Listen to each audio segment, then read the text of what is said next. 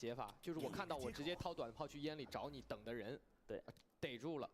那这样的话，两个决斗互换了一下，但是我们会常说，两边如果都是单决斗的话，1-2之间的互换对于进攻方来说可能还亏一点。锋方在等啊，队友就位以后，他可以回身给接口，还是直接人进啊？不找接口了，直接人进了。而且锋锋这个位置 All right, welcome. 进来2楼，那个已经被解决掉了。我开始在1楼看能接多久了。卡楚完全不知道背后有人，这个2楼上 Sorry, 就要被出来人 late 给到了神经去吸，位置锁定平枪。by a lot. 那这个回合安置爆能器的时间还算比较晚的，所以这两个人快速的回防回来了，想打这一分。哎呦，架住了。Yeah, I not only woke up late. Well, I woke up late, and then I also therefore had to take care of our dog. Because my wife's out for work all day today, so that took like another hour. An hour and a half. Yeah, I woke up like right as the matches started because I forgot to set my alarm. We live and we learn, chat. What have we got here? Trace versus DRG. I saw that Trace won 13-8 or something like that, right? In the first one. No, that's my bad. I didn't even. I got up and I was like, oh shoot, the match is starting. My God, I gotta get ready. And then I was like, I also have to take care of our dog. So I had to take her out on a walk and get her meds ready and get her food ready. But now we're all good. Now we're all good. Doggo has eaten. She's happy. She was a little upset. She was you know, dogs get very, very upset at their owners if you don't take care of them. So they are quite emotionally attached. So I felt bad. What's up, YouTube? What's up, YouTube? I see you guys, but we're gonna lock in so we can get right into the groove of things here. What was map 1, chat? Was anyone watching? Hey, Yellow. Yeah, I was freaking cooked yesterday, especially with what was going on in those games in Americas. What's up, Jack? What's up, Salve? Oh, first one was Pearl. I wish, you know what we might do is I might go back and watch that in between the break between China and EMEA, because we're gonna watch EMEA today.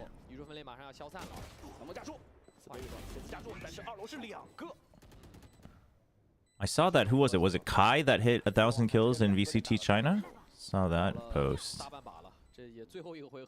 What do we have on Pro? Dude, we had Yoru Neon on Pro. Dude, we gotta go back and watch that. That sounds dope. Feng Feng on Yoru and Kai on Neon?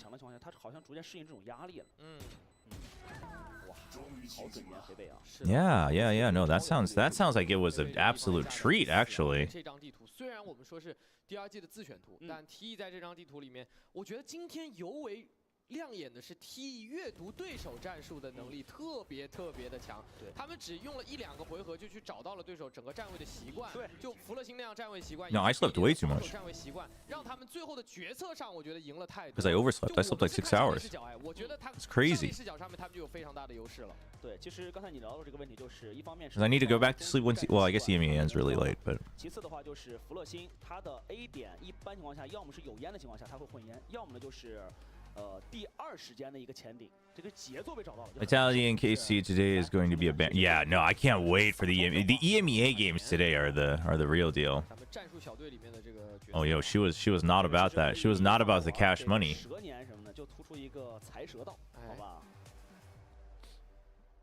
You know, my wife always tells me I look like a sloth. Maybe I should make my icon the Tacta Sloth.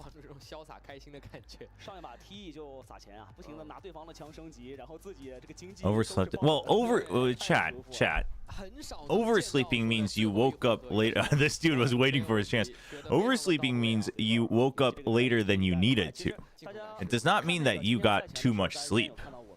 Right? You could have an hour to sleep and only sleep an hour and a half and still oversleep. No, I slept too well. I slept too well because I was actually excited to watch Trace, and we missed out a sick map on Pearl. Do you think we will see really good Teo during kickoff? I don't think we'll see like I don't think we'll get even close to the full potential, but I think we'll see actually, because here's the thing is that I think the teams who are confident that they know how to use Teo really well and that they cooked up good strats probably won't feel the need to use it until Master. So maybe not, actually. Maybe only at Masters. 下半场啊，只带着3分，但是说实话，我们看了太多397。All right, DRG 9-3 curse. Can they bring it back, or are we just gonna hang out during a commercial break right after turning on stream? 还是毋庸置疑的。 I guess I could go back and watch parts of Pearl during the break. 非常的好，以及我觉得这个战术思路上也非常的清晰啊。没错，双先锋就是豪横啊，一段段的道具前顶，问题不大。一个技能一个技能推到前点。 对，这样的话信息会抓的比较全一些，不会出现漏信息。 Just gonna slow walk in, dude. Nice jump peek by Liu King, and he just straight backs out. Doesn't even give a second thought. 非常轻松的进到点内，哦，但是在这儿再被穿，有点小难受。 It's honestly a bit concerning how we still don't see enough teams cutting their losses early, right? Just straight up saying I'm done. 回防这边的话，手里零点秀探还在手里啊，还是有信息获取的机会的，看见什么时候出手。贴到脸上，A nice peek out from Luke. He's got coverage from behind from the Silva. 回防已经不太好去组织起来了，而且其实我们看峰峰的位置，他还在遥远的另一端啊。Nice ante from the Silva, but nobody can get a kill. 接一个，我开始把小编给接掉。 Spirit not able to 不要忘记 Locking 手枪局的胜利。 not able to turn around fast enough. It looks like. No time though.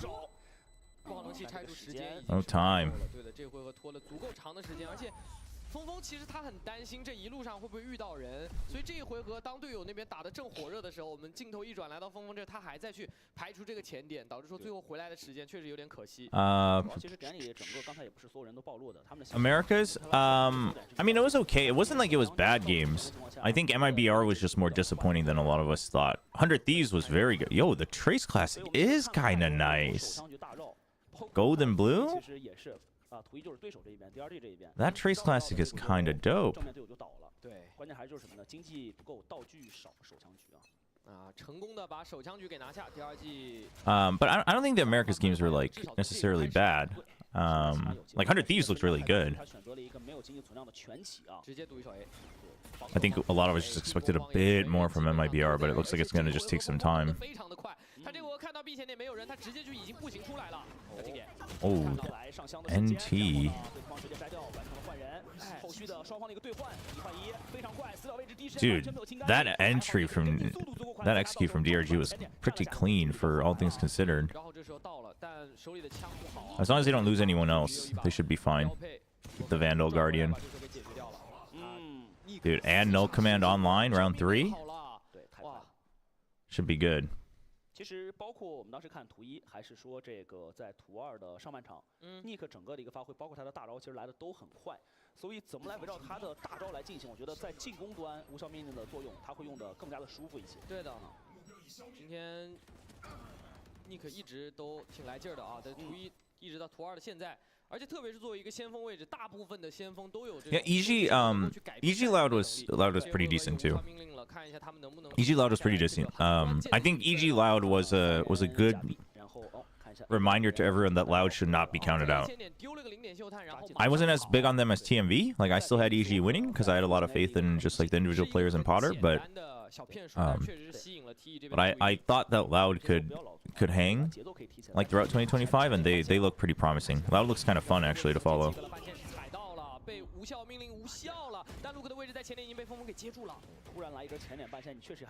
Oh, they're stuck. Oh, wow. Okay, he pushes out there. Wow, Feng was still able to watch from above. And that might be what kept Feng alive though. Nice catch from A-Bay. That should be the round. Spike down. Flexion should really just look for is he ready for the anti though? You know what? That's a lot of damage done. That's a lot of damage done. Three taken down on the bonus.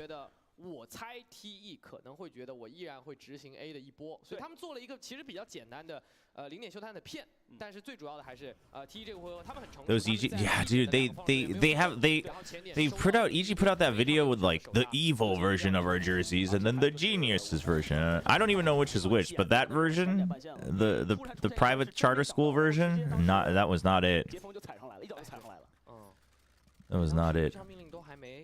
开起来。对，就这个时间上，感觉这个小配合上没有商量好。无效命令一开，这零刚刚肯定是在 B 点内会被抑制的啊。 I don't think you expect 2 here. Well, okay, if you see both, you'll expect it, but they almost lined up.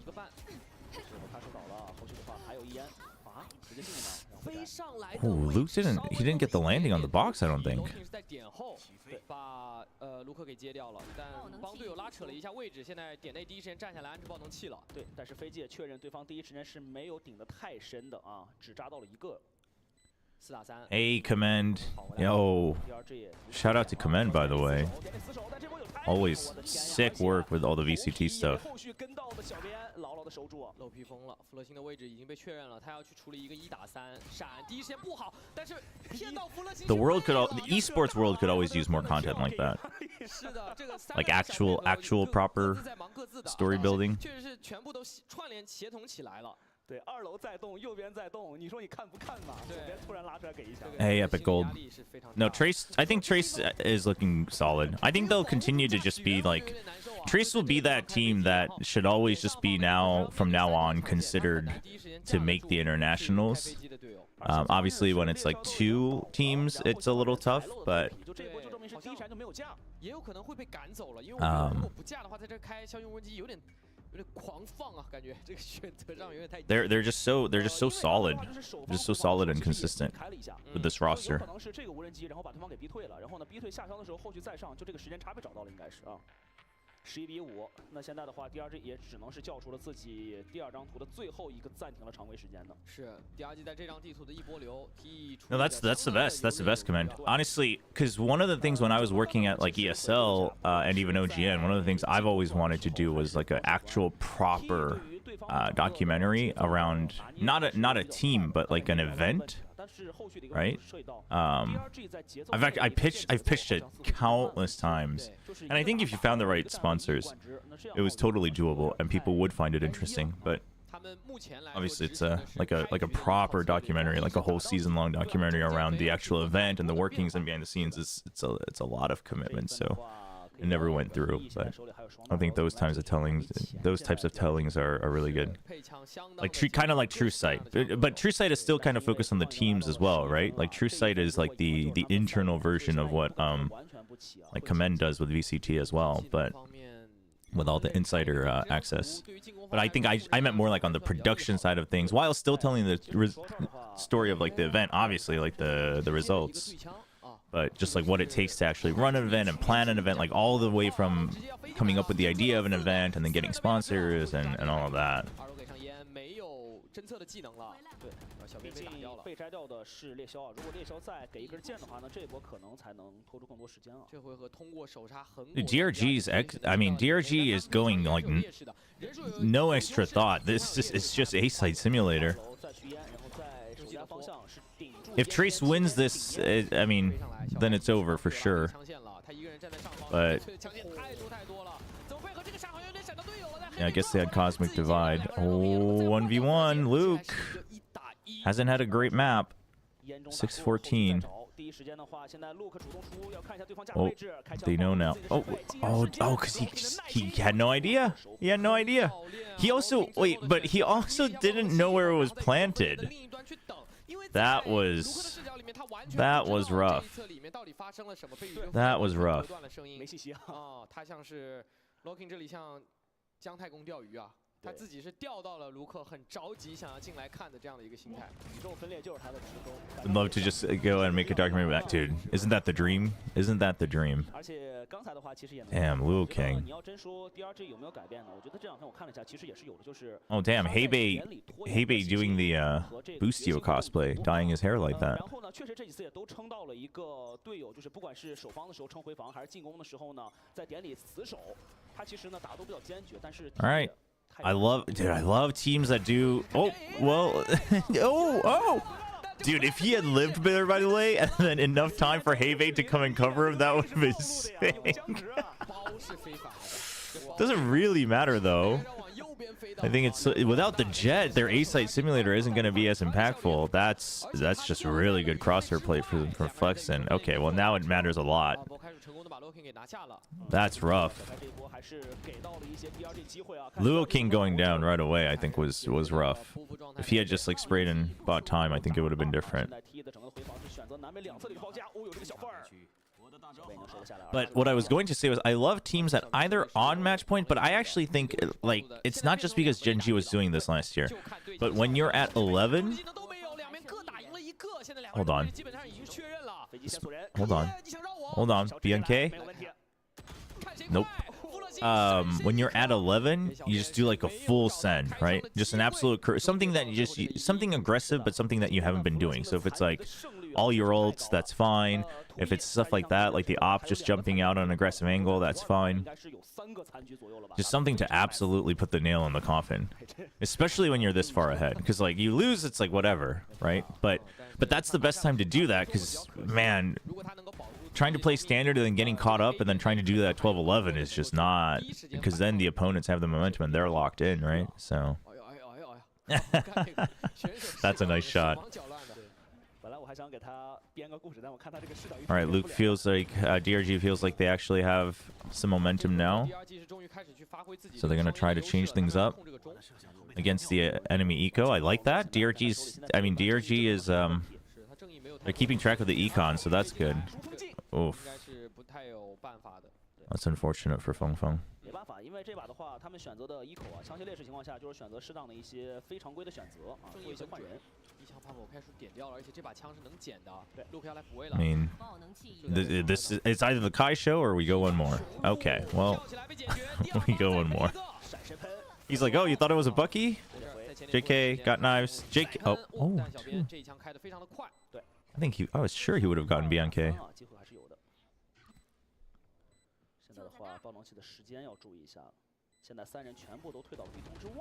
I mean, I guess Nick has no money. Dude, I would just push out. Forget the round. I mean, either push out or save the Vandal, but I don't think saving the Vandal is really a necessity here. I really think in the grand scheme of things, just taking down the weapons would have been the better investment. But I mean, giving them kills doesn't really matter too much, but it does matter, right? Because every extra credit they get is another death they can have during a round win and still buy back.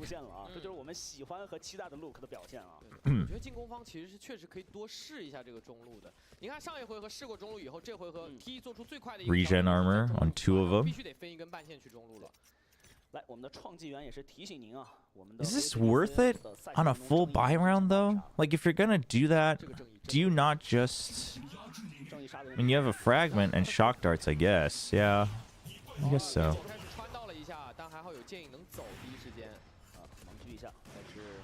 Alright, it's just a full retake. But Flexen's ready for it. Dude, my YouTube quality is dying, chat. That's... Not sure how to fix that.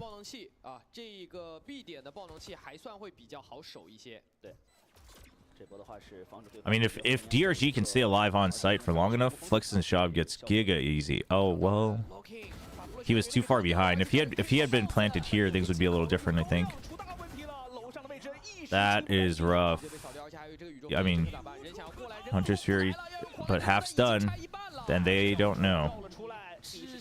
I mean, and he's too far behind. That's how it ends.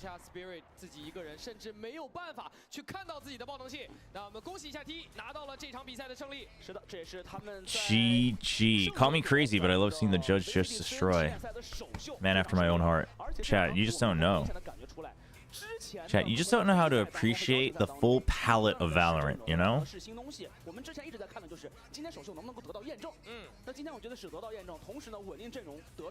It just has bad bid rate on YouTube? Okay. It always just kills me every time. I mean, I think this is what I would expect though, right? It's not like DRG looked terrible. It's just they lacked depth and individual consistency. And I think Trace is really just telling everyone that, yeah, they might have been dark horses at Champions just because nobody was really following them. And also, you know, we just haven't seen them compete internationally. But now it's like, okay, like these guys are on they look like they're going to be an international regular. Is this the first time Trace have beaten DRG? Oh, I didn't know that.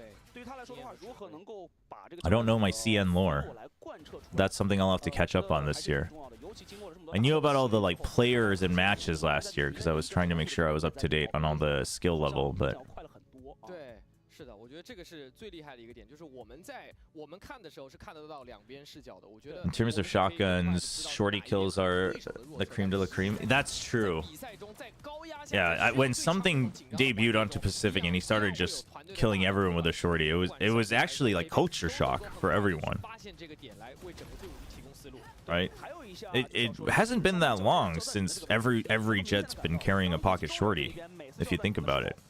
他几乎上来都是有巨大的改变，同时都是有效得分，几乎是。对。特别是图一的时候，留下印象很深哦。那我觉得第二季的话，一样的，他们这支队伍很特色的地方就在于。And you guys think Nova is gonna cook against EDG? I mean, Nova might cook, but surely EDG comes prepared. 当他们的打法受到限制，被对手阅读到以后，他们的调整能力不是特别够，就不是所有。Do you think something has the potential to be best player in the world type player? 枪更准的人在。对。Oh. 建起来的话，你就见不着人了，人就没了，好吧？ You know, my gut says no. One of the best, but like like could he become the undisputed GOAT in any era? My gut says no. And I mean, it could just be because they haven't won a trophy, so we don't ever get that impact. But I think it's much more that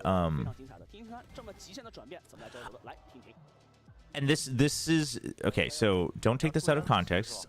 I probably shouldn't have said that because now you'll all take it out of context. But the thing is I can't remember a game where I thought they were really evenly matched and or like Paper X was being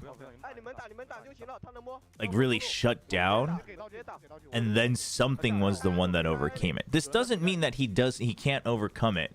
Like this doesn't mean that he just folds when he's matched with a better player. But you know what I mean? Like it's never felt like something was the player that carries the game when they're being shut down.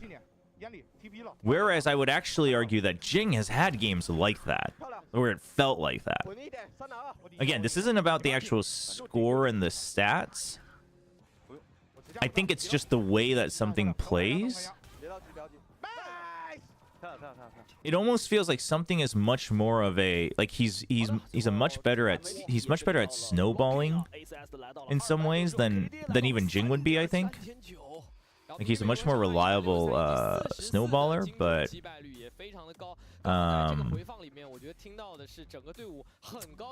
I don't know if I've really ever felt that something was the guy that's like, it doesn't matter if they're down, man. Like something's gonna come out from the depths of hell and carry them.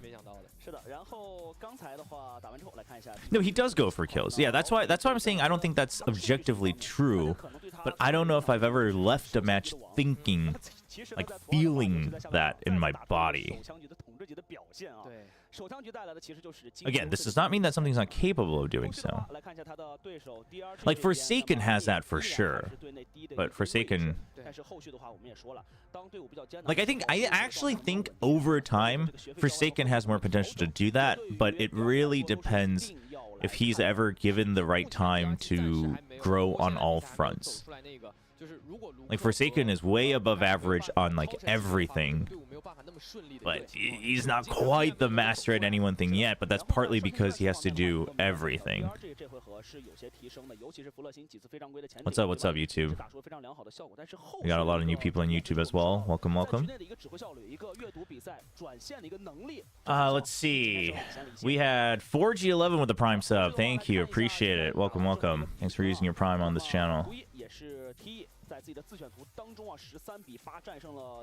Forsaken might be the most versatile player because he's so good on everywhere. I mean, Forsaken's definitely very versatile. I really think the only one that could have matched him would have been RB. And RB, I think, was much more consistent across the flexibility, but now that's not the case anymore, so... 期待的本来啊。本身还是会挺期待的。那我觉得今天的这一场比赛 I think it's more that the team has a pretty tight knit skill level for what they are. And I think that's part of it. It's the way that PaperX plays, right? I think we won't really know if something can be that type of player until something plays on another team, if and ever. But I would say that about everybody on that team, actually, including Mindfreak. 非常稳定的一个状态，以及这种能够去阅读比赛，然后用自己的枪法最终去决胜的一个能力了。今年我觉得也期待 T 能够在更多更大的舞台上面去光彩吧。That's it, right? We're waiting for the next match. I think I'm going to. I think we're going to go back and watch a bit of that Pearl. What is this, dude? Dude, Kong. Dude, Kong has definitely been he's definitely been feasting during the off season. No, I love it. He looks good. He looks good. All right, let's go. Since I didn't get to watch map 1, let's go back and watch this because they played some fun things here. We'll leave Where's the here's the other one. 的这样的一个进攻推进，现在这个版本里面最流行的依然还是双先锋配上截锋的一个选择。是的，对于 DRG 来说，他的深海记录其实也是在23年很早期的时候了，很早就在玩 KO 的一个选手了。当他经验如此丰富的 KO 拿到 Chobra, how are you? You could never do that much content. No, I'm telling you, somebody tell Nadeshot. Somebody tell Nadeshot that all they gotta do is, I don't know, get someone respectable to be on their as their sixth man, but also just be the content guy, like T1. No, I really think this is the way to do it. Dude, Carpe going and doing literally everything. Dude, the fact that Carpe's doing the press conference and there's a 99% chance that he's not playing a single map during kickoff is almost criminal. But they get away with it because it's Carpe, you know?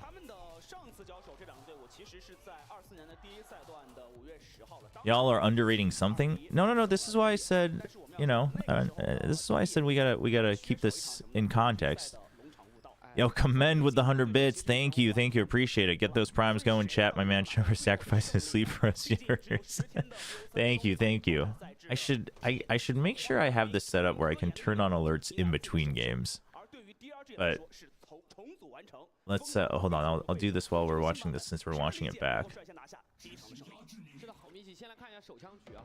How would I make that easier on myself? I guess I could just make a second overlay and just go back and forth between them. DRG 是第二，没错。看一下非常有经验的两个首相局队伍会怎么去设置啊？那 T 一上来其实还是会比较默认一些，先去收集地图信息，以及要发挥出峰这个夜路他拉扯的这个优势啊。对，通过默认开，然后呢把速度先降下来，然后呢两侧压慢了以后，一方面来抽对方是否有前点给机会的点，一方面的话在第二时间可以来以控球为主。在道具不全的情况下，双决斗把速度适当降下来，先摸对方的一个今天的一个打法性，因为刚才我们也说了，他们已经太久没有做过对手了。闪身在看，前点的位置，其实 DRG 也还算比较稳定啊。Yeah, I guess this would work. 滑铲镜 ，Spirit 枪还是非常稳的，老品后续还有补枪，双方做到1换1。Whoa. Why is that coming through? Well, thank you, the one and only Happy Kitty, but why is that coming through? Thank you for the gifted sub. It didn't come through for stream. Wait, why is it not going out to stream? Chat, am I just dumb? Why can't I ever figure this out? That's so insane. It's actually crazy.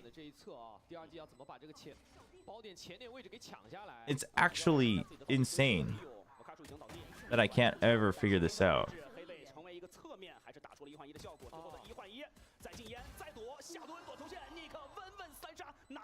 I don't know why I have so much trouble with this. It can't be this hard. It can't possibly be this hard. 很清楚对手的这个打法，在 TE 这边的一个视角里面，他们就会更多的利用夜路的假打，所以他们一开始的阵型其实没有做出太多的调整，导致说后面他们能够很快的去回防到点内。对，当对手拿到夜路了以后，当时其实夜路在 B 场前压的是非常深的，但是完全没有被拉动自己的一个力量。对，很稳定啊，包括最后的一个对枪环节。Oh, what the? 小板打得非常。 有心态上来的自己的首场 T 的表现很稳定，但是 DRG 面对 T 也是完全。Hold on. So okay. So if I do that, and then if I change this.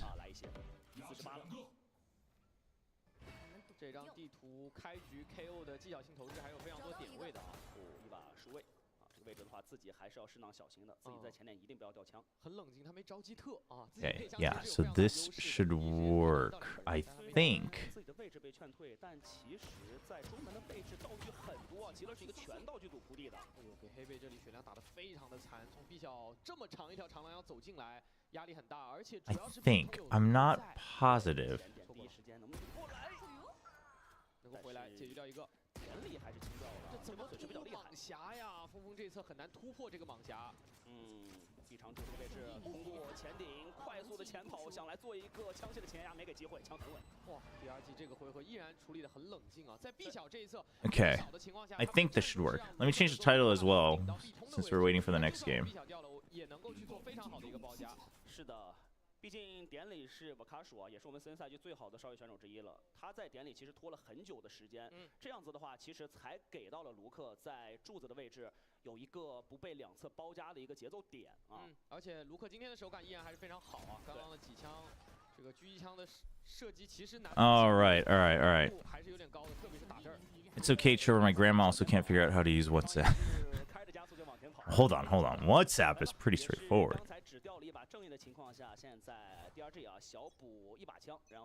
Okay, so you guys can see the chat now, right? Like during breaks, I can have that on? Yeah, that works? Okay. I think I figured it out. Alright, so this is the map we missed. This is map 1.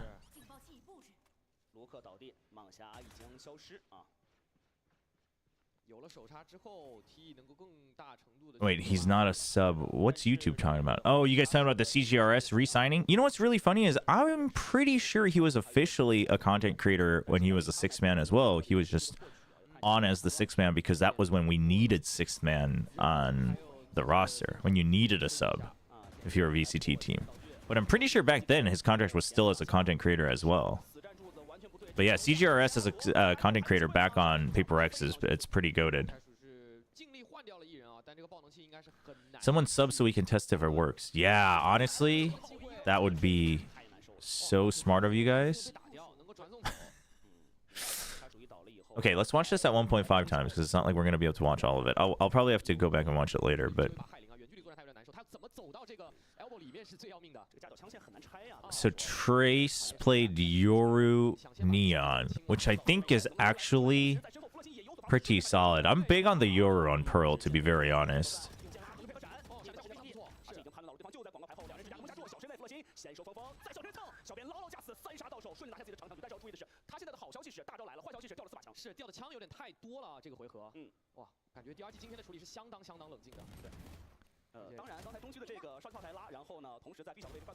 Dude, does Hebe consistently dig mid? Because I'm down for that. I love killjoys that take mid control, that lurk mid in Pearl. I feel like just a lot of teams forgot how to play maps like Pearl and Fracture. Like, I get that the meta can shift, but that doesn't change the core philosophy of the map. You know, like, they have the right default setups, but, like, the movement and timing around it, I just feel like a lot of teams kind of forgot. Which I guess you can't blame them. It's been a while, but... Yo, appreciate it, Command. Thanks for dropping by.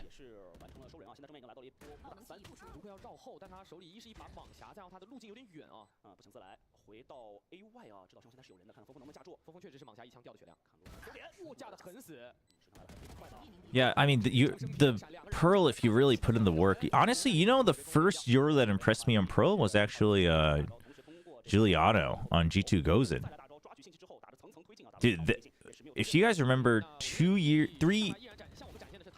years back, man, that was 2.5 years ago. That's crazy. When G2 Gozen won the championship. Is that what you were saying? Yeah, no, like their Yoru setups were freaking goated. Yo, they had timings like freaking. They would have lurk gate crashes that would go all the way into back B site, but then they would take mid control and then they would TP in with a flash and stuff like that. It was actually crazy. No, I was like, oh my gosh, the Yoru goat. And I always liked Yoru as a concept, so I was so impressed. And that was when Yoru wasn't played much, so Juliana was doing stuff like she was doing, you know what really impressed me that not enough people talked about. I still don't think enough people talk about this. So you guys know that in Yoru's ultimate, in Dimensional's Drift, the opponent only hears you if you have line of sight of them, like if you're looking at them. Oh, I guess yeah, Ethan also played it way after for sure. So during that championship match, grand final match in Game Changers, what Juliana would do is that she would, on B long, she would activate Yoru ult, and then she would run forward while looking at the floor. Because you already had control of the first half. So she would run forward so they wouldn't really know where the Yoru was coming from until she was on the site. And then she would look at them. And by then it's too late. But it was very clear the opponents didn't realize that that was like a range thing. Like they just thought, they were like, what?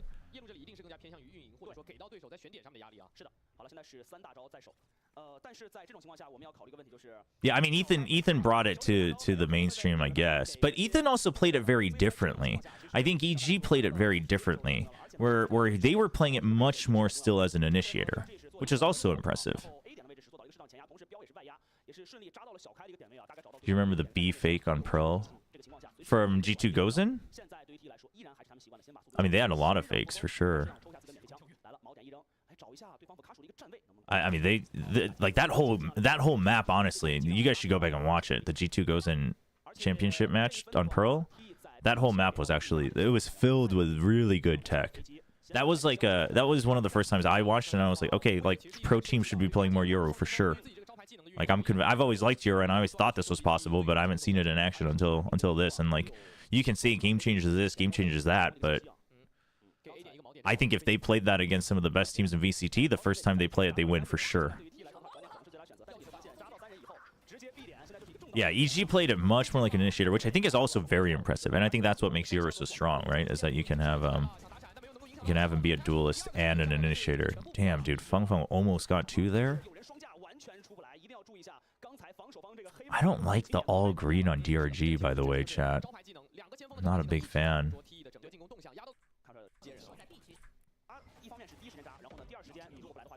Yoru Neon though is absolutely a headache if your opponents are playing it. Like you just have, dude, map timings are just out the window if you play Yoru Neon. The only problem would be set play timings, in all honesty, because you have a stud on Neon. This is why I think Neon's still going to be playable, by the way, is that you don't need a breach or something like that anymore if you have the Neon still. You could argue as solo duelist, like maybe sometimes, because she can't just like she's basically not broken, but I think she's still viable. If you're gonna have something like a breach, etc., sure, the Jet could have more value, or the Raze, but if you wanted to do something else like this, like if you want to prioritize something else like map timings and rotations, then I think Yoru or Neon is still super viable. Feng just trying to buy time. Not as much as they would have liked, to be honest, because of the Cosmic Divide. Ooh, dude, that relay bolt was deadly. Oof. He gets it, too.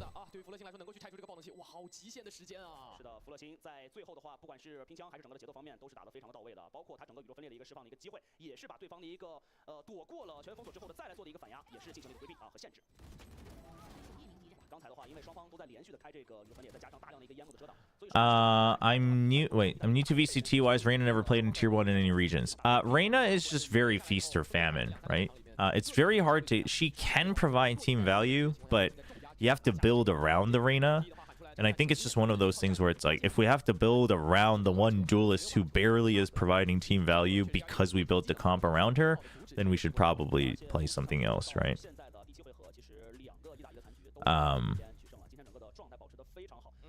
Like the util, it's very hard to get value as Reyna, even if, let's say, you're either not getting kills or you're not running into fights at all. Because the only way to get, like, let's say, because you can get value without getting fights, right? So let's say you're a Sentinel, right? And you're a Killjoy, and you set up your turret here, and you've got an alarm bot here. Even if nobody comes B-site, you're getting value because you can let your entire team know, hey, nobody's coming up to here, right? So that's value that you now have, even if you're not even getting fights at all, like even if they're just not running into you. But if you're the Reyna, it's like, well, you got to just push all the way out. And to do that safely, you probably need someone to set you up. So it's like there's a lot of commitment, and you can do that, and teams have made that work. But it's very less, because in tier 1, it's just not like nobody's good enough to just be like, whatever, I'll just go and get kills. Like you could every now and then, and Paper X used to do that on maps where they didn't have good comps, but it's not a reliable way to win, right? But if you do things like, for instance, Paper X will oftentimes do things like Reyna, Sky, Raze, like where they just have all these projectiles coming out of smokes with the harbor. Like then it's like, okay, yeah, it has some value. And then if you get kills, you're just absolutely snowballing.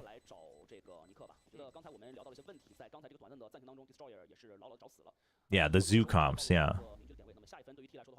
The Icebox, I hate Reyna on Icebox. I'm not a big hater of any comp on any map, but Reyna on Icebox I hate. Because that is literally the map, because nobody's even doing proper zoo comps on Icebox, because you can't. So it's like, that's just the map where it's like, okay, you're literally just telling me you couldn't figure out how to play a meta comp. And I hate that. You might win, but I still hate it.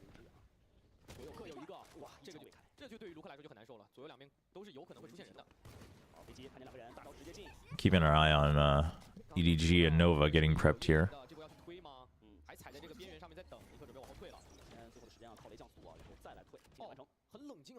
I like that Feng, dude. I mean, he was on one, it seems like. I love that Feng is not using just like crazy set play gate crashes and stuff like that. He's really just repositioning all the time.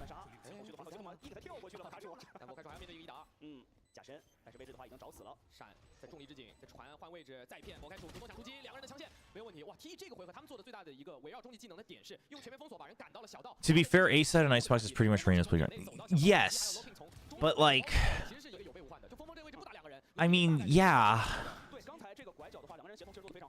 It's just, but you can do so much more with somebody else. You know what I mean? Like that's like where you can really see Reyna's value the most. But that doesn't suddenly make her better than other agents on the map. But yes, if you are going to play her on Icebox, it has to be around A for sure.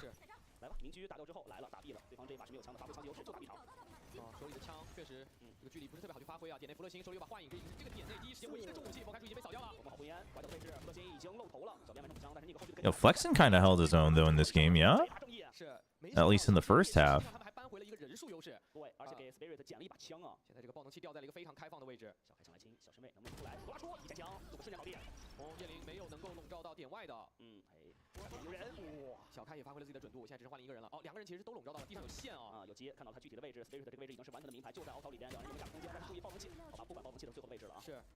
Did lots of regen armor on Trace.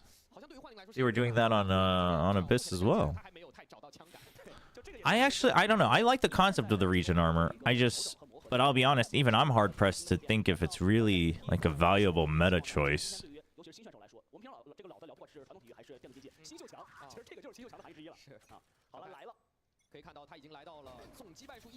Oh, fast push out.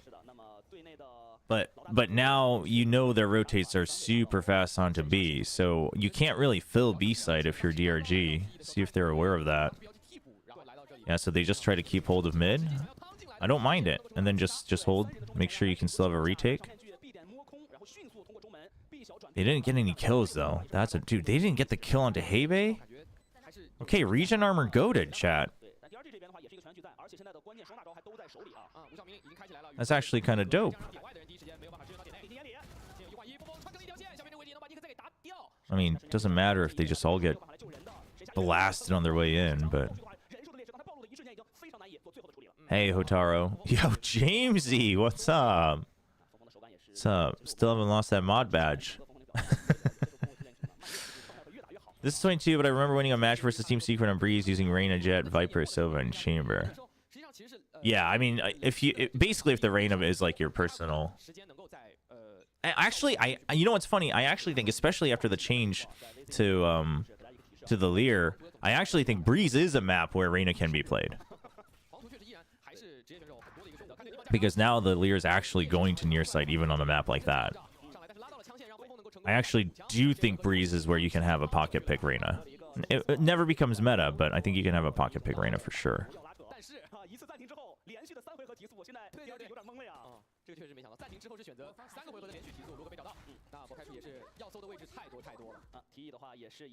Yo, appreciate it, Tron. I mean, as you guys can tell, I'm going to be delayed on responding to stuff. I actually have an email I have to respond to right now.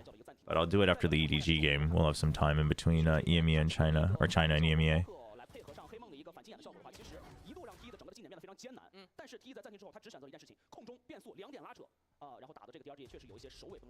Dude, I'm excited to watch Wild Oreo again.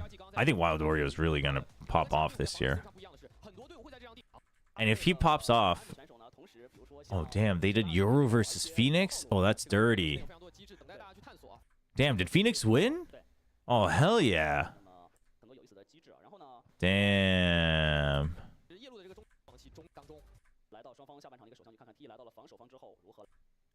Oh, here they come. All right, we won't get to see the second half.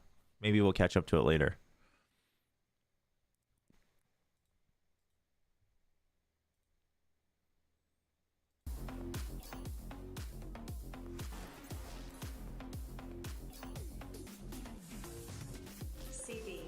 All right, EDG versus Nova. Our first look at our reigning champions. 중국에서 요로 많이 하던데 그러니까요. 피닉스가 인기 있는 거는 의외인데요?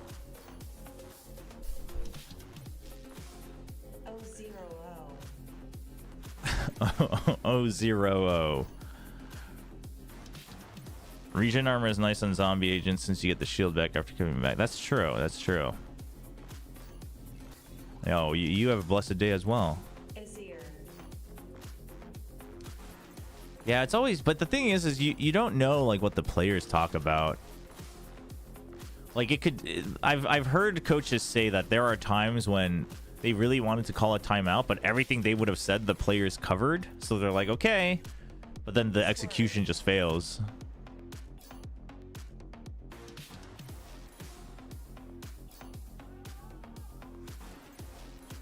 Obi-Wan is, yeah, Obi-Wan's kind of great. 24K. These stairs? It is actually crazy that they have stairs as a walkout for gamers.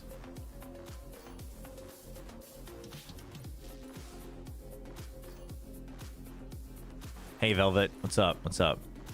Don't worry, YouTube. I see you guys. And honestly, for us, especially with APAC, we actually have a lot of YouTube chatters. But wouldn't sometimes just having a timeout, regardless of what's being spoken about, be worth it? Yes. Yeah. I mean, that's why it's tough, though. That's why I think it's really tough to call really good timeouts. Dude, it says champions on their player card. Is that in game too? Do they have the medal in game as well? Because that's kind of sick. Dude, they have their own music. Oh, they have the champs music. The remix. That's sick.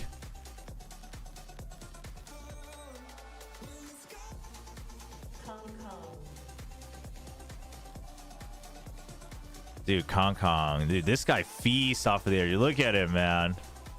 Oh, he knows. He knows how to play up the crowd.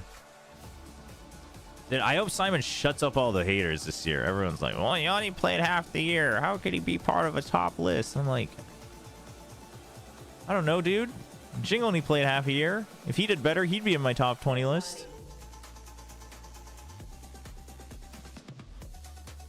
Are you half American? No, I am DNA wise I am fully Korean, but I was born in America. So I am American by citizenship. So I'm Korean American. Smoky. They do have it on the player card? That's kind of sick, actually. I mean, that might be worth buying the EDG bundle for. No, Simon doesn't have haters. It's just that people were like, I don't know why Simon's even in discussion for like one of the best players in 2024. Like, dude only played half the year and he only really popped off at Champions. And I'm like, I guess, but did you also see like what he did to pop off? Like, did you see what he was capable of doing for the team? I don't know. I value that a lot. But I value team, like the intangibles a lot. Like space creating, using util to clear spaces even if it doesn't actually result in fights, things like that. Like I value that a lot, and that's probably the analyst in me talking rather than the viewer in me talking. So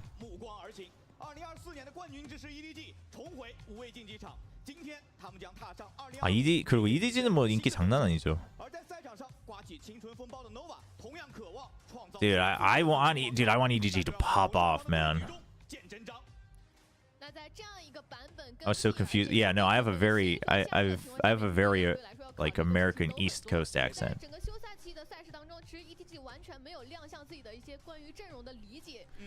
Why don't you also stream on Youku? Is Youku what platform is Youku? I've heard of it. I mean, I might expand to more platforms in the future, chat, but if I do, it'll probably you might not like this, but it'll probably be on Soup next. Dude, we got split. We got EDG split. Let's freaking go. All right, let's get predictions up for Twitch. This is Nova's pick though, right? Okay.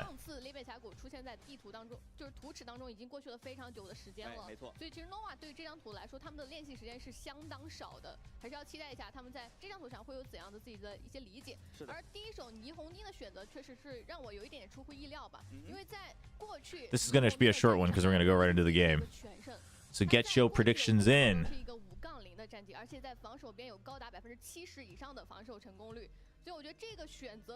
Someone asked earlier, has Achilles always been in the Korean scene? I think casting-wise, he's actually always been in the Korean scene. He used to work for Team Liquid's content team before that, content crew. But he came to Korea in 2015 or 16, like right after I had left Korea.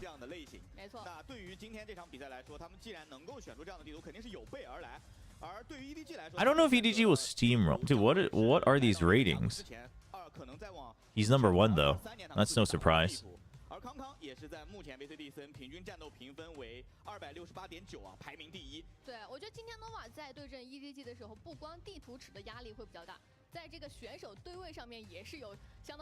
Do you think Kong Kong grew out his era only to be able to shave it off again when he really needs to lock in? That'd be the greatest story arc. Taeho, dude, Simon Taeho. Okay, all right, we cooking, chat. Simon Taeho, no breach though. No breach, no deadlock.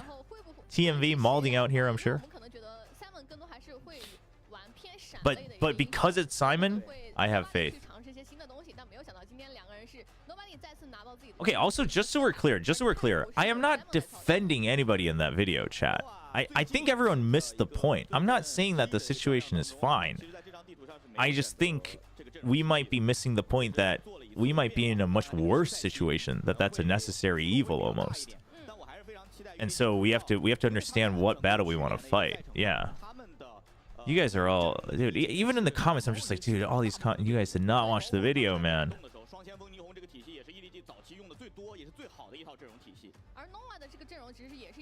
Okay, because it's Simon, I have faith. I have faith, chat. I have faith. Yeah, Nova's got the deadlock vice though, with the Astra. Honestly, if I had to pick a composition, I'm picking Nova.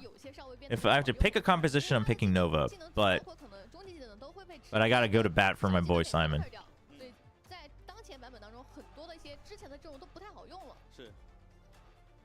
Honestly, I want to do long form videos, but I mean, I'm also just really bad at truncating things. But I feel like I gotta figure out a way to yeah, get things done in like the short form content. They just dropped they just zoomed in on a dropped classic. It does look nice though, the gold, white, and red. It is kind of nice.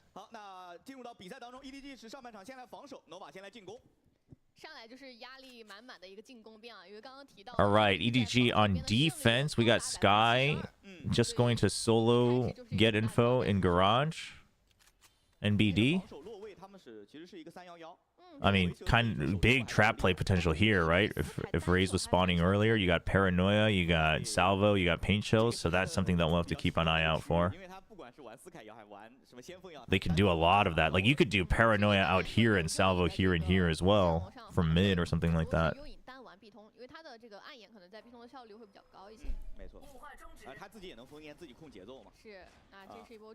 Gravnet's already gone. So you gave vents, but I mean, this is classic you're trapped in mid situation. The Vice needs to get a move on if they want to do anything. Surely you just drone, no? Unless they really want to play retake. EDG might just want to really play retake. Okay, so you know there was no one main though. Do you push out or do you just fill the site? EDG's playing very... Dude, EDG, look at how far back they are. They're just saying, yeah, we just don't want to take any risks. They're looking to just play. Whoa, whoa, whoa, whoa. Yeah, that's not what we want to do for sure. Okay, Salvo's just to keep him alive. Ooh, Salvo to keep him locked up. Then the drone to check if there's anyone right outside. Ooh, wow. Good double kill from Wong, though.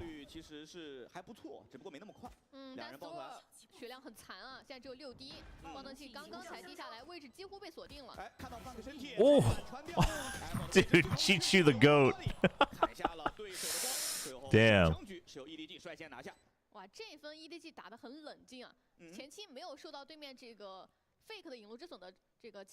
Yeah, Made in Thailand left the scene and they cited just not enough support for the scene. Honestly, this flood back was actually really good.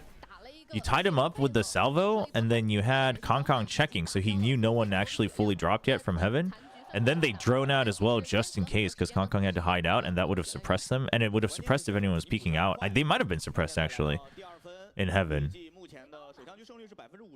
Chat, I'm waiting for the retake where Simon freaking yeets the drone out from heaven and just launches it in the sky, so it just covers the entire freaking site.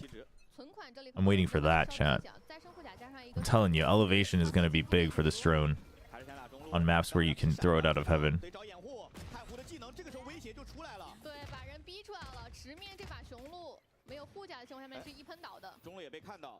Stuck in mid again. Nova is still going for mid.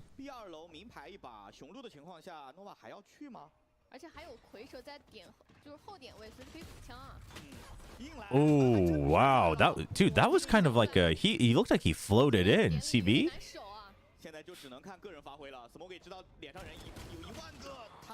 The flood's too strong. This was good from Nova. CB just sacrificing himself. Why did... Uh-oh. Kong goes for these, though. 1v2? For sure. You know one's trapped. I mean, Azir actually... That was actually really ballsy of Azir. He just ate the first one. Ooh! Flick's not quite there just yet. Dude, the thrifty. Yeah, it looks like they want to go heavy retakes. I think it's just trap play into retakes, right? The trap play potential is not bad, but they don't really have any stuns, so it's not really perfect trap plays. But there's a lot of zoning and delaying if you look at how they played the pistol. So I honestly, I'm not a big fan. I just really like Simon on Tejo. I think that's a good match. I think comp-wise, Nova's is much better. It's much more... it's got clearer ideas that are much more flexible and versatile. But if EDG just plays it like on attack, where they're just sending Kong in and they're just supporting him with artillery, I mean, that's one way to play Tejo. If you got someone like Kong, might as well. Yeah, those salvos are not going to do much at that range. That's how you should be playing it. In my opinion, chat, even with the ult, you should be playing it in a way where you always force them into your fight. Right? Who was it this morning that was playing the Tejo? Where they got like a kill with the ult or whatever? Oh, it was on Lotus. Who was it? Was it Americas or was it EMEA? It's all getting mixed up. But they had an ult on if this is Lotus A, right? Let's say while this round continues, if this is rubble, right? You've got a little rubble here, and then you've got the door here. They did an ult that was pushing them away from the site, and I think you should be using ults that just force them to stay in the fight. I think that's how they should be doing it.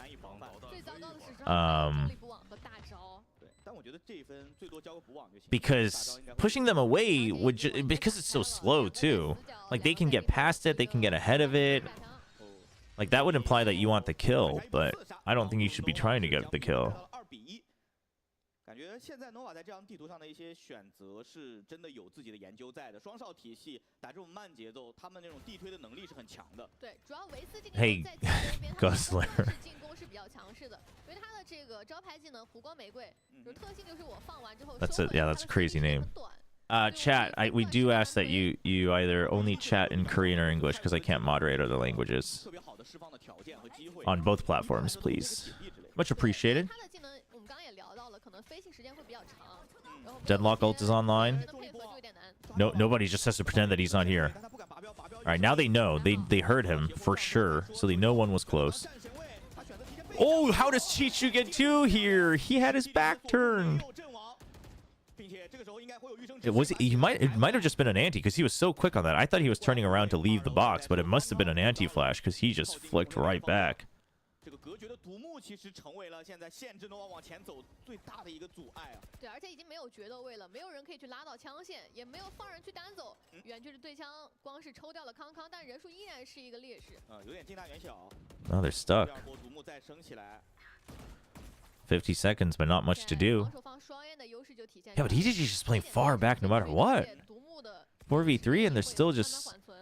They just say you can get up to, like, EDG is playing split in one of those ways where it's like you can take heaven all you want, you're just not getting into the site. You know what I mean? Like EDG is basically giving up all this space every round and just saying as long as we know, which is not a bad way to play split, but they're very committed to that. Oh, the paranoia timing. They're playing for time. Simon really just needed only 1 kill there, but oh, whoa, whoa. Oh, he's stunned for sure, right? It is cosmetic, but he was stunned.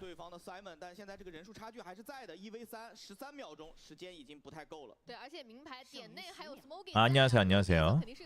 Generally don't know where you can make an upgrade on the EDG team. I mean, we'll have to wait and see.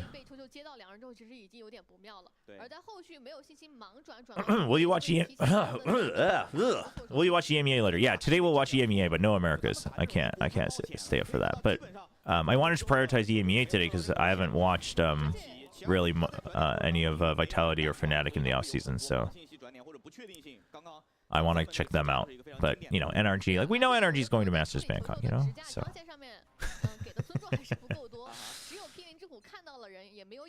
I'll moderate in Chinese and Japanese in exchange for a pack of Shin Ramyun. Oh, hold on. You're really pulling at my treasures, though. You want me to give up a pack of Shin Ramyun?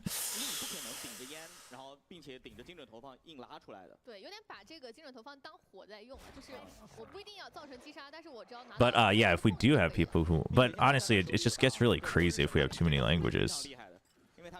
But I do appreciate the thought. Yeah, dude, asking for something like a pack of Shin Ramyun, that's crazy. Chat, I was so sad. Can someone double check for me? Hold on. Oh, well, they don't even have to break that, quite frankly. I would have loved for nobody to start going down slowly down the vent. They put a trap there. But it could be a kill trap, so it's... I mean, this is us talking with the minimap. Checks with the guiding light. It's empty. Vice ultimate. I don't think either of them got tagged.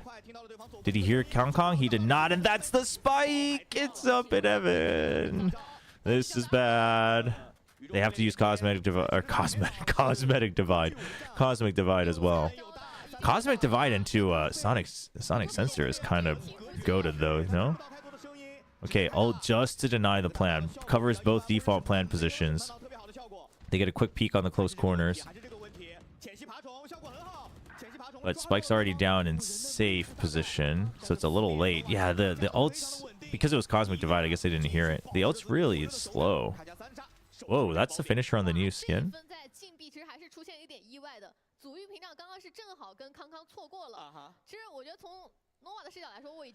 Was there a ramen session? The ramen session is saved for Nongshim. So I was wondering, chat, am I correct in realizing that Zeta Division is no longer sponsored by the Nissan Cup Noodles?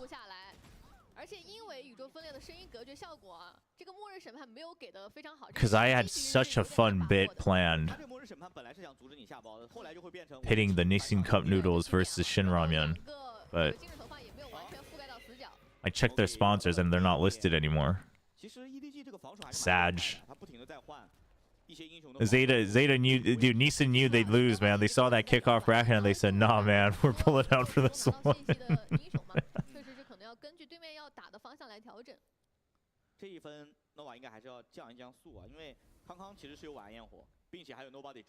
Yeah, that was the question I wanted to ask. Was there sponsorship? Honestly, if Nova gets, man, Vice, but because it's Vice, like if it's Deadlock Cypher, I would say that they need to do much better on attack. But because it's Vice and the Vice wall, like that sheer just being indestructible is actually, it's such a, oh, nice try. That is something you can do, is you denying the drones, the droners.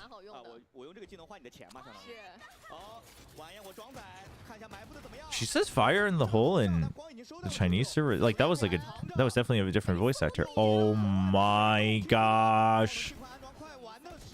Oh my, oh, and the pop flash. He didn't have ammo though. That was unfortunate. 2v3. CB and how are we reading his name? Is it 000? Oh.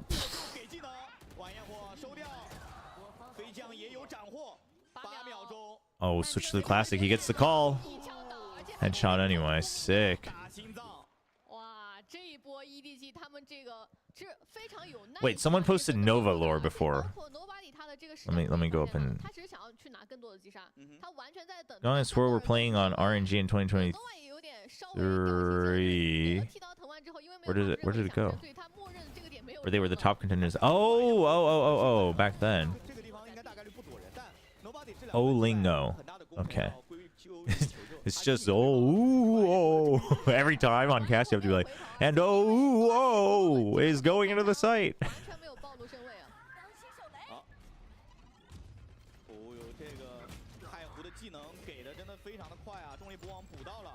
Oh, they're coming for him. Oh, oh, dude, the Nova Pulse was actually just a bit too early. NT. That was a nice try in trying to get Simon. Pit up, Seekers out. I mean, you guys are trapped. They don't really have a way out either. I mean, they're stuck. They just have to fight it.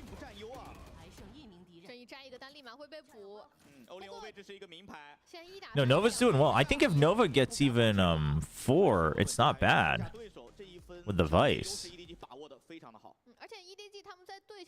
I mean, because the thing is it depends on the set plays that EDG has. But let's say like EDG launches a guiding light or a salvo, right? And it's from further behind, and you just dump your even like a barrier mesh, and it just cuts off Kong Kong only. Like that's pretty deadly. Like there's just so much entry denial step by step in the Deadlock and the Vice.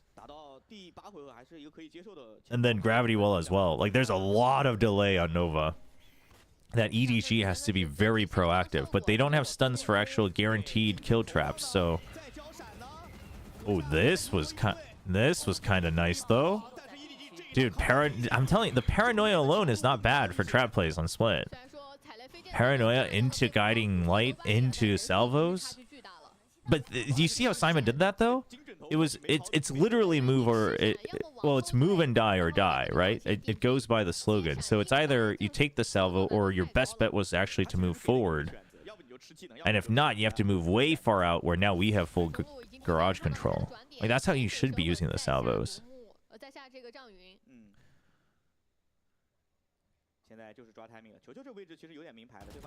Does a salvo kill a deadlock wall's core? Wait, that thing's pretty tanky though. What's the health on the main one? Somebody look that up for me.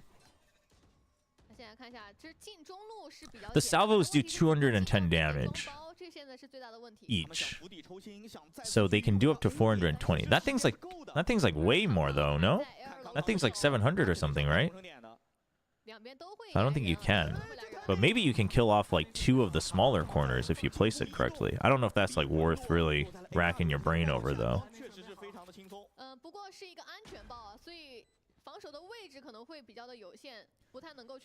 If only the Indonesian team. I saw this earlier. So honestly, if our queue is sponsored by Indomie and it's Indomie versus friggin' Shinramyun with my 2 favorite teams, I don't know, man. Korean PC bongs, I think, have some Korean PC bongs have started bringing in Indomie as part of their menu. Ooh, nice try. That swing timing wasn't bad. It's right before they could have refilled. Now you know, 1v1. Oh, Simon, clean. That's my top 20 player of 2024, chat.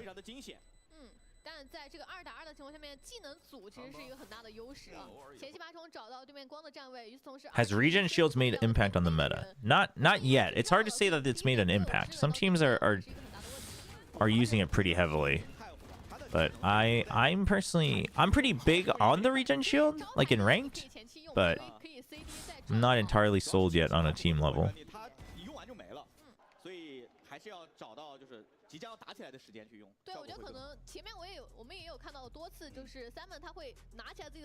Have you had? Yeah, I think so. I think the a couple of times I've had it was Indomie. It was the Indomie brand.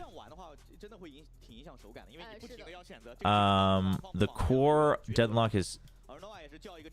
Oh, the core. Okay, dude. Initially, it's at 680. Really? Chat, that thing's tankier than the entire freaking team when it first launches. That's crazy. I thought it was much weaker at the beginning.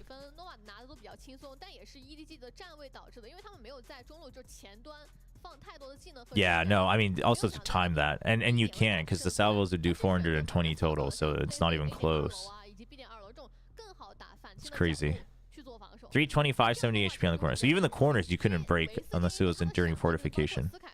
So not worth. But you could just make it go by faster. But what's probably better to use it, right, is if they, let's say they put up like a barrier mesh here. You could go out to break it and salvo like here, so they can't peek you while you're breaking it, right? So that's something you could do. Okay, fast salvos. They got past it. Oh, but they don't hit. That was NT. That was NT. Whoa, Kong Kong. I mean, it's Kong Kong, so I guess we take those, but... Dude, the Nova... Oh, man. The noise to keep you going and hide away in the corner is actually a goated play. It's a nice pocket play.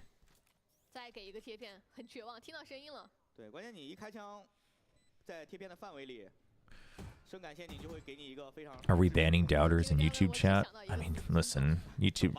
Listen, we don't ban doubters. We just pity them, chat. We just pity them for not being able to see the truth. You know? And we just hope that one day, before it's too late, they realize where they were wrong. Yeah, Nova gets 4. They could even get 5. If Nova gets 5, I'd be kind of worried for EDG. But if they get 4, I think Nova is still okay.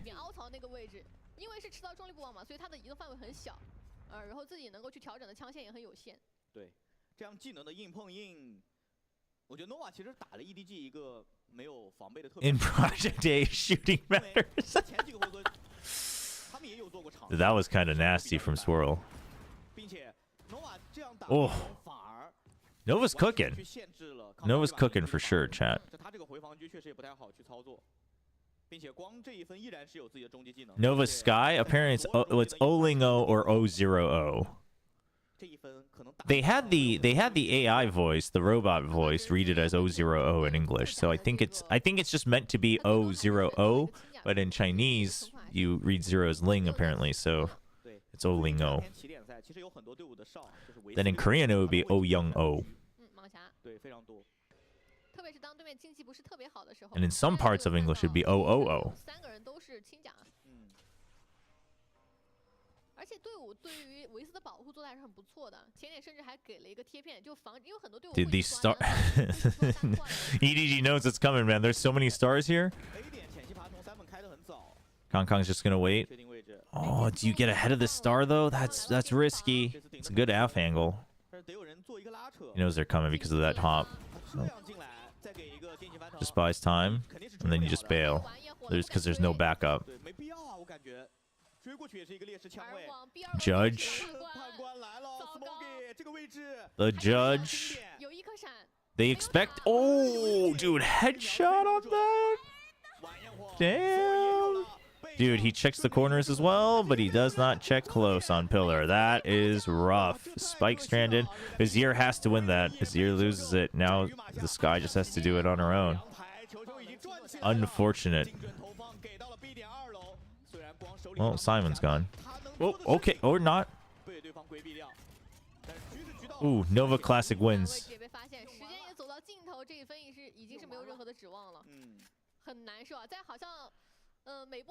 Chichu's really good. Dude, Chichu's such a great anchor.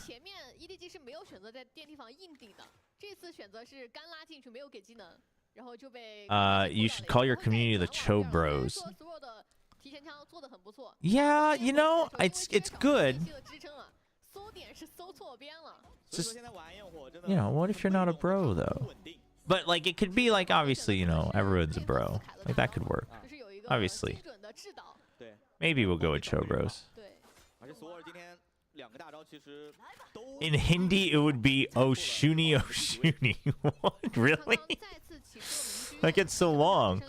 That's crazy.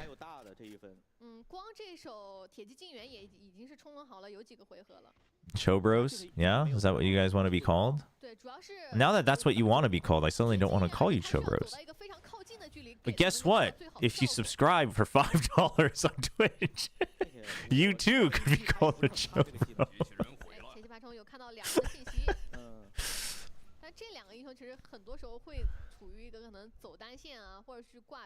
Dude, can Nova get one more? You got Showstopper and you got Armageddon. I don't think they can get two more because of those ults.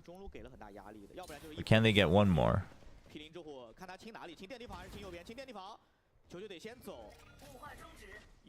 Dude, they just take mid every time, and EDG's giving it to them. Like EDG's very well aware. Oh, that's crazy. What? Chichu's like, hello? Oh, danger close. That ult was actually kind of crazy, but it got the job done and forced them to go B, which is what they wanted, I think. So that was pretty. I like the direction. It's just I did find it interesting, but I think he launched it that way because he wanted this part to launch early. Because if you start here, it just takes forever. So then Chichu might be in trouble. So I respect it actually. Whoa, whoa, what the? That wasn't planned, was it? That wasn't planned. Was that planned? There's no way that was planned. That was crazy. Yo, Mr. Jamesy with the 57 months resub. Welcome back. Welcome back. Really proud to be a Chobro. Thanks, appreciate it. Did that show up on the screen just with no audio chat? Can someone confirm if that alert showed up? I think I might just have alerts show up, but just no audio during games. 还留有一个玩焰火的情况，加上这把狙也一直是在的。 It didn't show up at all? Okay, I'll have to fix that. The audio was supposed to be off, but I'll double check it after the game. Hey, what's up, YouTube? Dude, EDG kind of needs this round, IMO. And it's not an impossible round. You got a stinger on CB. Oh, Swirl is caught. Do they know that Swirl is here, though? Dude, if he hides long enough, they might forget. Oh, but they all... I like this from EDG, right? So they don't know 100%, and they just all back off. And this way, you just assume... Okay, like Nova's in mid, right? We don't know if it's vents. We don't know if it's just down in mid, but they're in mid. And you just pretend that that doesn't exist for you anymore on the map. And so they push out a B, garage. This is good. It's good macro, but it's still tough because it's 2v5. You do have Showstopper, though. If they hold garage, it's not bad. Oh, I mean, okay. Losing one. Smoggy, please stay alive. Unfortunate. It's gonna be 5-7. I think Nova's gonna take a map win.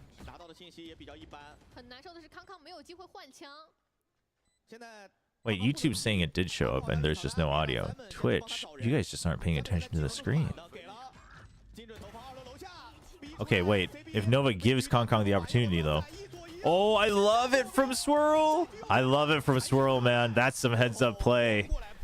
Yo, that takes balls to do that against Kong. To just say, as soon as I hear that blast pack, I'm blast packing out. That was good. Yeah, Kong is not amused.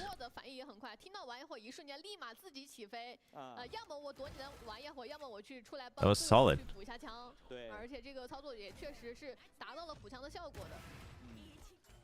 Yeah, no, it's just really good. He actually, dude, Kong actually still almost does enough damage with the Showstopper, but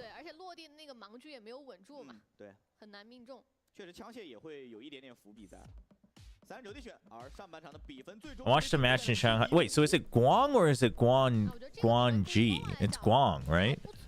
But he capitalizes it, so I'm always confused. But the Chinese casters have been saying Guang. This hair color? Wait, what was it? Was it red? Was that? Yeah, it's red, right? Oh, this one's tough, chat.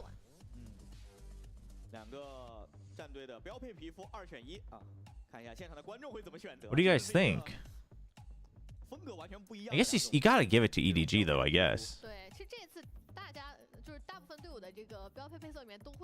Nova's is kind of nice, though. Purple's got that royal vibe, and then you've got the gold on top of it.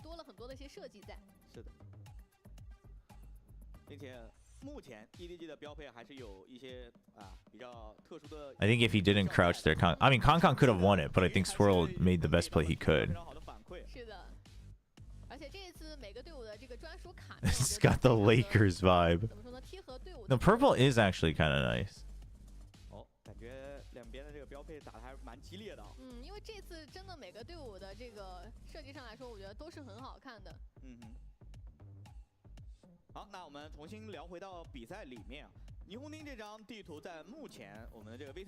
Dude, they actually just couldn't get enough votes in time. That's crazy.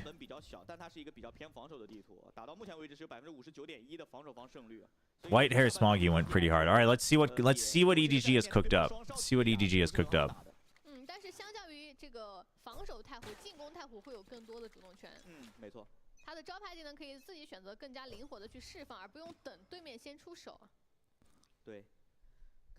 Imagine they just imagine they pull a Team Liquid and they just slow walk everywhere again.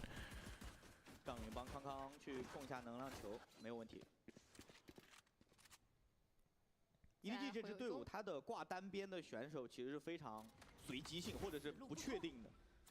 他们每一张地图都会有自己独特的战术，比如说很多裂变峡谷，大家如果有印象的话 ，Nobody 是非常喜欢单挂的。是的，这样一个位置。That barrier mesh is a big problem. They're gonna break it. I guess you have to. 每一个人都会有自己全新的定位在里面。 You got Viper planted. Oh, that Trailblazer knows that they haven't crept through the toxic screen yet, though. It is interesting that Nova is willing to just ditch this with the toxic screen. Like, you just have no information on that. It's not like you have a cam. So they just have to stay. They're kind of locked in sight. I don't like this from Nova. I mean, Vizier kind of... I mean, see, this is the thing. I think what you're seeing just right there in that pistol is you just can't hold this corner anymore. And there's a Teo on the other side. Unless you have the timer on the cooldown. You just can't. You're just always going to lose that fight.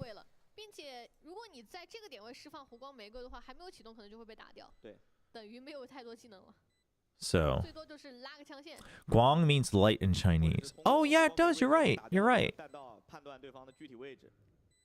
Because, again, sometimes there are words in Korean that still use the base from the Mandarin. And you're right. Slightly different pronunciation in Korean, because obviously it's Korean pronunciation, but...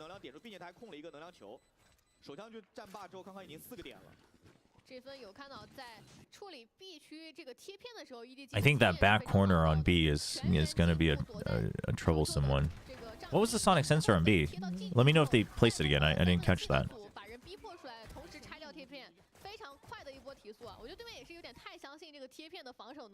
Well, you can have... Well, there's Pete, which is the Korean word for it, but back before the Korean alphabet came through... Like, there's Korean words for things, and then there are still, like, words that use the combination of Chinese characters that just have Korean pronunciation based on the Korean alphabetical phonetics.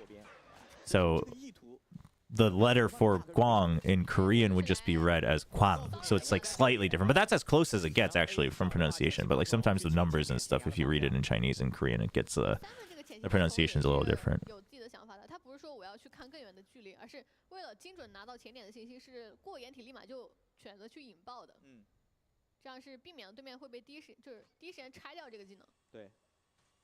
Yeah, I don't know what Nova's answer is going to be for ramp. I mean, I'm fine with you I'm fine with you giving up Heaven. Well, I'm not really fine giving it up for free, but I'm fine with you. So far, it seems like salvos are really just going to be used to guide Kong in, which I think is fine. That is a Spectre given over. That's not great.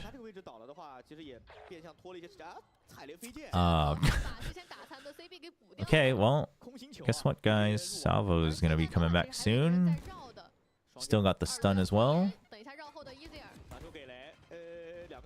Did they see double? I don't think they saw Smoggy. Well, it's triple now. Whoa. Dude, Nova is cooking. Well, he's got Salvo now. You can just hide. Oh my gosh, Simon! Dude, they get a Vandal off of that, and they give away all the guns? That's rough.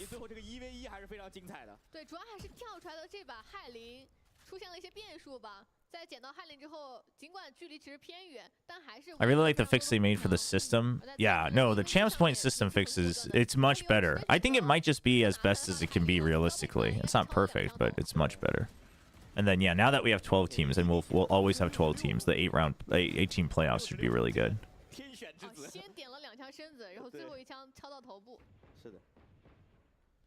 Yeah, you have Showstopper, but this is rough.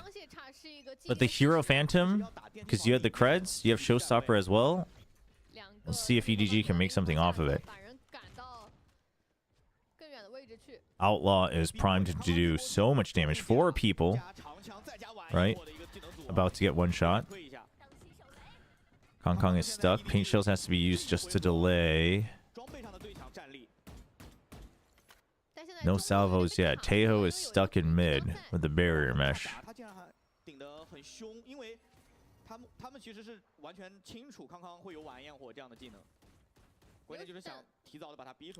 Wow, they smoked that off. Okay, so because of this smoke, they just smoked that off so no one creeps in because you still have ramps control. I like that. And then now that you don't really have vision, you push out of B main. I like that as well because the barrier mesh goes down. That was really good timing from Nova. Barrier mesh goes down, so we don't have full control of mid. So we're going to push out into main. Azir. Just going to look to buy time, looks like.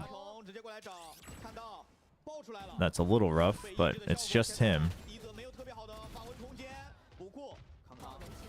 Oh, nice shot. He was already weak. It's the round. See if they can keep 3 Vandals, though.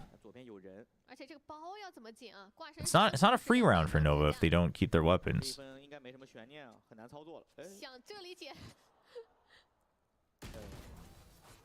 But 3 Vandals, they'll take it.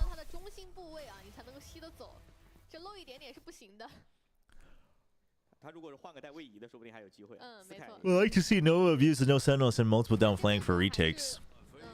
I mean, I think they might, but it's because they're double sentinel.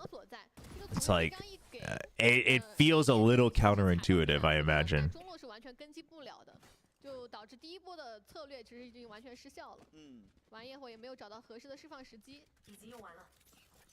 All right, Showstopper's still online. 17-11 for Kong Kong though. Hasn't lost a beat. Judge for CB. Okay, Salvo's come out, so he puts up the barrier mesh.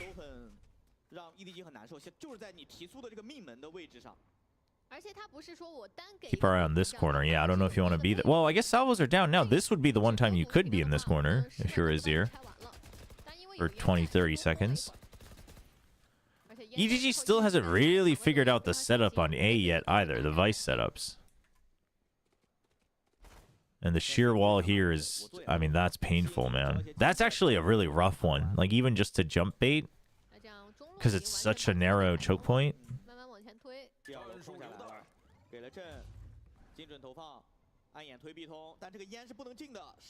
Oh, Paranoia comes out. He hasn't fired a shot yet. So they have no idea. Yep. Smoggy goes down. They haven't cleared backside yet. Salvos have been used. Oh, and the Annihilation. Dude, if CB stays... Okay, well, nope. Cast a curse too strong.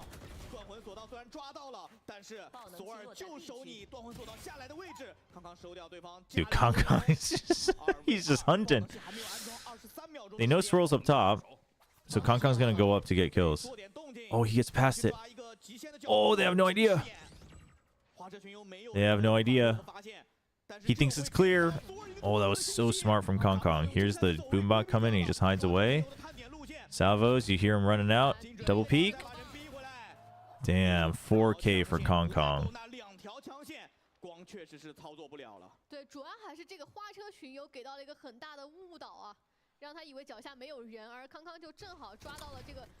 Who's been my favorite team I've watched so far this year? So far? In VCT? Such a good question. I continue to like FPX.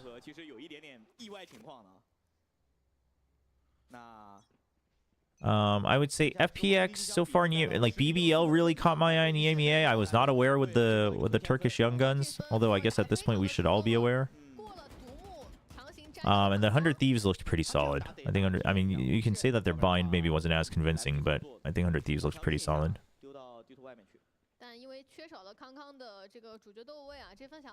Wolves, yeah. Oh yeah, they're a contender for my favorite team of the year. Chat, I need RQ to win their first game against DFM. Because otherwise TMV is never going to let me live it down. But then it's just like, but then we both lose, you know what I mean? If you really think about it. Just because my team doesn't do well, doesn't suddenly make your team better. Wolves are still wolves. You know, it doesn't really change that fact. 并且杀招其实是在高处的人啊。但这一分的站位其实还是整体比较散的，时间有点有限了，可能要赶紧抱团。因为前期先亏了一个人数嘛。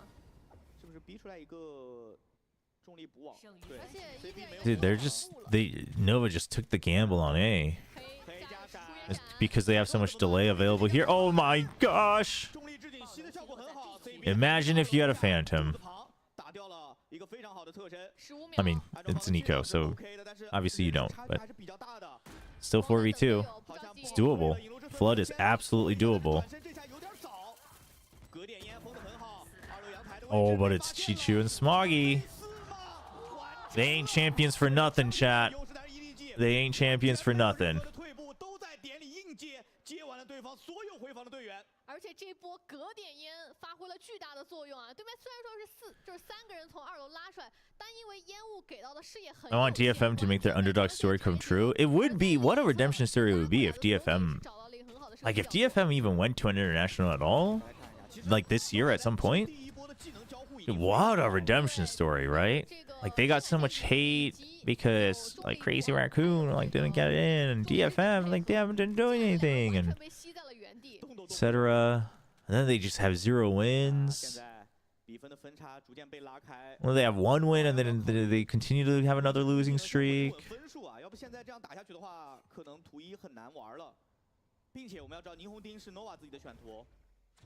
局势确实有点糟糕，但这份还是有很大的 DFM versus Zeta for the Pacific Finals in Season 2 and Stage 2? That would be kind of sick.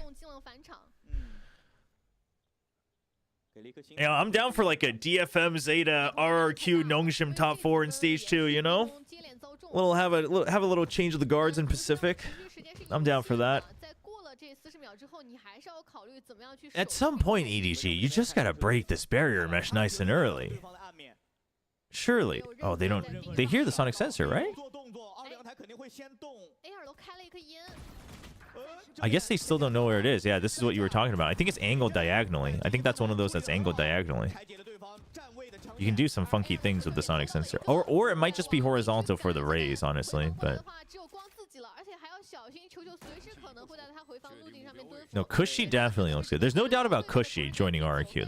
That being a massive upgrade is, there's just no doubt in all the ways possible. Util, aim, game sense, all of that, confidence. But you know, can the team come together? But you know, I would love to see, like, I would love to see them lean heavier into the Gemkin Sentinel. But the problem now is traditional Sentinels are potentially weaker because of Taeho. But I'm thinking like RQ on certain maps, they could run like Estrella on Taeho, right? They have Monette on Raze. You have Cushy on like Sova or Fade or Sky, whatever, right?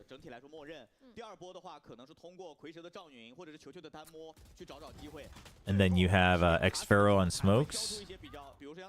Let's just say Astra. Who am I missing here? Wait, what? I had Estrella, Monette. Who did I say was playing this? Not Xpharaoh. His name was probably a risk. Oh, you mean Cushy? Yeah, I mean, it's unfortunate, but it is what it is.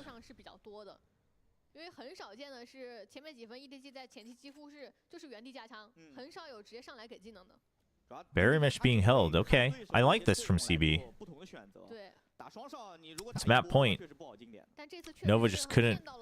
The A site just got ignored entirely. It's kind of crazy, actually.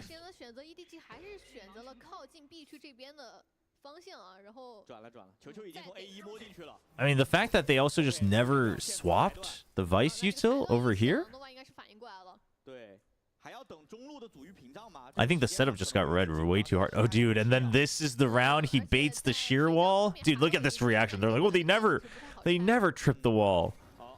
That is a massive reaction. But barrier mesh was held, so it's good. It's still decent delay. You surely go out main, guys. You surely you go out main. No, surely you don't try to stay and fight this.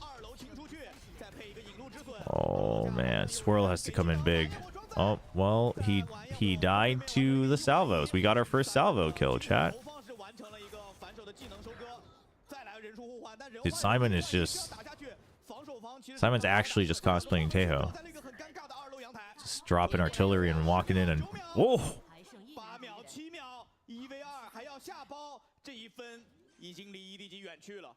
He has no idea about above though. Yeah, Zir's just buying time.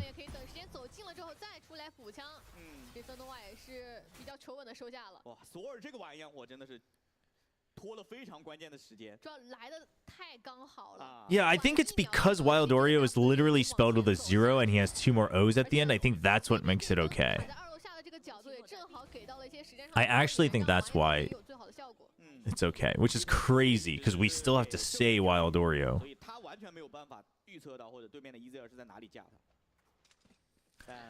Yeah, Poppy Chill is not like an actual bad word though, right? I was so sad to hear that. It's such a fun name to cast.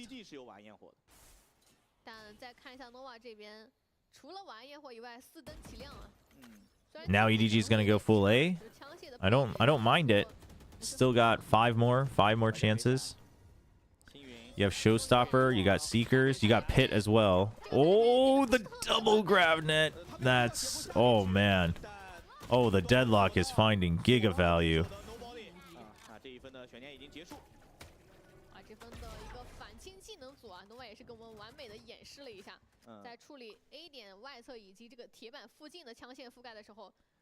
Well, you can't have brand names because, you know, then like there's rules around that for certain countries and obviously potential conflict with sponsorships. That's why Xfero had to change his name to Xfero from Tabletop. Because Tabletop is a brand in Indonesia.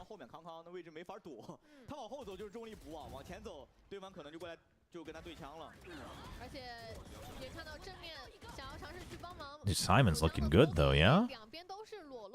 That's our top 20 player of 2024, yeah? Alright, timeout.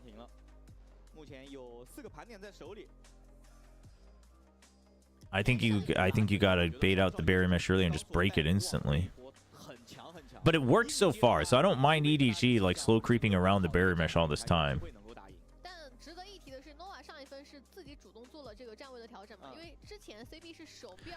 Yeah, maybe if Tabletop had more L's than other letters, it would have been okay, just like Wild Oreo. I don't know.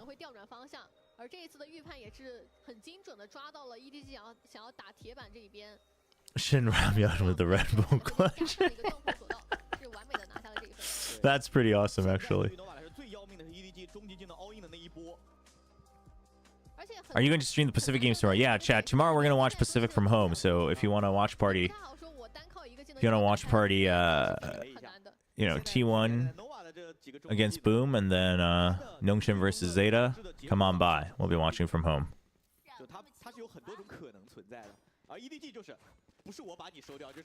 No, Nova's playing pretty well.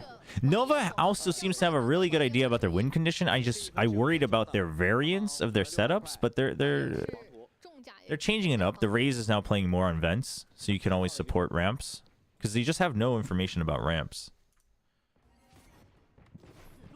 Chat, I just realized I think my mouse drawings are worse. I mean, everyone's bad at mouse drawing, but I think it's worse because I have such high DPI. I think it's because I'm a wrist aimer. What? Oh, he was inching forward. That's unfortunate. They're ready for heaven. Oh, the tag. Dude, that tag. You know what? I think Simon's the best Taeho we've seen so far. It's actually not the craziest. Oh, what a finish. What a Kong finish. Dude, yeah, see, Kong's giving all the props to Simon there. I think oh no, that was nobody. I think Simon's Taeho individually was the best we've seen so far. It's not the craziest we've seen so far, but it's been very methodical. But it's also because it was split. I think it's much easier to get guaranteed value on split. It's just every area is smaller, so like one, because he's doing a lot of individual salvos, but they're getting full value still, but that's also because it's split. So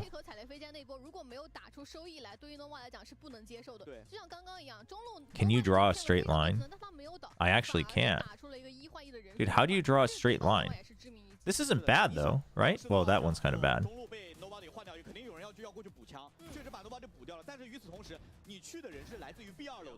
I don't think it's terrible. But if I had to do the whole monitor, that's when it gets iffy. That's when wrist aiming gets iffy. Draw a circle? Circles are where it gets weird. Oh, that one's not bad. This one's not bad. 给我最大的感觉是配合不仅仅只有技能，它会有更多像站位、地图资源，或者是这种，甚至是对于吸引你注意力。No, I would say that I would say the Teos we saw this morning weren't bad either, but I think individually, I think I'm gonna favor Simon's, but I think it might also be because it's split. I'm willing to give that. Oh wait, Kawanzin was also on split. I was just looking back. That wasn't on the Lotus. That was no, that wasn't Lotus. That was the second game. Kawanzin was also on the split. No, I think Simon's was better. But they were also playing Breach Teho, and I think they were trying to make that work. I should actually go back and maybe compare the two. Yeah. No, you're right. For whatever reason, I only had the Lotus play in my head. No, Kawanzin's was fine too. I remember thinking that was fine, but I think Simon's was just more clean. But I think it's just the comp as well. No, EMEA's was bad. No, EMEA Tejo's were not great. I mean, to be fair, the ones yesterday in China were not great either. But I think what we're seeing is that split is definitely going to be a Tejo map for sure. It's just easy, right? Like, it's just easy to just one salvo and you're still getting value. So then you can just put the second salvo wherever. Like, both Kawanzin and Simon were doing the salvo here on the entry, like the corners, stuff like that. Drawing vertical is easier for straight lines? No. Really? I feel like these are worse. I feel like my horizontal lines are better. But maybe that's because I'm a wrist aimer. Yeah, but I bet I can fill the minimap faster than any of you, chat.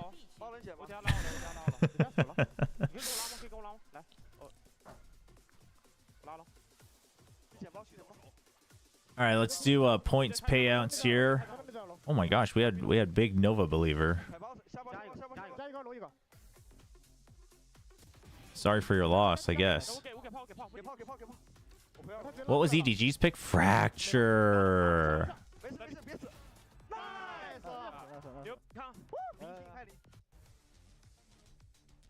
好的，那么 EDG 回到我们的 VCT CN 起点赛的第一场比赛 MVP 是给到了康康选手啊，338的平均战斗评分，2.1的 KDA 以及。All right, we got Twitch point predictions up.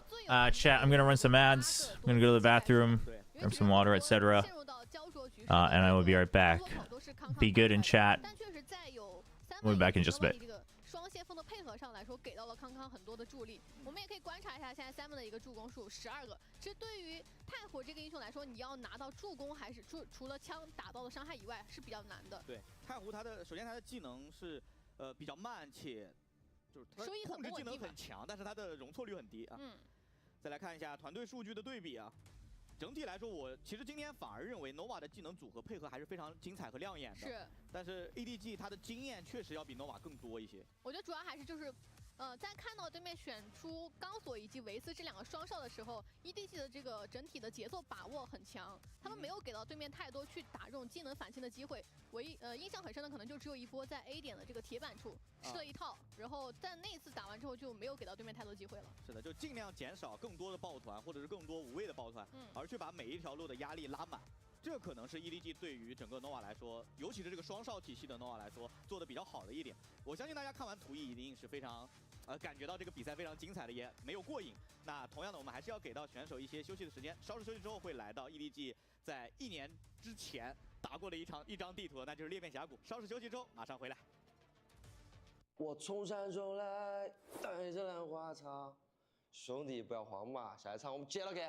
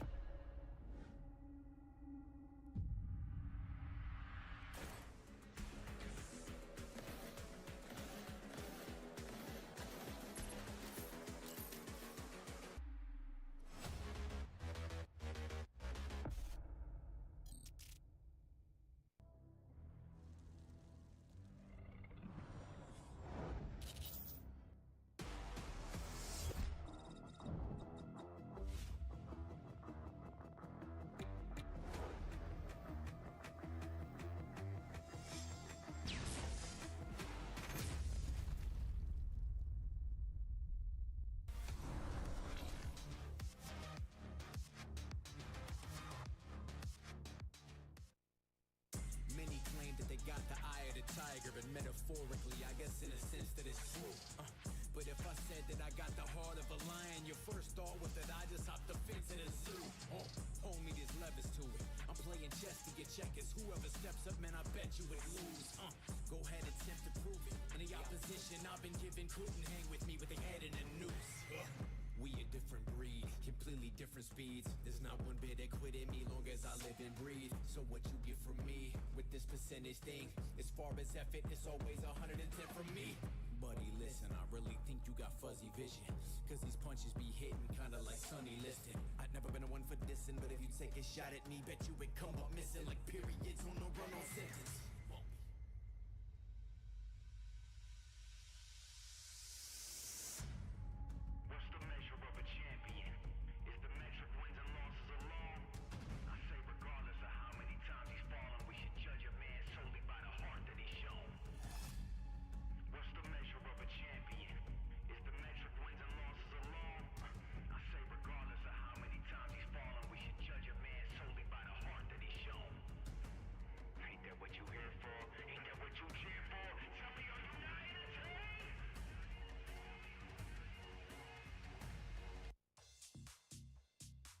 好的，各位观众，欢迎回来！您现在收看到的是2025 VCT CN 旗舰赛的比赛直播，我是今天解说奶爸，我是解说 Saki。那么 EDG 对阵 nova 的第一张地图是由 nova 选择的霓虹钉，已经战罢 EDG 是战胜了对手。那接下来要进行的是双方第二张地图的较量，将会来到裂变峡谷。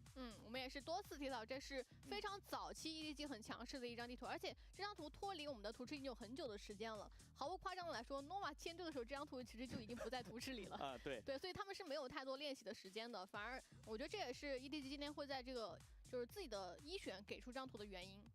很多队伍都会在这张地图尝试使用太湖去抓对面的奇乐，就是因为太湖确实他的小技能对奇乐的终极技能克制是非常明显。那对于 EDG 来说，他们上一次在这张地图的亮相还要追溯到2023年的8月份，他们在这应该是全球冠军赛当中面对的是 Giants。当时13比7战胜了对手，这个时间确实跨度会很久远了。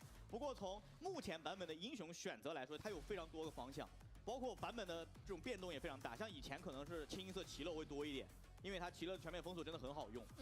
但是在太湖，特别是当图一 EDG 亮出熟练度如此之高的太湖之后，我相信 nova 可能在这个少尉的选择上面也会有所摇摆，而且他们自己对于这个维斯这个英雄的熟练度以及钢索都还是挺不错的。我觉得今天可能会在少尉的选择上面，应该是会抛弃掉奇乐这个英雄的。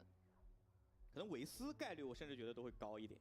因为钢索还是太被动了，就像我们刚刚看到的一样，2个深感陷阱放出来，但是其实你并不能判断有没有人过掉你的陷阱，反而是可能这个维斯的技能，他主动释放的这个强体会有更好的一个拿信息的效果。没错，对于 EDG 来说，今天他们在个人能力的展示上来说也是非常棒的。而 nova 我甚至认为他们的战术宏观角度没有太多的问题，而且打得很棒。但是来到个人发挥，还是需要再去斟酌一下。而来了，英雄选择的环境下 ，nova 这个阵容确实是很出乎意料啊！一个双绝刀，而且是霓虹配合上雷兹，甚至这个霓虹的选择上来说是给到了 CB 图一手感很棒，我印象当中。但我们仍然记得上次这个队伍就是 Swirl 还没有来的时候，霓虹这个英雄其实是给到光去玩的。对，光其实是现在已经完全稳定在少尉这个位置上了。那看一下 EDG 的阵容体系，它其实是目前比较传统或者是比较常规的一套。而且球球的选择是来到了奇乐，感觉这一点有点怎么说呢，反心理吧。因为我亮了太湖，所以我 Damn, China is on top of things, chat. 因为They're so quick. 也没有太多去练这个太湖的时间，所以我就拿一手奇乐出来，我不怕。挺有意思的。而对于奇乐这个英雄来说，两边的选手都会非常的熟悉，也不陌生这个英雄的技能范围。Oh, I missed the comps. I saw neons though. Is it neons on both sides? 终极技能确实在这样地图很强势。而且我觉得重要的一个点就是他可以一个人守两边嘛。这张图现在最大的一个点就是给到防守的压力还是在于有4条道路要看。而奇乐他的自动哨兵以及烧箭炮台可以分守两边，这就大大的缓解了点内需要去放置人员的压力。那双方会来到第二张地图裂变峡谷。All right. Oh, we got points donations into the prediction. 1年以上 I'll close it off after the pistol round, chat. Yeah, I guess 10 minutes is just too long for China. That's crazy. Less than 10 minutes turnaround time with ads is crazy, actually. Props to China. I mean, I know that they also have just the benefit of their production and the way it's set up, and I'm sure the cost and the investment and all that, but still. All right, so Nova we got the Neon Breach combo, but we have Raze, double duelist. A bit of a classic, actually. And on the other side, much more of the meta classic. You got Neon, but then it's just the Fade, Breach, Brimstone. I am going to somewhat favor EDG just because the Fade against the Neon should do some work.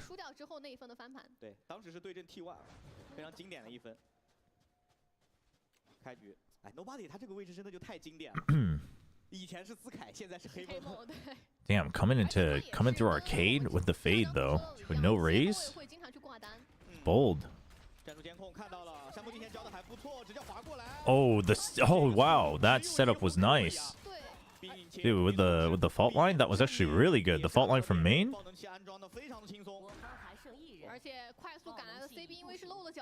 Solid work.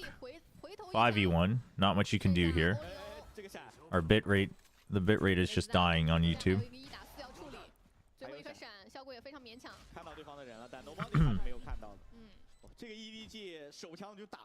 VCT fun with some popcorn. Heck yeah, dude. Oh, I could go for some popcorn. Maybe I should buy some popcorn for next week. I unlocked Tejo. What do I do with him? You win. You just start blasting. Literally. Just launch your salvos everywhere.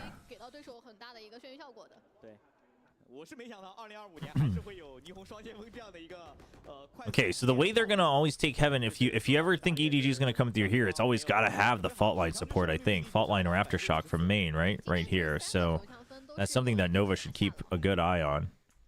We got 3 people buying, 3 rifles though, no SMGs.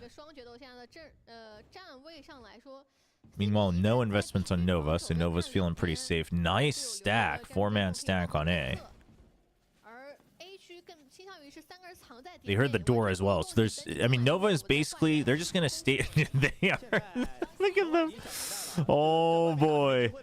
It doesn't matter if they're stunned, they're just too. Oh, it does kind of matter, I guess. Whose screen was that? Was that Chichu? That's crazy, man. You just see him literally just spraying and praying.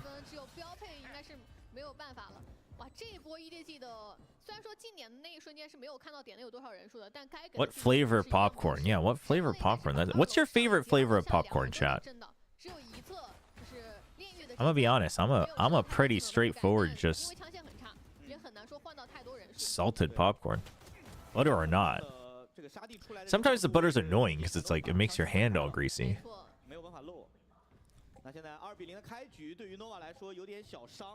What would be your dark horses from every region? I mean, I don't know. Does XLG count as a dark horse? Because I would say that they're a dark horse. I think XLG and Nova's looking pretty good. I think Nova could be a dark horse for China. I think XLG and Nova would be a dark horse for China. Nice swing out from 000, but you now have Azir trapped, actually. Oh, I like him deep. Oh, I like Smoggy digging deep, right? You just say in Sands, you just say screw that. They're trapped. It doesn't matter. Let's cut off the backup. Because you don't possibly expect them to come through. Chad, I think this is going to be a fast map.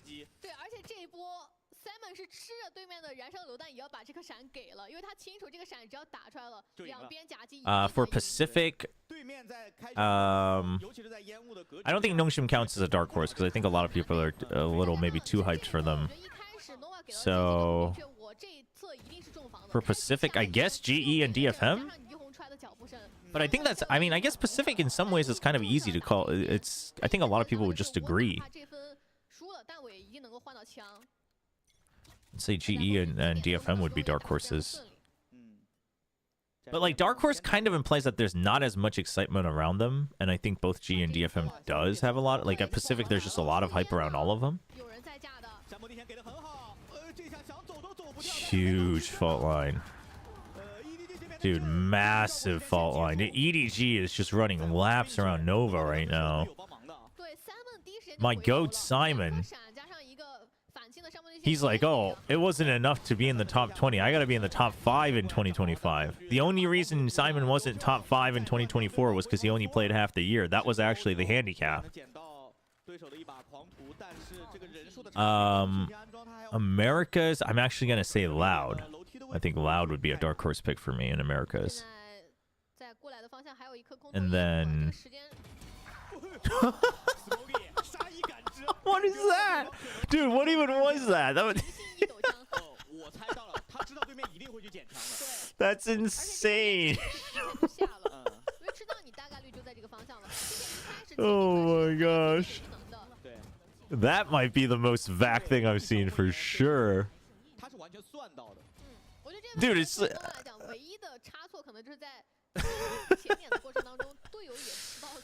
and then I would say for EMEA, I guess now that we've seen him BBL, I guess. I don't know. EMEA doesn't really have a dark horse. But EMEA's got the OG horse, Team Liquid, so they have that going for them.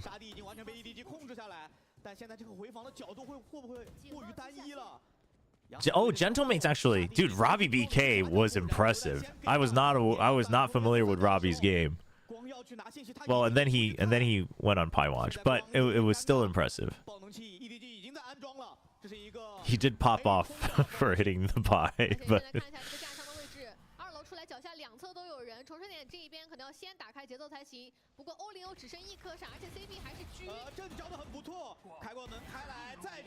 Dude, Simon, my goat. You know, people, you know, I'm telling you. He plays the full year, he's top 5. Yeah, Gentlemates is a good dark horse. I would say Gentlemate's a BBL. Oh no, for sure. I mean, I think the energy that he brings is great. I think him as like the kind of the center pillar of that team is he's a very, very solid player to have on your team.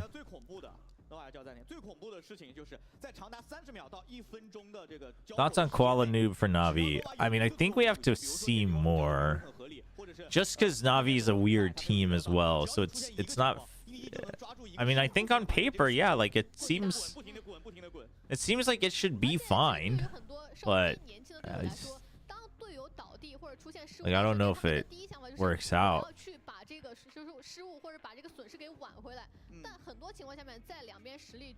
Not pie. Oh right, yeah, no, he actually pied. That's true.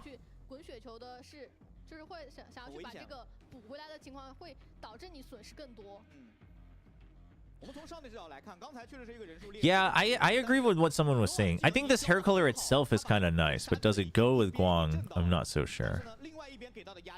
But he does pull it off better than I would, so I'm not one to talk. All right, we got Orbital Strike, Rolling Thunder. You're already up 5-0. They're on an eco. No, do not buy the Hero Guardian. Please don't do that. They're one away from Rolling Thunder. So Nova, I mean, it sucks, but you should really just eat the 6-0 and make sure that you're building up the ults, right? Get Rolling Thunder. Oh, I guess you'll get it no matter what. They should really actually just get Swirl ult points. But I don't think they're going to have the leisure to do so. They want to win. Look at their movement. They check A main, and then now they want to go for fast rotates. Nova wants to win this round. At the very least, if you're going to do this, you better make sure that you can draw out these ultimates. They're not going to draw out the ultimate.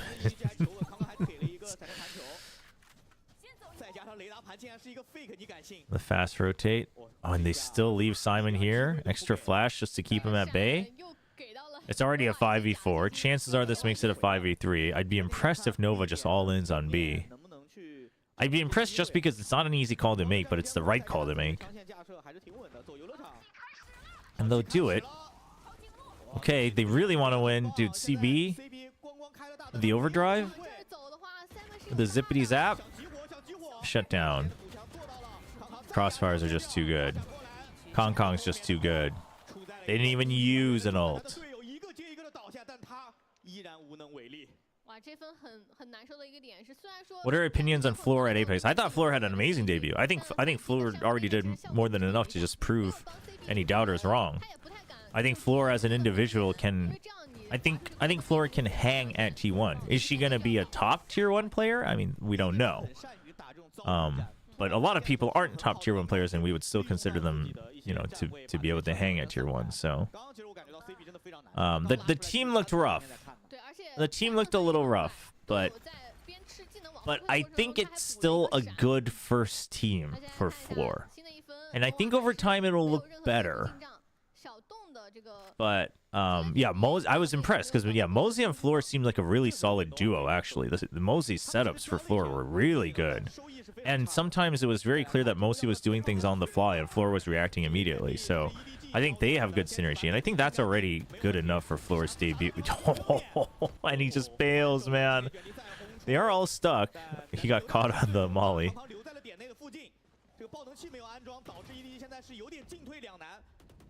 I mean, you see, because Chichu sees the Cypher setup, right? Oh, the tag, that was good. Good setup. Smoggy's still fighting though. Ooh, nice anti. Oof, nice triple peek all at once. Well played by Nova. Finally around. 哇，这份我觉得其实最难受的一个点在于 EDG 第一波的投入没有把2楼给清理干净。光那个点虽然说被震到了，但没有人能够跟进，因为第一时间康康的选择是清理，就是。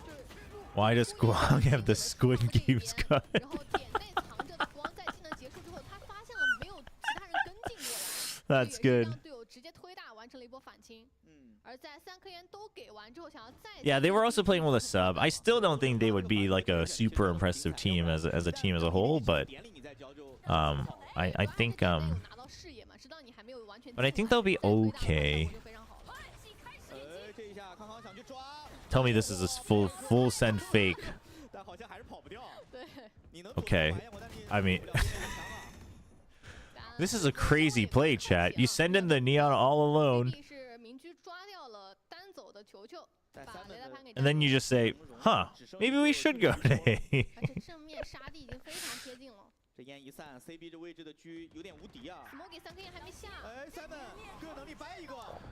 Oh, that's a massive Rolling Thunder, but Azir, cosmetic stun? Ooh, the audio's desynced.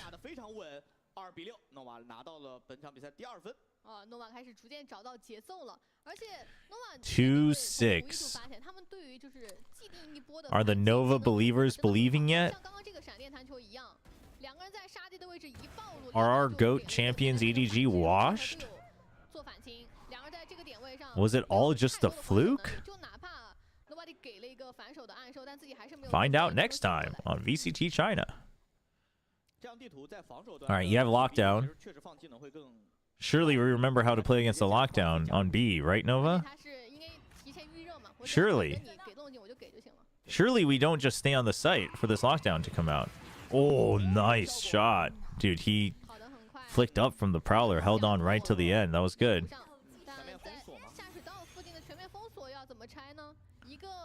Now, the trips aren't going to disappear. Is Guang going to completely leave? He is. I mean, you have your trips. You might as well. No reason to take that risk.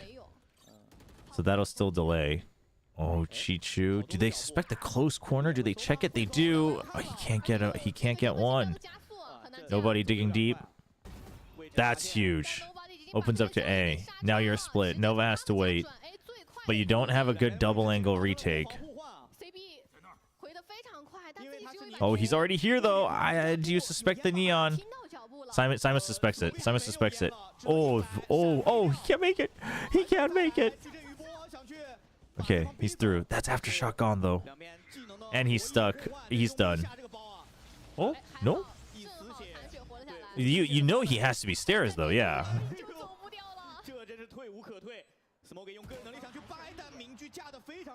Was he spotted? No, now he is. Damn, dude, CB is saving this game. CB 充分利用了自己在霓虹上的高机动性啊，率先落位。而且这个天机 Have we seen Tejo on Fracture yet? Yeah, we did. RB played him on Fracture, and it wasn't great. But I do think he's pretty good for Fracture. I think he's pretty good for Fracture. I think he's really good on Split. I don't know. I think he can be pretty good on Haven, to be honest. But I guess it's a matter of, is it good enough to dislodge the meta comps? But I think he can be pretty good on Haven. And I think he can be okay on Bind. But I think Bind is... Yeah, I think Bind is a bit of a toss-up. I'm not a big fan of him on Pearl or Abyss.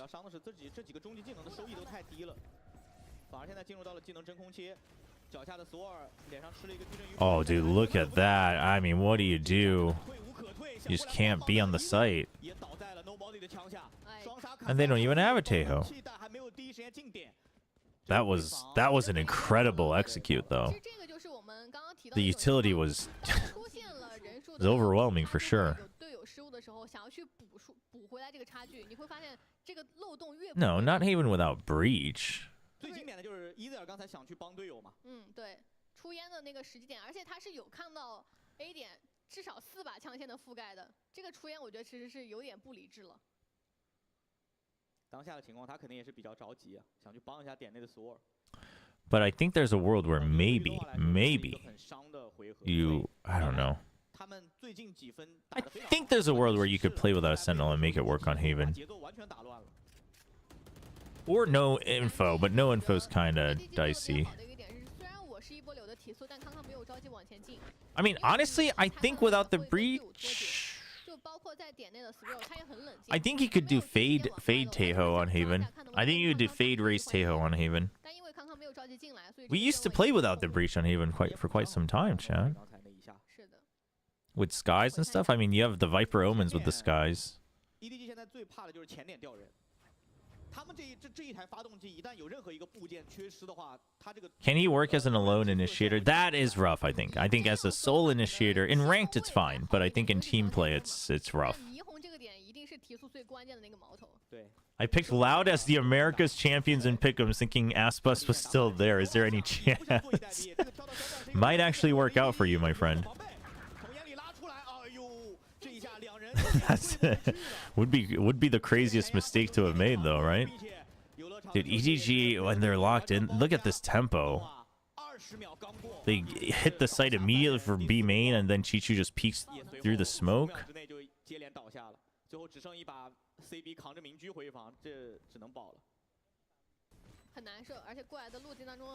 I think Loud's gonna be pretty good, but champions for kickoff? I don't know about that.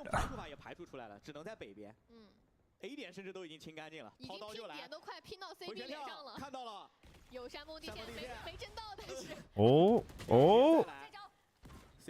Dude, they're coming for you. They're coming for you, CB. You gotta take this fight, man. Oh, the pre-fires. Dude, Chichu, damn, man. Give him some breathing room. Holy.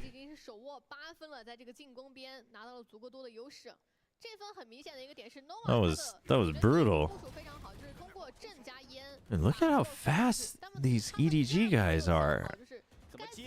Their aim is so good.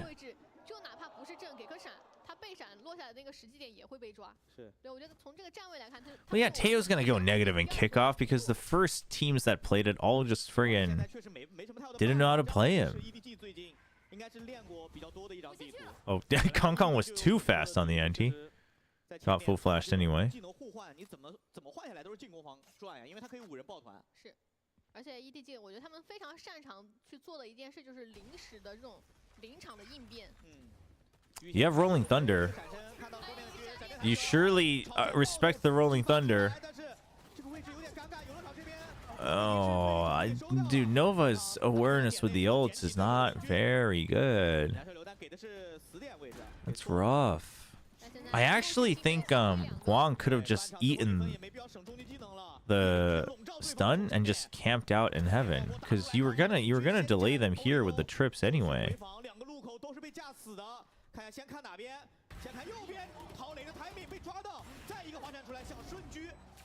9-3. That's the real test for Taeho is gonna be at Bangkok. That's when we'll see real Taehos for sure. Because the more I think about it, I actually think teams who are confident that they've cooked something up with Taeho probably won't really feel the need to use it until Bangkok. Because if they've cooked up something really good, they probably know how to play against it as well. But then again, DRX did that in the past and they always got wrecked, so maybe it's worth it to pull it out in the regional play. You know, maybe you pull it out in like the qualifying match, right? Upper finals, lower finals type beat.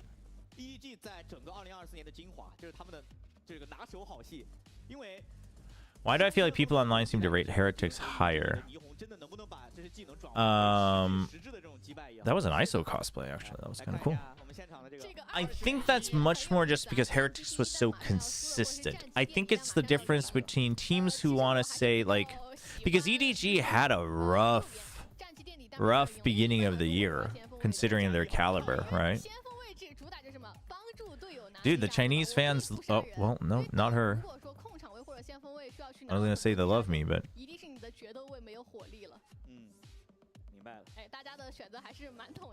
But EDG had a rough beginning to the year, whereas Heretics was consistent throughout.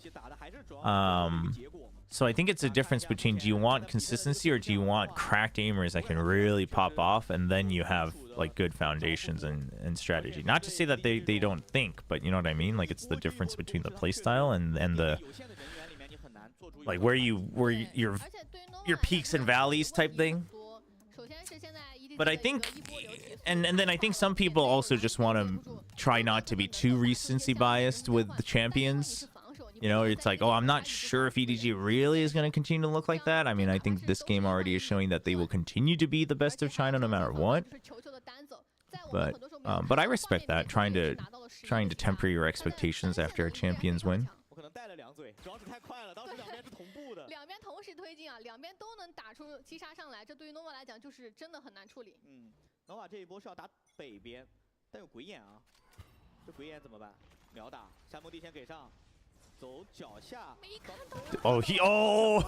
CV. He pretended like he didn't see him. That was crazy. Chichu with a double though. The heaviest of anchors on the site. Dude, triple alone? Just dancing around the boxes? That is, I mean, the round's over at that point. In pistol? Okay. 1v1. Simon, my goat!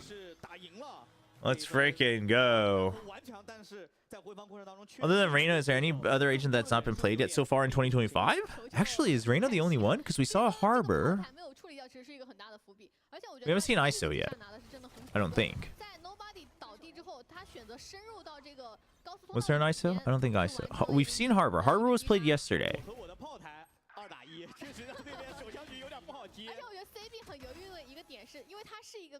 I guess we haven't seen an ISO yet. Yeah, but I guess we've seen everybody else, huh? We've seen Sages, we've seen Chambers, we've seen Clove.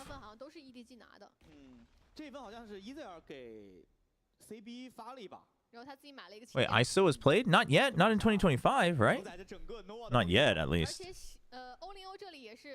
I mean, if you're talking historically, every agent's been played. Reyna's been played as well, multiple times. Shout out to Paper X and every other team that can't figure out how to play Icebox.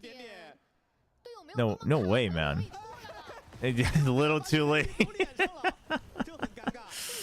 Swirl was way too far ahead on that one. Oh, he's just gonna hold close. It's too many targets though. That's a phantom down. Hello? Did they? Yeah, you picked that up. Yeah. There you go. Doable. Oh, too low. 还是前期被打掉太多血量了。虽然说最后仅剩1发，但剩下那个人应该是只有6滴。EDG is actually so cursed in anti-eco. The thing is like the whole. I mean, Kong and Smoggy's positions were good. They're just laughing. They know, man. I mean, it's 11-3. We cut him some slack. We cut him some slack. They buy up another judge and another rifle. They're gonna try to match. And then Kong's only 3 away from overdrive, so that's kind of big too. Alright, Guang. Oh no! Oh, dude, I thought that pillar was gonna screw him over. Right as he was peeking out, it perfectly overlapped with Kong. Oh my gosh! It actually worked out in his favor. So Kong still has 2 more to go for overdrive. Azir gets the plant. He's 1 away from orbital strike. So surely he agrees for this after the timer. Surely you guarantee you get the orbital strike. Surely you do not waste this opportunity. Okay, well, he gets it anyway. Aftershock onto the site. Couldn't get out in time. EDG wants to try to win this. And Molly's gone anyway. Oh no. Don't tell me. Whoa.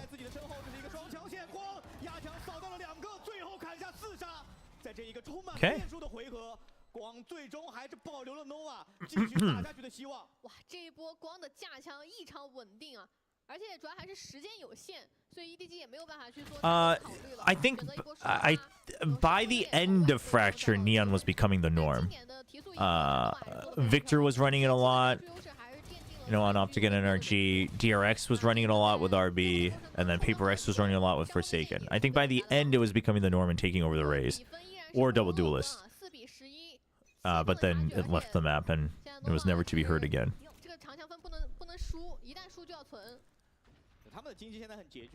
Orbital Strike online. Go for a fast plant. I think you almost have to consider... Okay, well, CB's got good position. Okay, now you try to just get into the site. Nobody's timing could be... Oh, well, they know it's a judge, so no reason to go in there. Guang can just watch out for that. Yep, that's an easy one. The trip's still safe, so Guang should be relatively good to watch onto site. There's not really anyone who can jump over that. And they don't have to use the orbital strike? Chat, it's not over. It's not match point yet.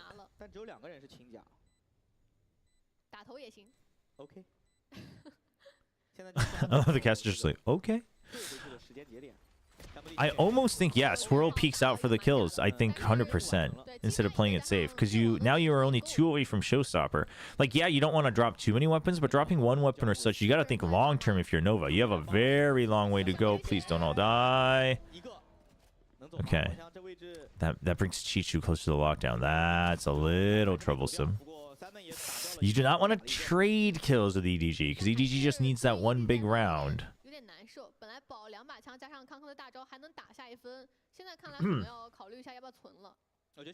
all in， 就不是说经济 all in， 是他们 all in 一波前压，利用康康的大招，看能不能找机会啊。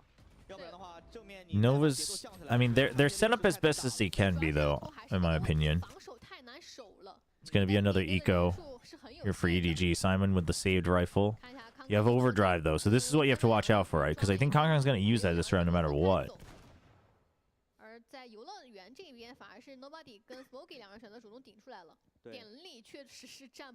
The most ideal scenario, which they can't control, is Nova makes it look like it might get close. Chichu gets his lockdown and uses it, and then the Nightfall's used as well. That's the most ideal, but okay. So overdrive used. I think it went off cooldown, but he's shut down immediately. So now Swirl's 1 away from Showstopper. I almost think at this point Nova starts to use ults no matter what, just to secure rounds. But I guess that's an eco. Next round for sure. But I don't want Nova to save up and then just dump it all in 1 round, because they need more than that 1 round. They have a long way to go. Flawless? It's not over. It is not over, chat. 对，我觉得可能还是因为这分是一个存钱分吧，所以其实没有主动去暴露太多的战术意图。但下一分的长枪分，我觉得 EDG 一定会有所动作。不确定是潜力还是说要堵点，但我觉得可能还是会，就是相较于现在的一个防守方式。Is it a fake comeback? I don't know. It could be real. It's not match point. 存在于哪里呢？就是 Nova 他有很多终极技能来提升容错，并且我们注意欧0欧差一个点，他也有惊雷卷地了。They're gonna go A side 非常多啊，这一分。如果主动潜艇太 with the showstopper. Just gonna send it in. 康康现在是拿出了自己的老本行，但他的站位。 They heard the door. Do they send the showstopper into Sands? Yes, they do. Oh, they're ready for this. Oh, they're ready for this. Good push out from EDG.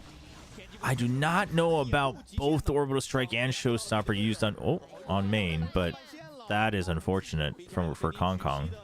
Got hit on the trip. You didn't see that. Either way, it pays off. Now they have Rolling Thunder. Oh, it's coming together, chat. It is coming together for Nova. Nova believers rise up. Guang with that ray of light shining through at the end of the tunnel. No, CGRS is back to Paper X as a content creator. Myth has departed Valorant, unfortunately. 这就是我们所说的有终极技能来提升残局的容错。Okay, timeout. I like the timeout timing. Try to give it some time. That's fine. The ults were just used. 2 big ults were used. You still have Nightfall and you still have Lockdown, right? So EDG still has Lockdown. They still have Nightfall. Now the opponents have Rolling Thunder, but I think you if you can try to bait this out on the execute, then you should be okay for the retake. You just need that match point. You just need that match point. Yeah, Made in Thailand were really good, honestly. It's really sad because they even came to like SVL and stuff, and then they still couldn't find a way to make it manageable. Yeah, imagine. Just imagine that CGRS has to sub in again and they make a run. He might be listed as a sub still. But you have to remember, when he was a sub, he was still actually officially a content creator first and foremost. But back then, they were required to have a sub. So he was listed as a 6-man just because it was a requirement. But that was never his original contract. CGRS's original contract was always as a content creator. Do you have any opinion on DSG leaving tier 2 as because of Soup? Boy, do I have an hour and a half worth of opinions for you on my YouTube, and you can check that out at youtube.com/@WillChobra. But I talked about it on stream, and I cut the VOD and put it up, so you can check it out. I do urge people to listen to the whole thing. The conversation with Frost started to go off rails a little bit because we started talking about a bunch of different things, but when I'm talking about it alone, I know it gets a little messy because I'm all over the place because I'm talking with chat, but I urge people to watch the whole thing. Do not think that I'm trying to defend Soup. Do not think I'm trying to defend Riot. Don't think I'm trying to defend the teams. I'm not on anyone's side, but I think there's a lot more context that people need on why it happened, because it's not actually just a greedy move. The result can be greedy, but the intention is way more than that. And while we were talking about all that, Nova still wins a round. Yeah, I mean, even just the first half. Yeah, like the first 20 minutes or so, I think I cover all the basics. Yeah. No, yeah, just listen to it. You can just listen to it because it's just me talking.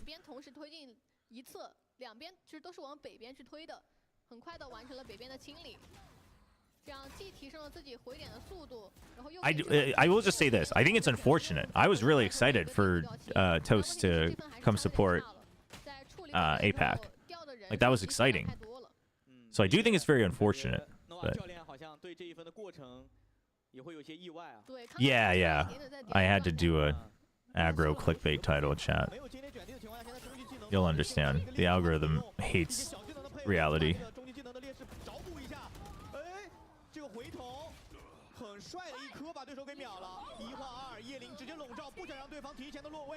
EDG 这个回防，惊雷卷地，甚至也交了他们 all in 这一分，压枪压的不错，眼里有人。Dude, this is just a mess. Oh my gosh. Dude, if Azir wins this. Oh my gosh, it's happening, chat. It's happening. Also, for those of you that are saying it's a bad move nonetheless, here's a good way that I'm gonna put it for you, okay? Here's a good way I'm gonna put it for you. You just got suppressed with a KO knife, right? Let's say you're in a corner. Let's say you're in Fracture B Heaven. You're stuck here, okay? You get hit with a KO. You're suppressed. You get hit with a KO knife, and you see a paint shell coming in. Is just dry peeking out a good idea? No, it's a terrible idea because you're gonna die. But sitting there on the paint shell is an even worse idea because you're definitely gonna die. That's just what I'm saying.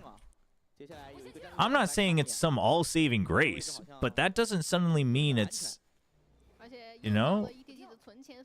Like, you guys need to stop thinking that it's just like, oh, but it sucks because I don't want to watch it. That does, it sucks. It does. I'm not saying it's good.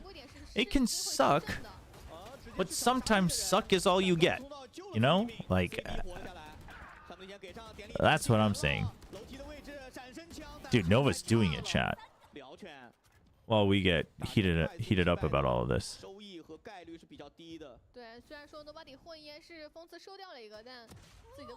Oh my gosh, it's happening. Dude, they have Showstopper again and they're 1 away from Orbital Strike, chat. It's happening.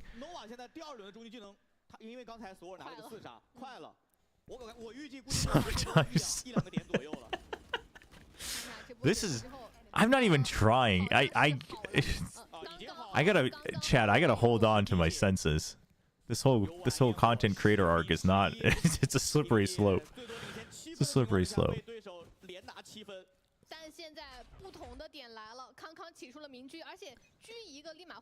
Okay, op online for Kong Kong. Surely. Also, they haven't used this lockdown all half, right? That's just been sitting there. I'm pretty sure it's the same lockdown. I mean, they haven't really had an opportunity because they keep trying to fill the site and they're just getting wrecked. Chichu's never... Dude, same setup.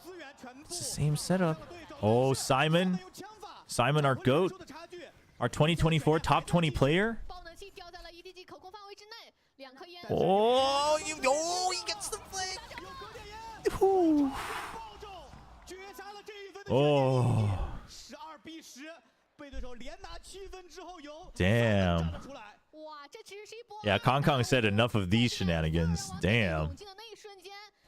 Dude, I thought he was going to miss it. He reacted so slow to that. Because we were all watching that gap between the cyber cages for sure. So it looked like he was reacting really slow, but...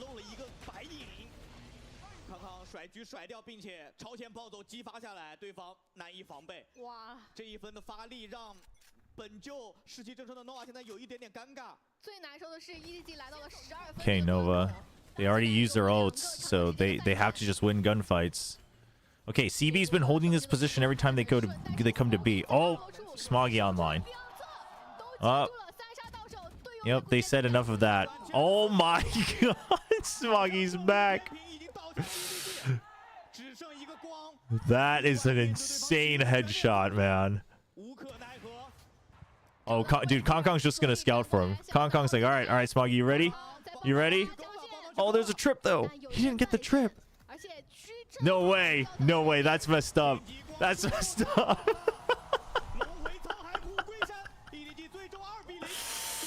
Oh, man. Smoggy really said, I didn't cry on the champion stage for nothing, man. That was messed up. Oh. GG. I know Nova had a good run, though. Nova had a good run, chat. That was a good showing on Fracture. They layered their ults well. Like it was a good map. It was a good attempt at a comeback. It was one of the best fake comebacks. I almost clicked Nova win on the Twitch outcomes. Oh man. Yeah, no, they know they played well, man. That was a good map from Nova. Nova looks promising. Honestly, Nova looks pretty promising. I think they lack a little bit of depth. Like even on the split, just like a little bit more variation on the setups and the defaults. And things could have gone differently, but Chichu keeping everybody online. He's like, all right, everybody, come on, stand up straight.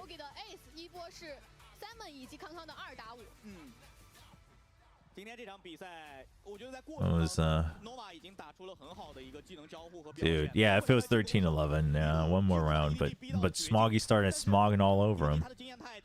You said it's smogging time.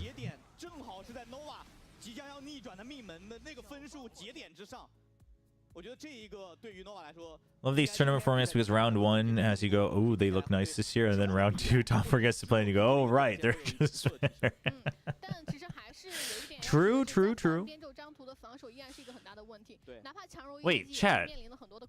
Are we done? The hell? Chat, didn't we end like an hour before EMEA yesterday?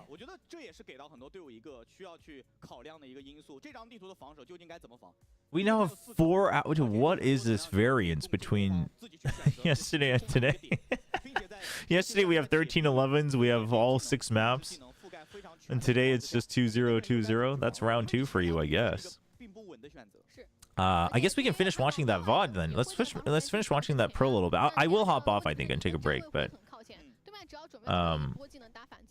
let me run some ads first, chat. Let's take a quick break. I'll probably watch the rest of the Pearl game from Trace and DRG, and then we can chat a little bit before EMEA. Before I go on, there's a question. Hi, do you plan on watching KC versus Vitality? Yeah. No, we'll be watching EMEA. I might stop the stream in the middle, but we'll watch both EMEA games today, both Vitality and Fnatic matches. But I'll be right back, chat. Let me just run some ads.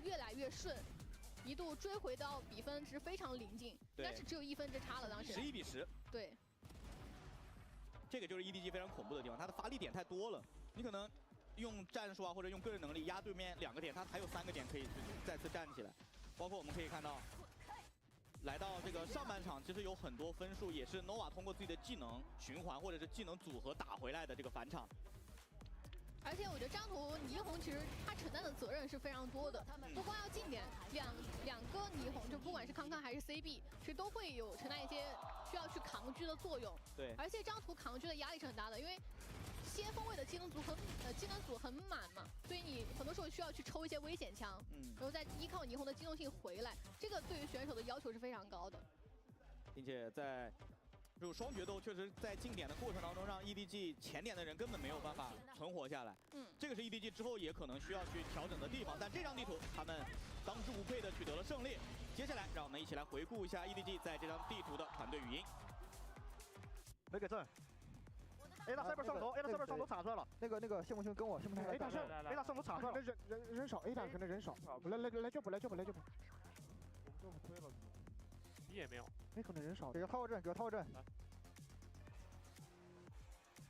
哎，走。哎 ，B 点没人了，上来了。哎，他紧加着，接他。半线在我这儿。上来一个，就是上来一个。选右手近点，就看。好像这样，推一下。霓虹回来了，霓虹回 B 了。 霓虹回避，他们堵的。哦 ，OK， 走吧，打 B 吧，去吧。哎，代表上头在 B 啊？为什么？在 B 啊，上头在 B， 他半线 B 大半线没了，你们可以在 B 大。在 B 吗？可以在 B 大，可以在 A 大呀。B 大，别急，我们直接夹了呗。在那个5标点这边，打下面，别去清套，打下面，直接夹。来，我给烟了，孩子们。我去下一道。等我2秒眼，1秒。这了，拉了。别急，慢慢打，还可以慢慢打。40秒，小就不一样。A 大没啊？可能 A 大没有。我哎，别急，得霓虹。还有一个，打他，后面。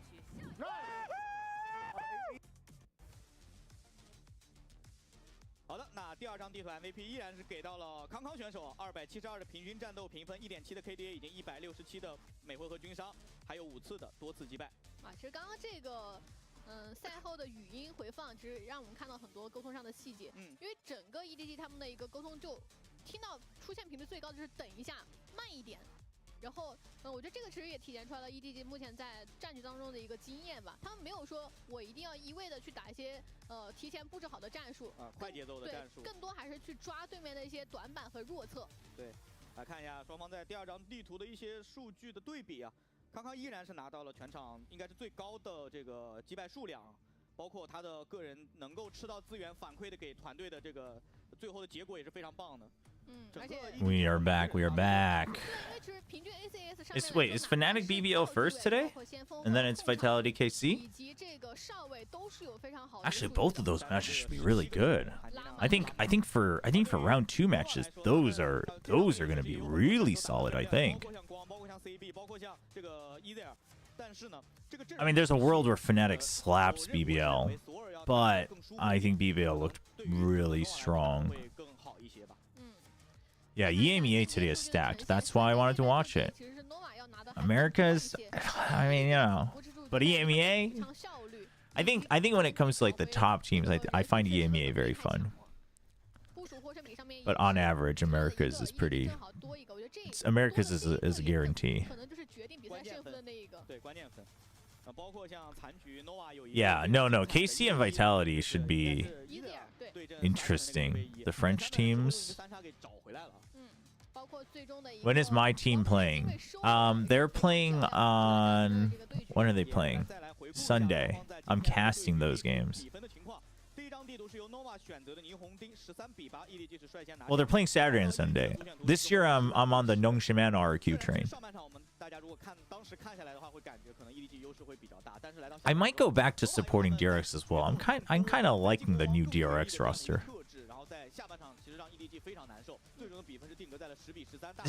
Dude, I'm just never gonna beat the allegations. Everyone's gonna think that I'm just biased. Like, if RQ wins, everyone's gonna think I'm just biased, because then I'm gonna be talking about RQ, and you're gonna be like, wow, that's just because he's an RQ fanboy. Do I think Nongshim are beating Zeta? Yeah. I'm like almost positive they're gonna beat Zeta. No, I actually don't. I can't think of a single time I was biased during my cast. It's crazy.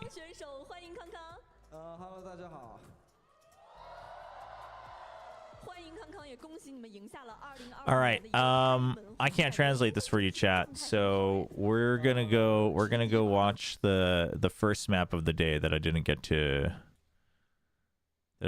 watch. Let's just turn that off. Yeah, let's just watch it at normal speed since we have so much time. I will have top up in the middle. I gotta take care of some emails and stuff too.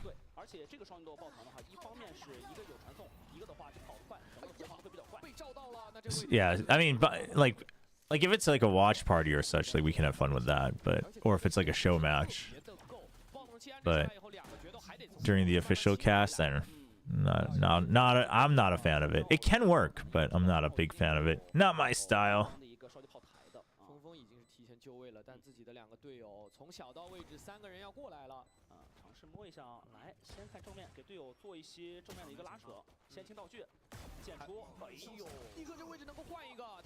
Man, I wonder if, dude, the Trace Classic does look kind of nice.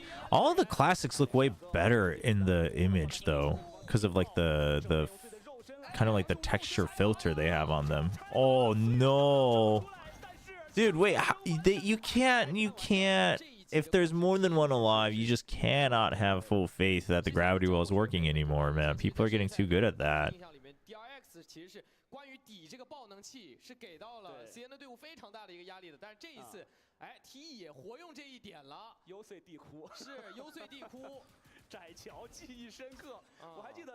Dude, people need to stop relying on just the gravity well.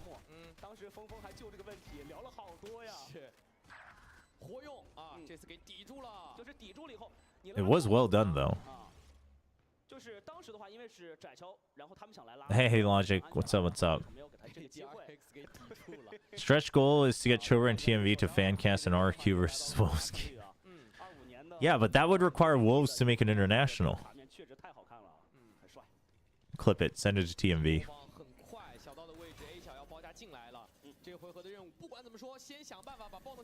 Yeah, they were pretty good today. They were kind of one-sided. The games are all over actually for China. We're just gonna I missed the first map today, so we're gonna watch this.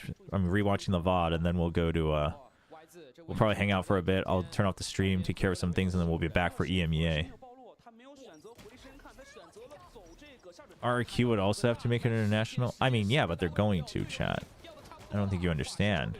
I don't think you understand. We're talking about different levels here. Do you think RRQ... Okay, do you think RRQ actually have a good chance to make Masters Bangkok? You want my honest opinion? No. Do I think they have a good chance? No. Do I believe? Yes. But, you know, there's a difference. I can still believe, you know? No, I still believe. I have full faith. I have full faith. But do I think it's a good chat? But chat, it's like actually even more impressive because I don't think they have a good chance, but I still believe they'll do it. You know? Over under 20-30 for RQ. No, definitely under for that. Dude, RQ is not a bad team, chat. Man. It's so crazy, dude.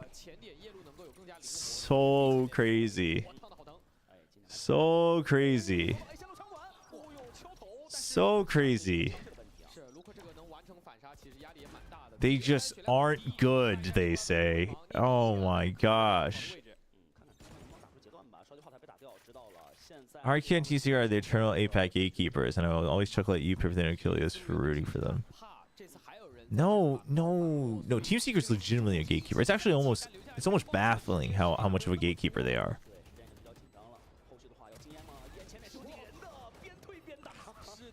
I mean, I think this was... Chat, I'm looking at this map, and I think this was as much the Euro Neon as it was just Feng and Kai just popping off. Like that. No way. With the... Oh, he doesn't have time. Damn, though.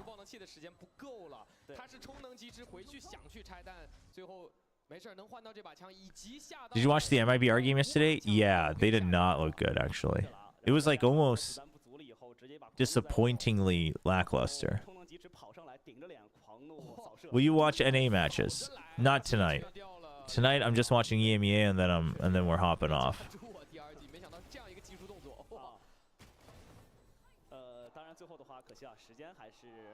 Would you press a button that makes side shut down and also RQ reach champions final? No, chat, because RQ doesn't need that button to reach champions finals. Dude, that was the craziest conversation I've had, by the way. I cannot believe Sideshow was adamant that he would press the button that says TFV will die. That's actually the most insane thing I've heard. Those guys are crazy. They're so content-pilled. When Sideshow literally said, but it's so crazy, it's probably a bit. And I was like, oh my god. BBL versus Fnatic odds? I mean, you gotta favor Fnatic really strongly still, right? But I don't know, like what's a crazy odd? Like 5-1 is crazy, right? Like that's like a guaranteed one-sided match. So like maybe 2.5? I don't know though. I mean, Fnatic should clear on the calling alone. Maybe 3-1. Well, 3-1 is kind of...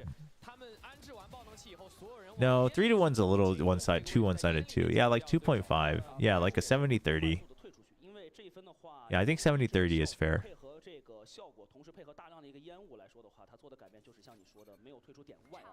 Yeah, that was the best part. He said that if it said Sliggy would die, he wouldn't press it. And I was like...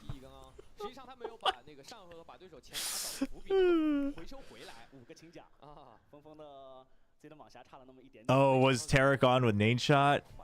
Dude, I don't know how Nade Shot does it, man. Like, obviously part of it's for the content, but like he's legitimately passionate, legitimately, like he's been a player, right? So like he knows. So that's why he goes even more ham. And when his teams don't do well, it's just I can't imagine living with that stress. No way Kai gets this. Okay.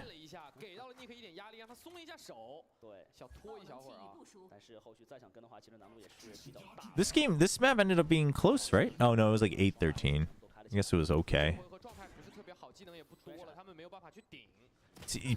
Have you noticed players are getting better at peeking out earlier with their flashes, with the curveballs and the blindsides? Because so many players are getting better at timing the blind headshot. I think players are now just trying to get ahead of it. I think it's a good evolution. I think it's a good evolution.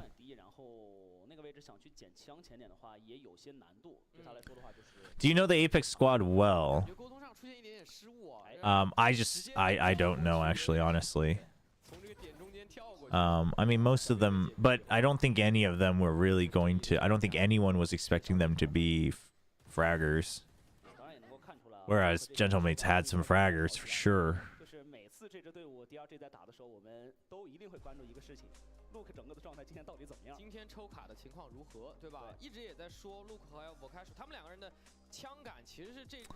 But yeah, but I think they can grow. Like obviously Avova has a lot of history, Molsey's got a lot of history. Like they've got veterancy, so I think they can grow, and I think it'll be a good team for good first team for Floor.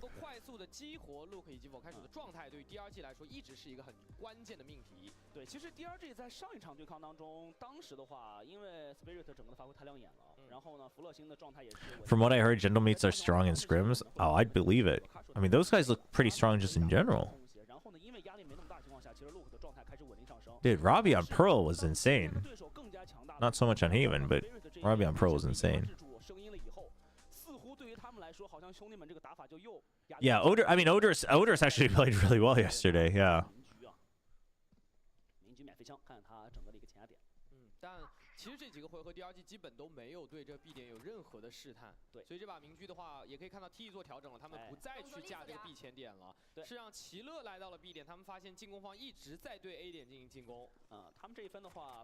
Yeah, dude. I mean, what a good leader, though, right? Getting up and trash talking and hyping your team up, even if you're not doing well. Getting hyped about your third kill, like that was crazy. Nice shot. Feng Feng's good. I literally think if just Feng Feng becomes just overheats like 5% less this year, I think Trace goes even deeper in a tournament. That doesn't even mean that the Feng Feng's like the weakest link. Let's just be honest, the weakest link is always going to be Hebei, but perfect timing. Sorry, Hebei, I did not know that was happening. that was not planned. But I think Feng Feng overheating like ever so often really throws them off their own tempo. I think because Feng Feng's really good, but I think that's what makes Kai even look like he's even stronger, is because Kai's much more consistent. He doesn't overheat as much.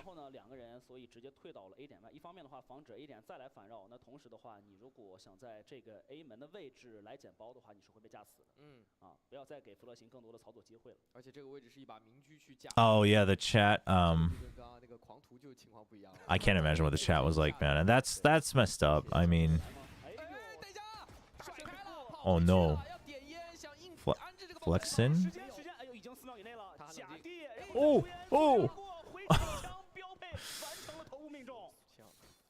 福神还在想点子，他就是想办法再多下一把枪啊，因为他这个想要安置30滴血，他是被穿一下很有可能。Dude, Neon Yoru, I'm down for this. 想要去创造一些更多的机会出来。Telling you, chat. 连续假地2次，然后一方面是像你说的这个，另外一方面的话，如果对方比如 Think like whoa, calm down, Epic Pen. Like a little Yoru, Teho, and a Silva,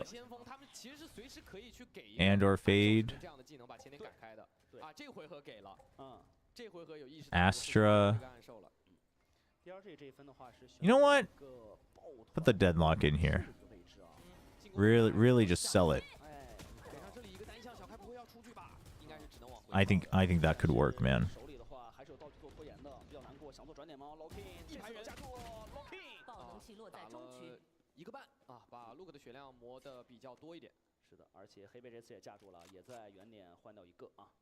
Yeah, timeouts are always a bit of a, it's rough, right?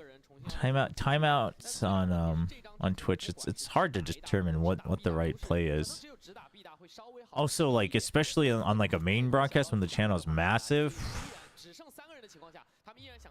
trying to do like custom timeouts and stuff is rough. But yeah, I mean, hopefully the community learns from it.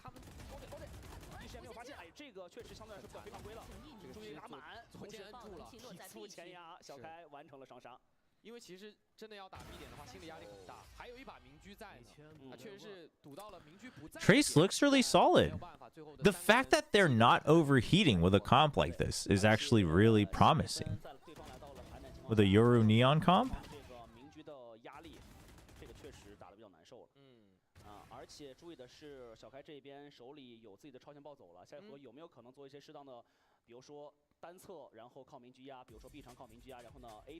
Timeout. This is where they get their last round.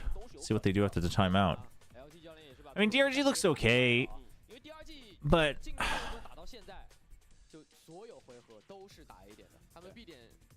I mean, DRG looks a little bit better than last year.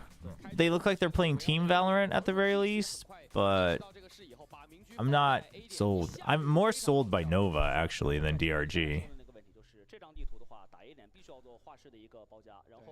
Yeah, I don't know if I like, they've improved, but Nova is top 4?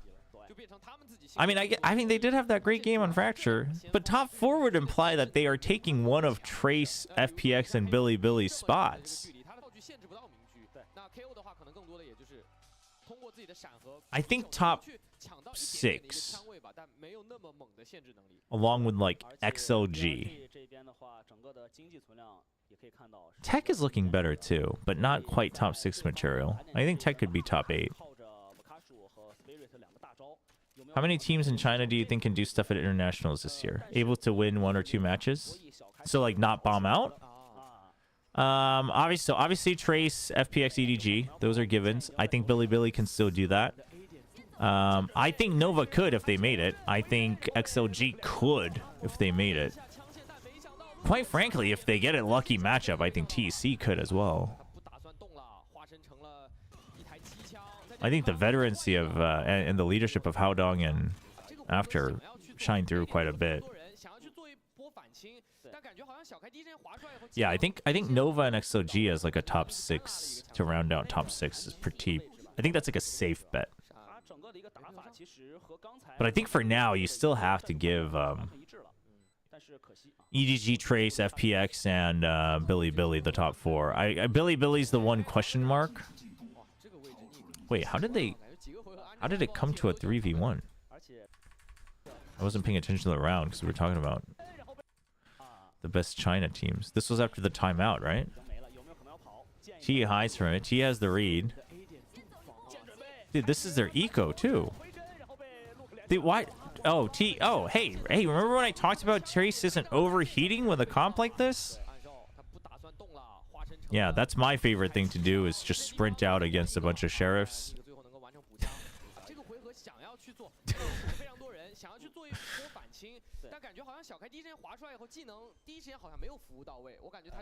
What makes a team top 6 or 5 for you? Well, obviously for now, it's also we've seen their first matches, so it's partly based on what I've seen from there.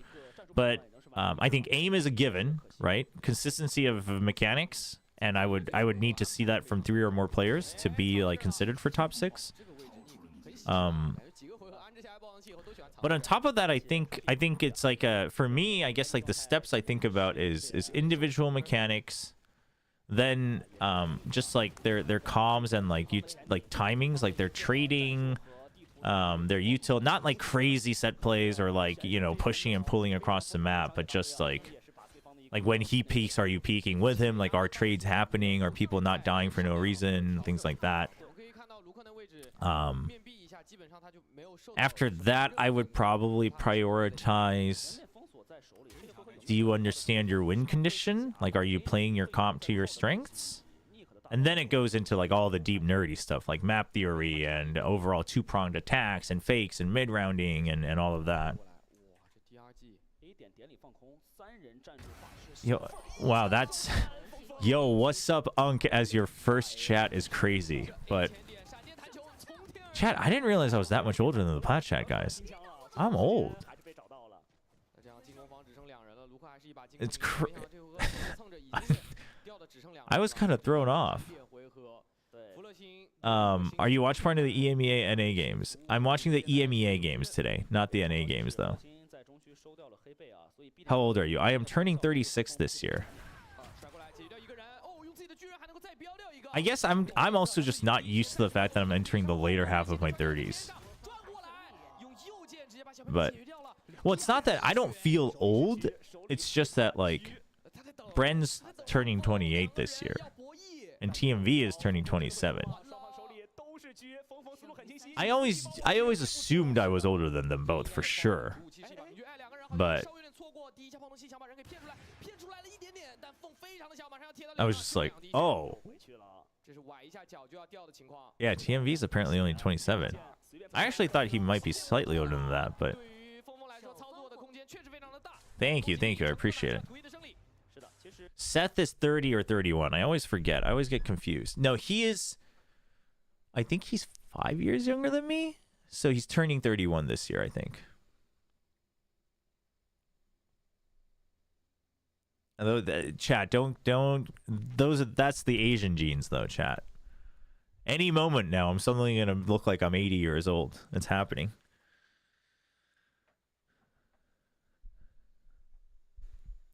You know how it is. Asians never look like we're in our 30s or 40s. We just skip it all.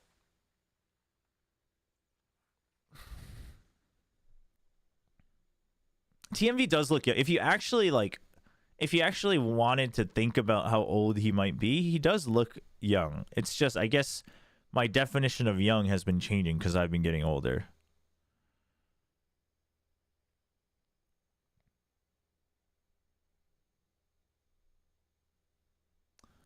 There's a clip of you saying you're 55. What? Chat, what have you guys been clipping? You guys are crazy. All right. Well, I mean, the comp is cool. I think the comp's good. I think it was much more also the individual mechanics, though, that really won the game. But the Euro Neon, I think, has legs for sure on Pearl.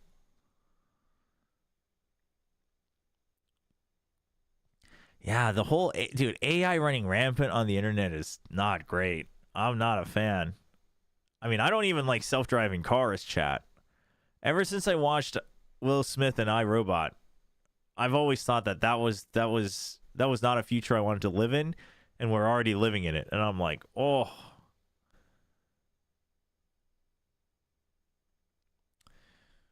My wife's always like, yeah, we should, like, I really want to ride a Tesla. I'm like, we can ride one. We can test drive one. I'm not looking for a car that knows how to drive itself. Not a fan. Did you see the Loud game? They really impressed me. Yeah, we watched the Loud game this morning. Loud looks pretty good. Obviously, they're not like they don't look like a top 2 team or anything yet, but I think they can be. I think they can be a contender for like champions and stuff. Like I think they can be a contender for top 4, top 6. You know what the worst part is? I can't watch these clips. This is from yesterday. I did not say I was 55 yesterday. That's crazy. I can't watch these clips because I'm from Korea. Because I live in Korea. Yeah, like I have no idea. You guys could very well just be uploading all sorts of weird edits onto my clips and I just would have no idea. It's kind of crazy. It's wild. It's a wild thought. All right, it's 10:30. I gotta take care of some emails and stuff.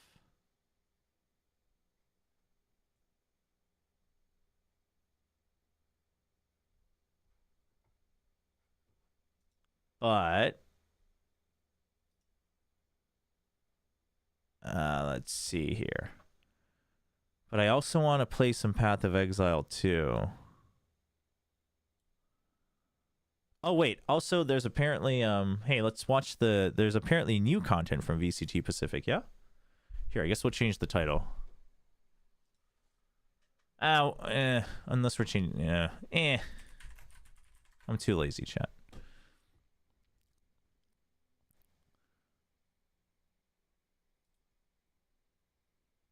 Yeah, I thought this was the only one.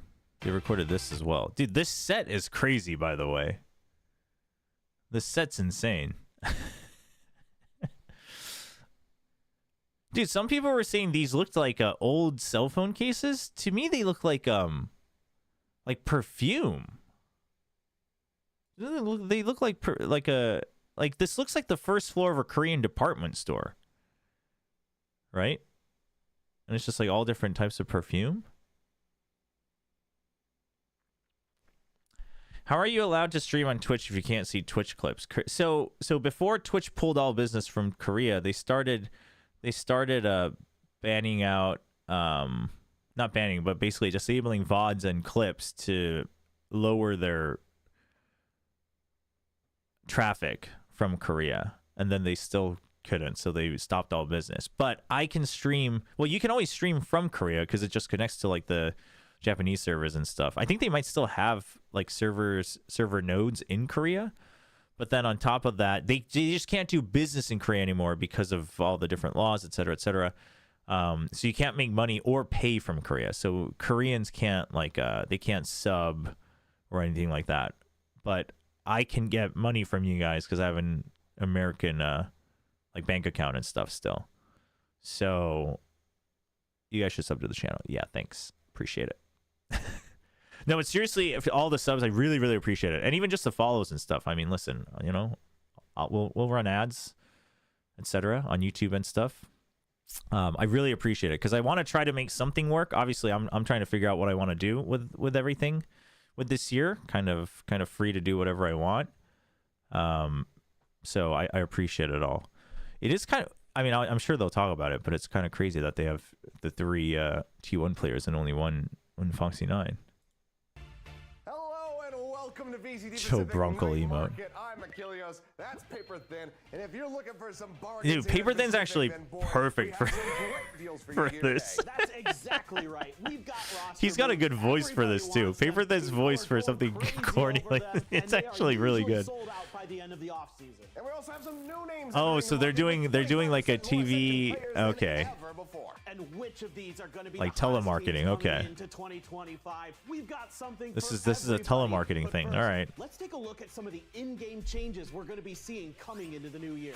Yeah, this is home shopping. Yeah. No, I like it. I dig it. I don't know how many people will get it. Do you have a problem with insufferable neon plays? Are you sick and tired of all the sliding and RNG problems? Do you ever Dude, wonder when that we'll wig is insane. Wait, is it a wig? That might just be her hair. Did she cut her hair? That's so funny.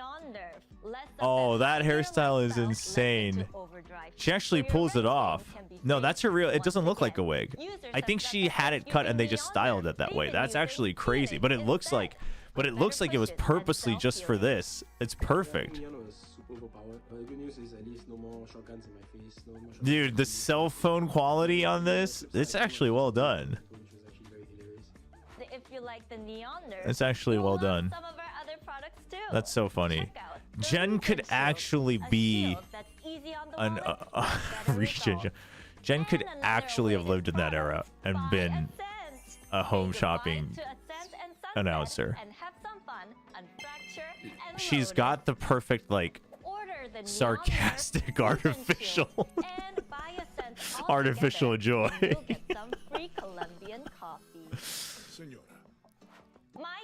That's so funny. Yours can too with Neon Nerf.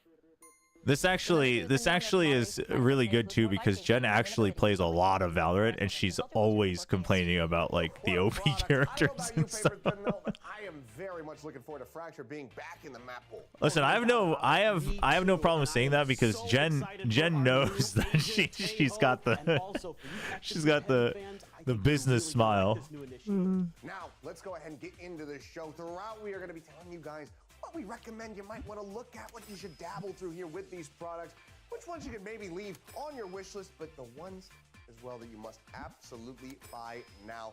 Yeah, this is similar to what we did last year. I like that they're keeping that theme, kind of like buy, sell, you know, etc. No, Jen's funny. Jen's a troll too. We've got Gen G. We've got some of the more acquired. Oh, Masters Edition, is that what it's? You did not just say RQ was an acquired taste. What? We've got Gen G. We've got some of the more acquired tastes. That's messed up, man. And this year, we've got 2 new exciting additions to our lineup. We've got Gnome Gym Red Force, and we have Boom Esports. Now, I feel like a lot of people know what to expect with Boom. They've been around for a while, but for this specific collection, we've added a special ingredient from Kazakhstan. Absolutely. Special ingredient from Kazakhstan. That's kind of crazy. You know, people who've been around for a while will remember them back at Champs. That's crazy. Several years, their run over at Istanbul, being able to take that map, the massive kills. Yeah, no, Jen's an absolute like gremlin on the interviews. Team, and it's great to finally see them getting their moment. But she puts in a lot of work to like get to know the players and such, which I think is really important. Like I've always, especially for translating, I think it's actually more important than even interviewing. Because interviewing, like you can get by with basic questions and still try to make it look good. But if you're translating, you really need to know your subjects very well, because things get lost in language. I think going to be a little bit of a learning process for them coming into the new year. As someone who always translates as well, I always give Jen a lot of credit. She puts in a lot of work. Tier 2 squad coming into Tier 1 for the first time. But I think something that goes along with Boom maybe a little bit. And I'm gonna be honest, chat. When I interact with some of these players, that generation gap, I just. Maybe you need to step into the shower. Why is he old? Wait. Wait, why is he old in RQ? Coming into Tier 1 for the first time. But I think something that goes along with Boom maybe a little bit more is Nongshim, Red Force right here. I think that. Wait, why is he holding RQ? They were talking about Boom. They must have re-edited this. They must have, the order must have been different, because he recorded that audio separately, I think. Anyway, speaking about Nongshim, I mean, this is a powerful variant. A team that started off in the Premier League, made their way through to Challengers, then into Ascension, to be able to take it all. Yeah, I wonder actually though. For this squad, and I could not be happier to have them here in VCT Pacific. Absolutely. Like, did most of APAC have like these really core? I mean, I guess the US did too. Like, I don't know how. The thing is the corny, like, you know, 90s, 80s type home shopping vibe. Looking great, but I'm still does it reach our audience? I was curious about that. This whole like 80s vibe thing. We know that Dambi can play other things at a high level, but I'm gonna need to see a little bit more of that before I'm gonna be. Dude, everyone's saying that he's just a neon one trick man. He was a Jet and a Raze before, man. Chad, anyone who was following me with the Challengers career will know the first I said I'm pretty sure it was Dambi, right? I said he's the best Jet on Abyss. Clip it. It was the first time we saw Abyss in Challengers Korea. Players joining here in Pacific in 2025. We saw some outstanding plays from our. I didn't even notice that. Even notice which. May, Flashback, Bane, and of course it goes without saying Karan, who. Oh, they had Bane in this. They shot this really late. And of course it goes without saying. Normally whenever we shoot these, we have trouble because they make like last minute changes. Oh no, they're talking about last year. Oh, never mind. And of course, they're talking about last year. They've all got the new jerseys though. I kind of dig the new Talon jersey, by the way. You know, I kind of dig the new Talon jersey. It's kind of nice. Ooh, the new DFM jersey is kind of nice too. It's clean. But the new DFM jersey, like if you don't have a good fit, I feel like it could look not great. I'm not a big fan of the Gen G and the Team Secret ones, like the font that they use. who is instrumental in helping Gen G lift their trophy last year. Absolutely, and there's plenty more rookies to dive into. If it's 80s this year, next year they'll use TikTok video formats and put Subway Surfers on the video. Specifically, the ones here on DFM. Oh, no doubt about it. This is a team that has brought in 4 new players to back up May, and they have looked outstanding. DFM is an exciting prospect, chat. Around this Japanese squad now. So first, again, new player coming in. Oh, it is Perfume. I was right. Japanese squad now. So first, again, new player. That's what they're going for. You know, I'm just producer build, chat. Hasn't played as much in the offseason as some, but there's a lot of hope for him to be good. Next up, Art, the new IGL, and he has impressed the heck out of me. They have been No, I think the earlier vertical boxes they had was the individual bottles, and these are the sets. That's why. But they probably just didn't have enough resources to wrap them all in team branding. Really, really hyped about him, but maybe even more so, Akame. Been fragging out of his mind during the offseason. This is one of the players to watch out for. Can pop off right alongside May. And I think dude, RQ needs to be DFM, chat. I'm looking as a must-buy. Yeah, I'm right there with you, actually. For me, they need to win. I am so blown away with what we saw at the Asia Invitational in the offseason. I think this team could chat, really do RQ needs to beat DFM. Well, now that we're on the topic here of a Japanese squad, we of course have to talk about our other one who has also made some changes, and that's going to be surely they do, right? Squad in the offseason because they're bringing in some new, really strong players. Surely they beat DFM. Japan, of course, XDL, and I don't know, man. I don't know how I'm gonna live with it if I. Oh my gosh. XDL superstar. Everybody in Japan is talking about him as the next big thing. Big shoes to fill, replacing Laz in that position, but so far has been looking strong. But lastly, no, Clues looks good. The cracked aimer himself, absolutely the next. See, Shota's the one where, like, with the role change, we haven't really seen him pop off as much yet. But, you know, give time, obviously, that can change. Lead the charge for Zeta does instill some big hope for the Japanese scene alongside DFM. Do you agree with my Reddit post on Autumn? Is it an Autumn hate post? Purchase power. Because then I don't agree. Disappointed with what I saw in the off season, so I think I'm gonna have to go with recommend. Maybe go for a purchase here in a little bit after seeing the opening at kickoff. But for now, I am going to be a little bit hesitant on it. But I think that there's an immense amount of potential here for this team. Now let's get everybody brushed up on some of our new Korean Valorant competitive. Valcom. Seen changes across the board as well, as now we have DRX. Take a little zoom in on this squad. Ooh, we've got 2 new players coming DFM is too hot. No, but no, surely RQ wins. Gunmin, a really exciting player here. What role does Depp? No, Depp still plays Duelist. Shota is switching off of Duelist. See, that's what I thought would happen. I thought Depp would go to Flex. But maybe this year they have Depp on Duelist and then they swap off. I don't know. For Rare Adam last year, an info initiator specialist, and as you mentioned, an IGL extraordinaire. So DRX, bringing in some young players again, having to rebuild a little bit. How you feeling about this one? Oh, this is always a tough quandary for me. And overall, I think I really like the direction that DRX is going in. In the end, I think this is going to end up being a must-buy for me. I just kind of have to go for it no matter what, so there you go. The DRX man himself. Dude, that post is crazy. I don't know what they recommend, but I'm really leaning towards Hold on. I think the coaching staff for DRX. Hold on, that post is crazy. That's an insane post to make. This is some top tier uncalled for slander.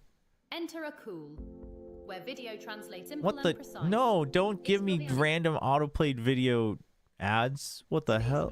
Oh my gosh, Reddit, stop. What? Dude, this is insane. This is you? Rookie Rider, this is you?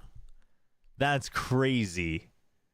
This is some top tier disrespect, man.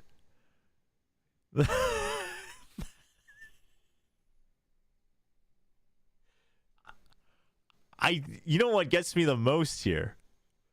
What gets me the most here is literally this. Because I was so big on Obscurity as well.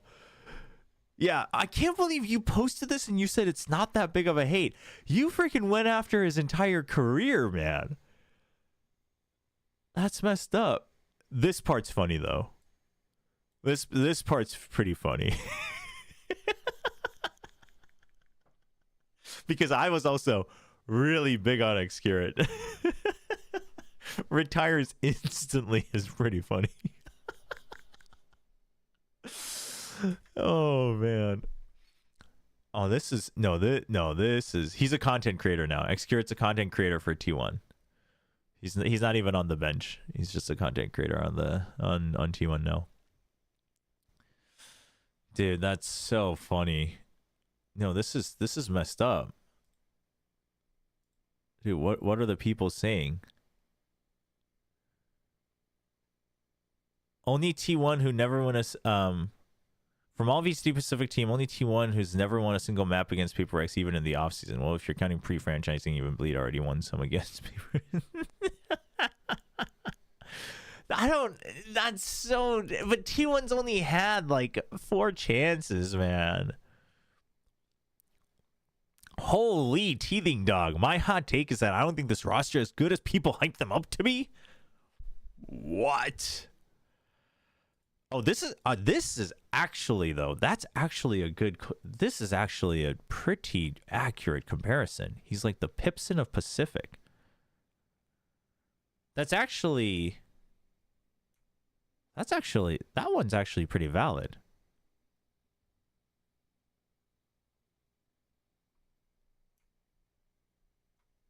There you go.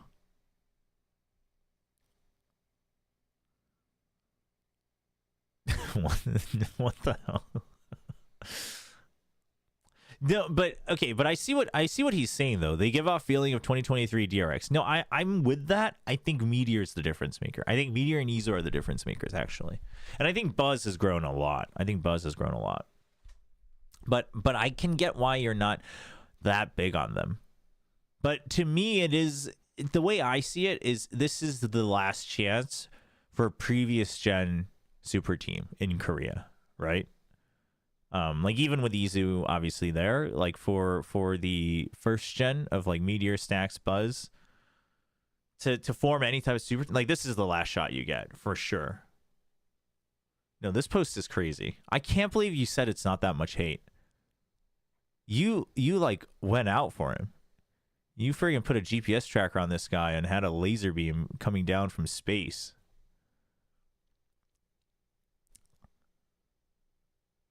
Yeah, no, this is crazy. But you know what? But here's the thing. So there was Izu was on, you know, the podcast with Binbon, and they were talking about Autumn and Izu. I mean, there was a couple things Izu said. Izu first said, you know, everyone likes to hate on our coach, etc. And then Izu said, obviously he's going to say this, but he also said, but I think Izu's pretty genuine because I think he's so young that he really speaks off the cuff a lot. He makes a lot of mistakes in media training. Like he says things he probably shouldn't have leaked and stuff. But he was like,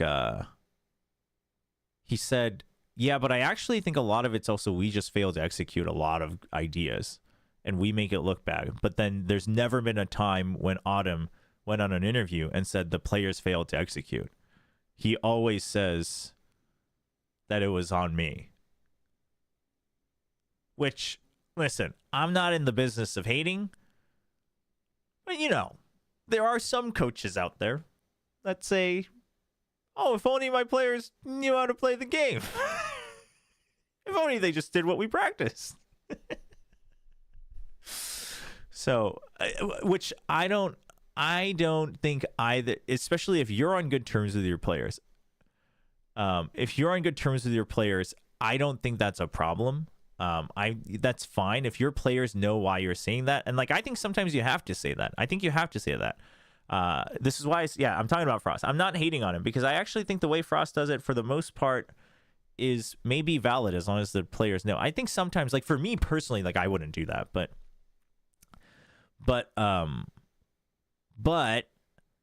it also, I think, does take a lot for Autumn to just say it's on me, like every time, because surely it's not actually you every time. Like it is surely the players a lot of these times if you look at how they played. So I do give him credit. And if you ever talk to him, he really does look out for his players a lot. So I always give him credit there. But there was something else. This is what I want to talk about. There was something else that came up. And they were talking about the chamber on Lotus. Oh no, before that, they were talking about like Autumn and what he does for the team, and Izu said, I think Autumn's really good at coming up with comps. You know, for instance, we were playing a lot of the Vice and stuff like that. And then they started, and then Binbon was like, oh yeah, you guys were the first ones to bring out the Chamber on Lotus as well last year.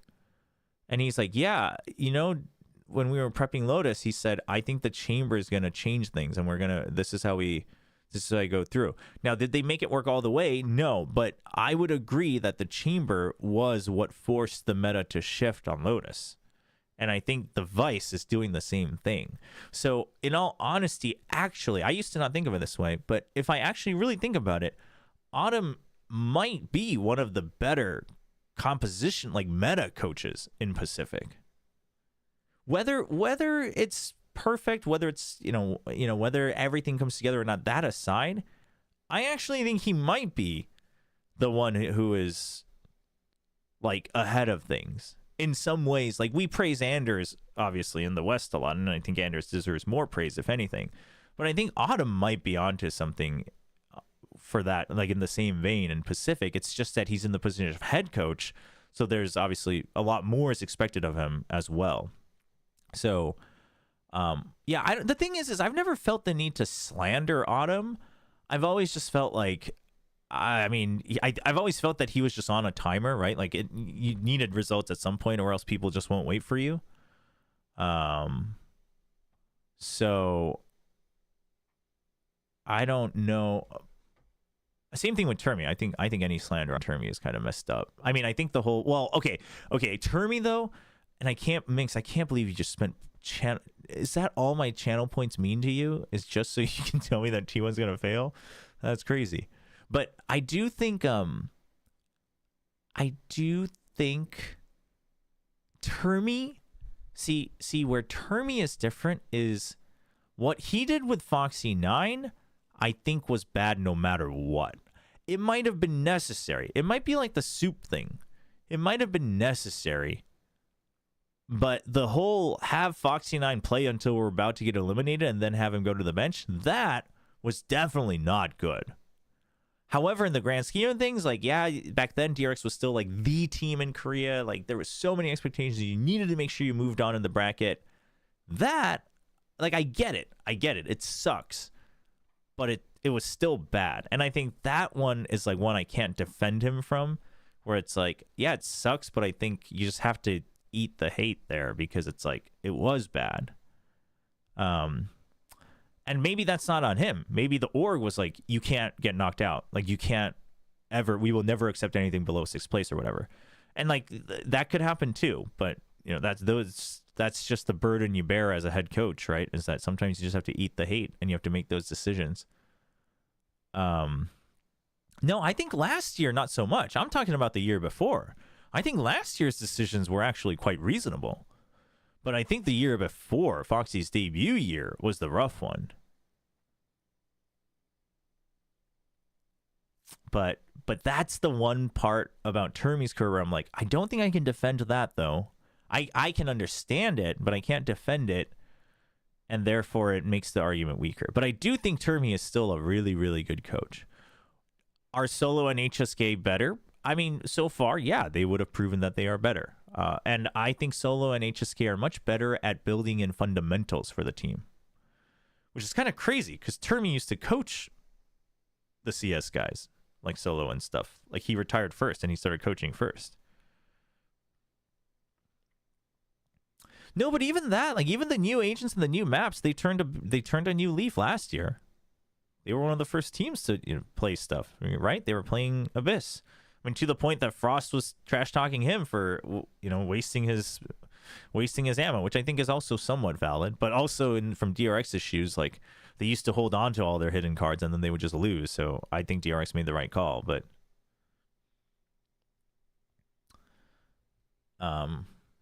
But yeah, I think Termi doesn't deserve any slander. But obviously, the whole debut year of Foxy 9 is rough. That's unfortunate.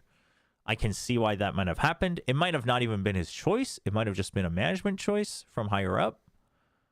And that would suck, but it is what it is. But same thing with, the more I think about it, Autumn might be the Anders of Pacific. I'm just saying. I think that might be the case. But whether the whole coaching staff can come together with the team is a whole different question.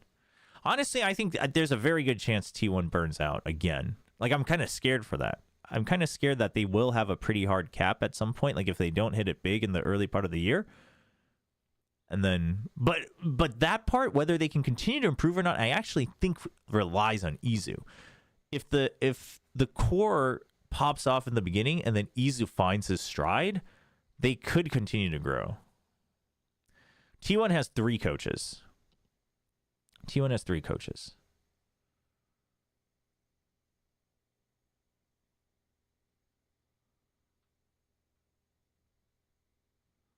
I don't understand why DRX is insistent on rebuilding. Do we know why they didn't stick with last year's roster? You mean last year, like, as in Foxy9 and Bane? I mean, they were released, though, so I just assumed they felt that they needed an upgrade. Which, to be fair, Foxy9...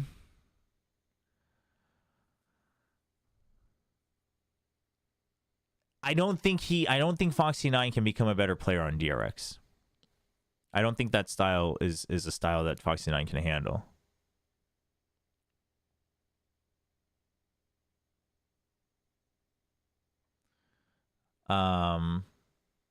Bane, as much as I love him, was rough around the edges, but now they've brought him back, so it's like obviously they see the potential. But maybe they already had, but they had these guys in their academy, right? Like him and Atan. So I assume they just saw that the potential, and they were like, these guys are ready, and they brought him up. And then Buzz, I assume, was more of a DRX couldn't keep him rather than they didn't want him.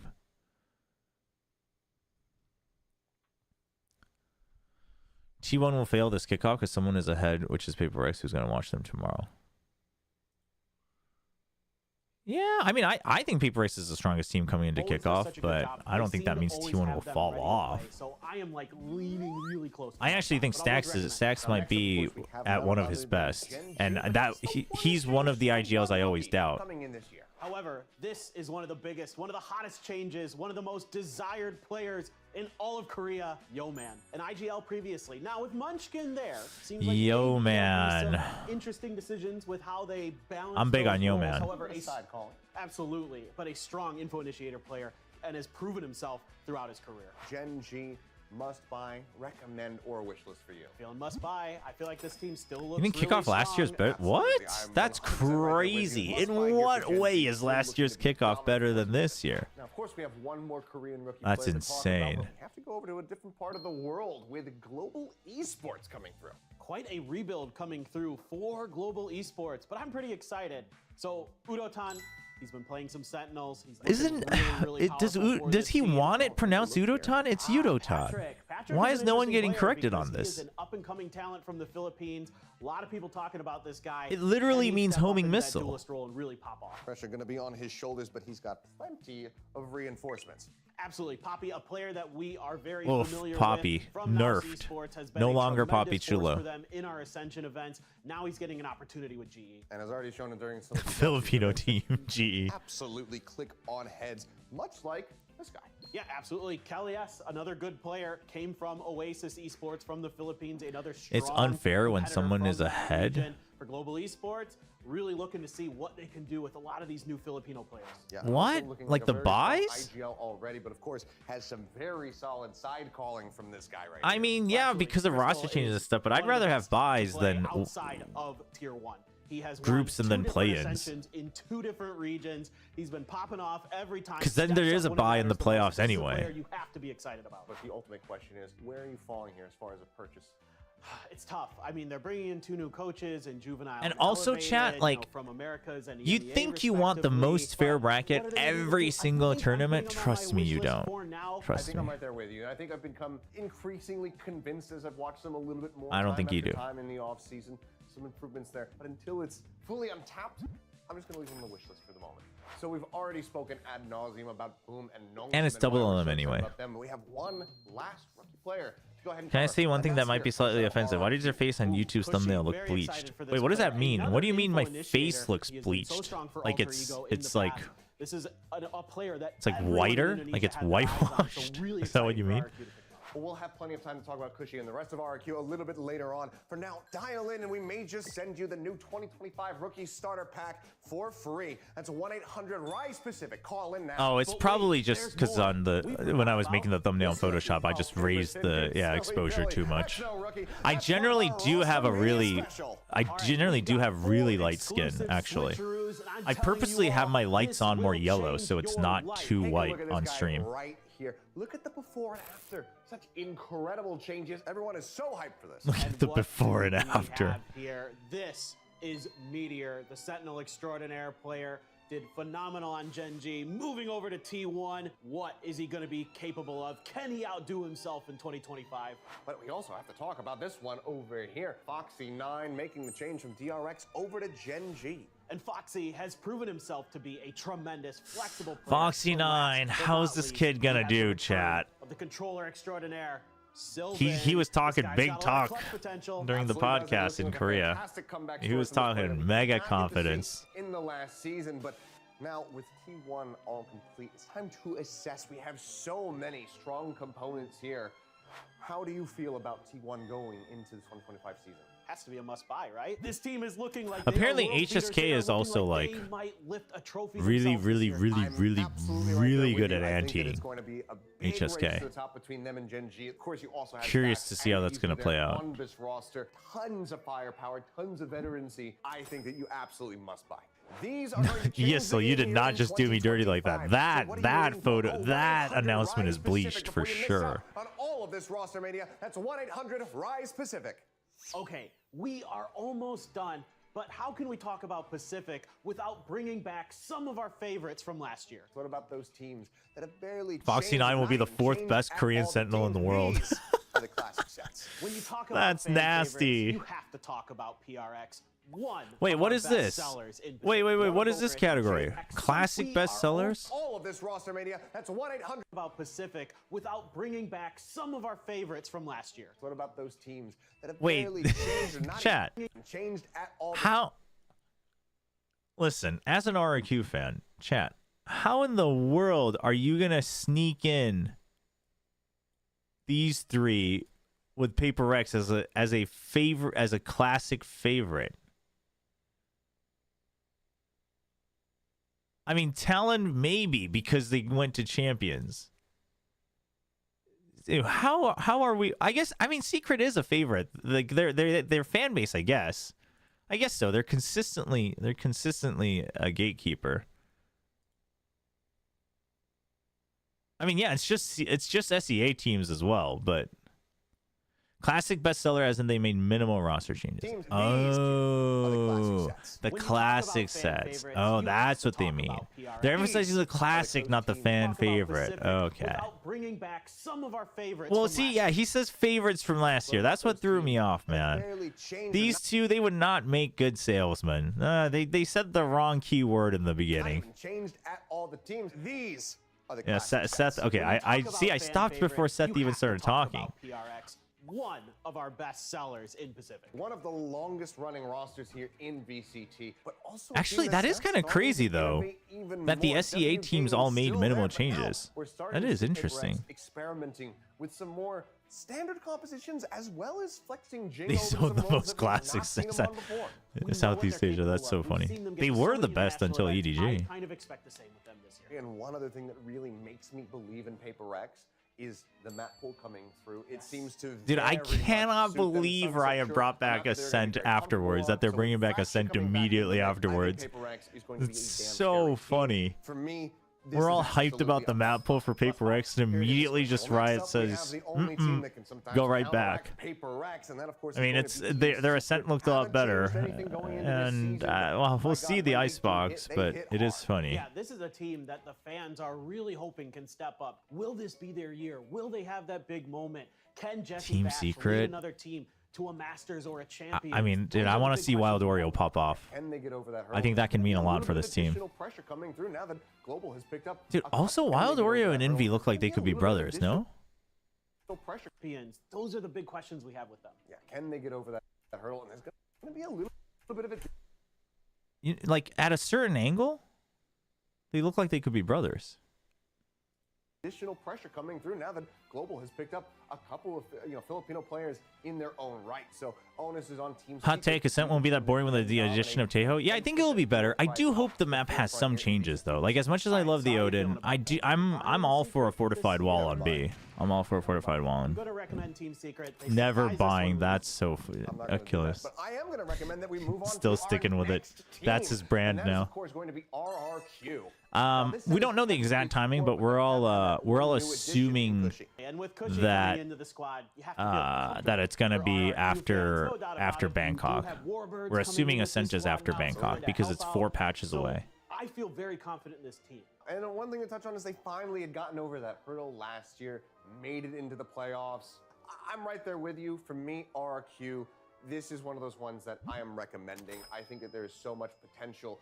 It's not quite at that must-buy level yet. I think that this is going to be a very strong year for them. I'm right there with you. I'm going to go with recommend, so I'm going to continue. Recommend, really? To the next level. Now, last but definitely not least, we have... Ah, chat, RQ. Surely they beat DFM, right? I'm so stressed, chat. All the same squad that we saw go over to champions last year. I think people should be feeling confident about Talon. Bringing in a rookie at the very last minute to get them over the line. Surely RQ beats DFM. I can't believe, dude, how is my chat filled with people that think DFM is going to beat RQ? We've seen a decent amount here during the offseason, and I think we've seen some ups and downs, but a lot of experimentation. I think that that's something that Talon... Yeah, no, Tejo's really good on the sites for Ascent, for sure. But the Odin might just shut him down before. This is still very much a team to be feared. If Primi is firing on all cylinders, then 26-0 DFMW. That's insane. I'm not quite to the Finn, I'm gonna remember that. I could definitely feel myself thinking by the halfway mark of the year, I could be there. I'm absolutely right there. No, with you. I think that with a listen, I'm biased, but like, maybe a come on. Season or at least a couple DFM got to the finals of one tournament. I'm kind of teetering on that edge, and if they can find consistency, then there's no way. You're gonna have to pull the trigger on that first. So I'm so scared though. I'm scared because I really think there is a way. I do think DFM can win. That's why I'm scared. 1-800-RISE Pacific right now. Well, before we is go, Rise what we're going for here? As a guide for VCT Pacific 2025. Wait, why is... And quite surprisingly this year, you and I are... What? Why? Why is DRX twice? That has to be a mistake. Pretty much aligned. Oh, that's because they all agreed on everything except for DRX. I see. To the teams. Yeah, just and this is what happens when you don't actually watch the video. You know, me going for DRX, of course. Both of us surprisingly also having very heavy expectations for DFM. I mean, how wait, I can't, dude. Neither of them recommended Nongshim? What is this slander? Get these guys to watch some tier 2. This is insane. Neither of them are recommending Nongshim? That's crazy. That's crazy. How are they getting away with this? Dude, they're Don't let Jonathan who runs RRQ Valorant hear this, but they're gonna recommend RRQ and not recommend Nongshim? That's crazy.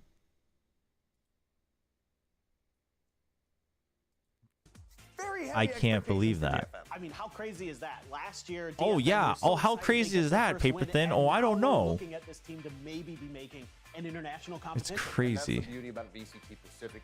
DFM is a must buy, and then Nongshim is a.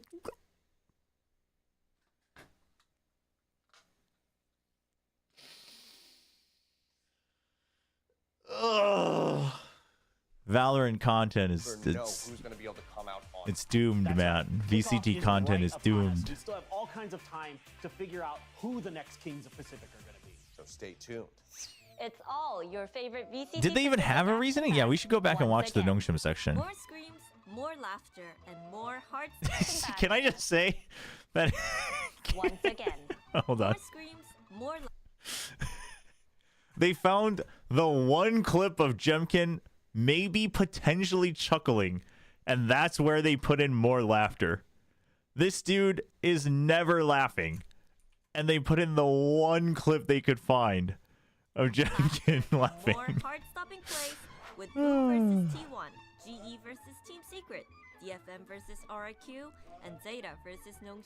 Wait, so it's okay. So chat, we're watch partying this tomorrow. We're watch partying this from home, and then I'm casting. I'm actually really excited to cast this day. I'm really excited for both of these matches. Dude, the Filipino face-off. Woo. And then we'll watch party this at home as well. The RX days. Dude, does Genji not play until week 2?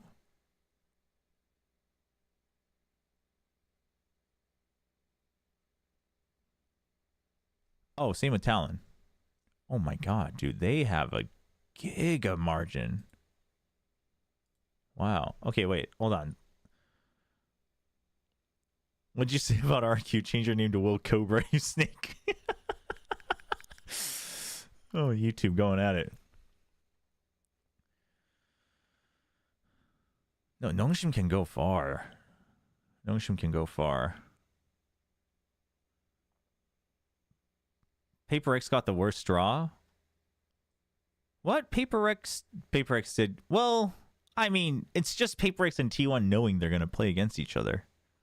I don't know if it's the worst draw. The top part of the bracket's easier, no matter who you are. All when VCT Pacific returns. Let's watch the ending, and then we'll go back to the Nongshim part. 18. Well, that about wraps up all the products that we have for you guys today. And I don't know about you, Paper Thin, but I think I'm going to be taking these 4 home with me right here. Oh, I can't blame you at all. I'm thinking maybe taking this one home to the family. Can't wait to see the looks on their faces when I walk in with this. To the family. Once again, if you see something you like, call 1-800-RISE Pacific right now. All right. Up their power levels, I think it's going to be still a bit of a struggle here for them. All right, Nongshim. Coming into your course right here. I think that it's a spicy combination between the two of them. So hot, that maybe you need to step into the shower. Oh, you might say they're in a bit of a bind. Anyway, speaking about Nongshim, I mean, this is a powerful variant. A team that started off in the Premier League, made their way through to Challengers, then into Ascension to be able to take it all. It's been an incredible journey for this squad, and I could not be happier to have them here in VCT Pacific. Absolutely. They looked so dominant in Ascension up until that grand finals, right? They didn't drop a single map along the way. So many amazing moments throughout that series for them. I think a lot of people are going to be really excited about Persia, who's been playing out of his mind for that team for a long time.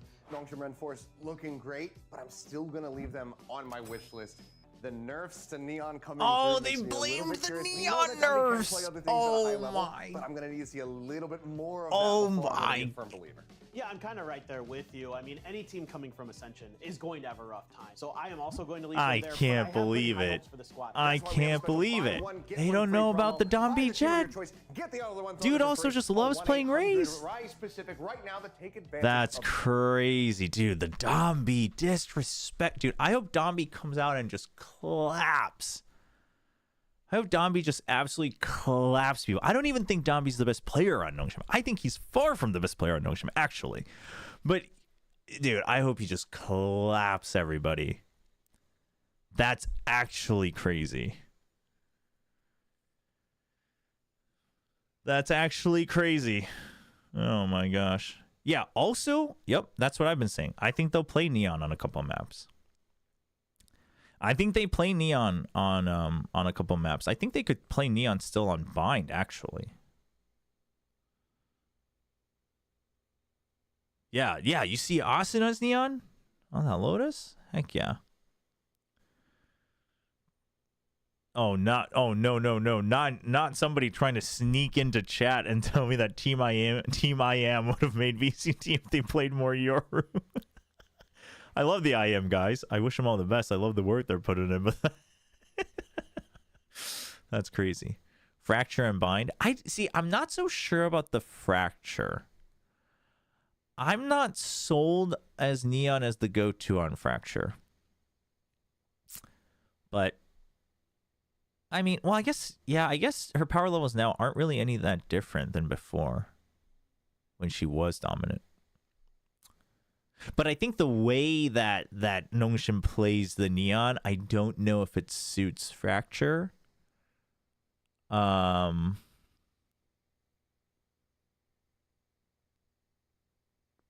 probably plays Deadlock on Fracture though.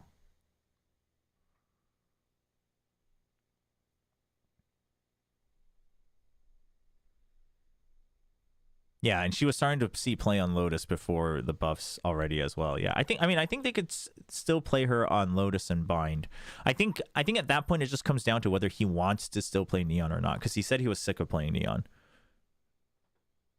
before the nerfs came through, and he said he hopes to play more Jet and Race. So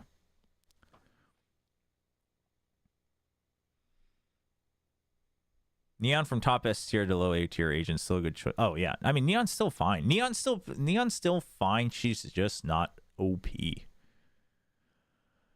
Persia, yeah, dude. I personally rate Persia, then Ivy, then Dombey, then Francis. But it depends on the IGL value that you put on Francis. And you know what's crazy is when I first started watching SPG, Margaret was the GOAT. In the beginning, Margaret was the GOAT, and now we find out he's far from the best player on that team. They're all really good. They're all really good, but in the beginning, Margaret was farming, man. He was getting he was like Meteor, Meteor Junior. But the more I watch them, I would put Persia than Ivy personally. And then it's like a tie between the other three, depending on what we're talking about. I guess I would individually put Dombey over Francis and Margaret, but they're all really good. Margaret, the thing about Margaret though is that even if he's not winning fights, he still doesn't shy away from getting info and taking space. And I think that's very, very hard to do as a Sentinel, to have that mindset. It's just the mindset of these guys. I think that's what carries them. It's not even just the mechanics. I mean, the mechanics, sure, it's good, but like everybody's good mechanically in VCT. Some are better, but everybody's good.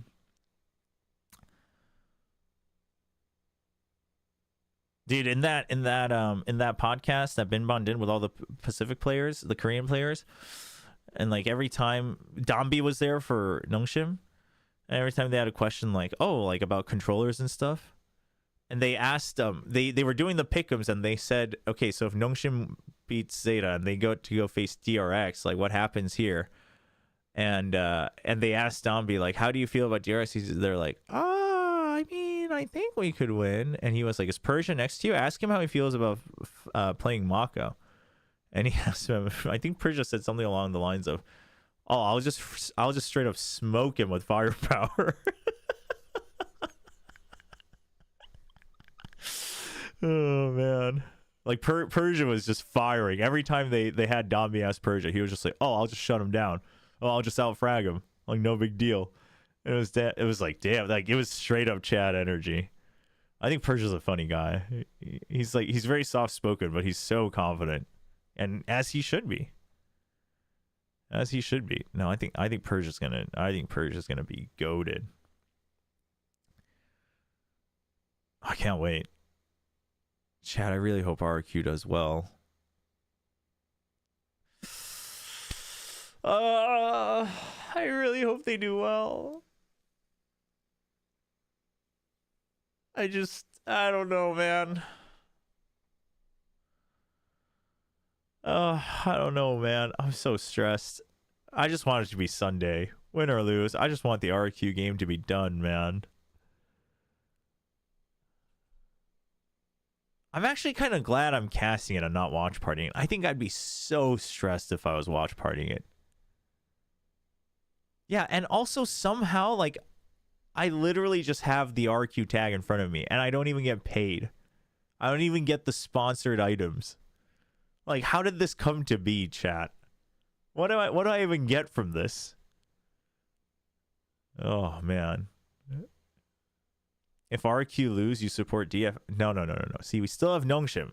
See, if Nongshim wasn't there, I'd probably hop onto DFM. But I actually like Dude, this is why I need RQ to win. Because otherwise, like, I'm going to be real tempted to just straight up jump ship to Nongshim. Because they're tied right now for me. So RQ needs to win. Because otherwise, my fandom is going to start to spread thin. Do you turn off your fan mode? Yeah. And I think generally I just go more critical on RQ. If I'm not sure, I just go more critical on RQ. But the thing is like, I'm a fan of RQ, but it's not like I'm like paid by them or anything. So like when it comes to the match, I just have to look at both teams, right? I just have to look at what the other team is doing. Because if I'm watch partying, I would only look at RQ's viewpoint. Like if let's say I was a team watch partier, like let's say I was contracted by a team, then what I would do is I would only look at our POV, right? Like, oh, we should have done this. Like this should have happened. Like, but if you're casting, you just look at both sides. And generally then I just look at the attacking side. But then if RQ like starts on the attacking side, like I look at the attacking side more, and then if RQ starts on the attacking side, everyone in chat's gonna be like, oh wow, he's an RQ fanboy. How many hours of sleep have you gotten in the last 2 days? Technically 11. But it was like 6 and 3 and 2. You just want Nongshim sponsorship. I won't lie. I'd love Nongshim sponsorship. Nongshim sponsorship sounds dope. But I really like the team. I actually hate the Red Force logo. I think it's the worst. But... But hey, I'll wear that logo if it means I can support the team and I get free ramen. So I'll take it. That's how much I like the team and the brand. The logo's pretty bad.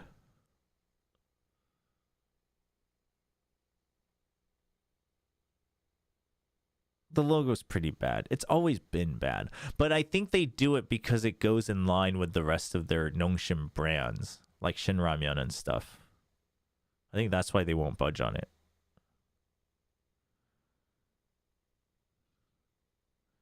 The NRG Redemption Tour is crazy. First BLG, then CGRS, and now C9 for the 12-5 ins. Oh, that's actually crazy. That they can get redemption for everything. Imagine if Nongshim just rebranded to SPG. Nongshim. Why are you using Neon Shim?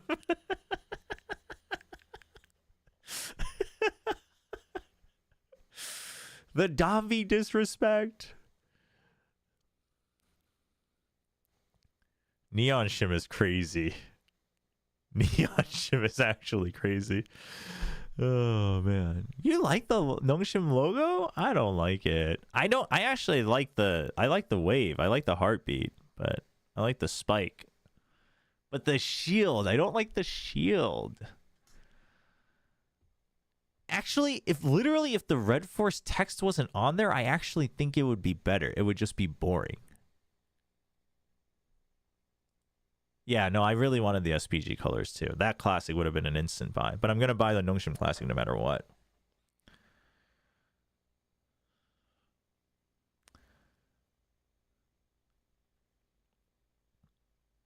On the question earlier, will Riot stop them if they change their name to things like Shin Ramyun? Yeah, I think you can't. Well, no, I guess not. I guess it depends. There's probably rules around, like, is it a brand versus a product? There's probably rules around that. But they have the Shin Ramyun logo on their jersey. It's a shield, that's why I love it. Yeah, I like the shield. I get it's classic. It's versatile. You can do whatever you want with it. It works. The shield I'm okay with, but like there's just like no texture, and like it's like too simple. But then there's text on it. That makes it not simple.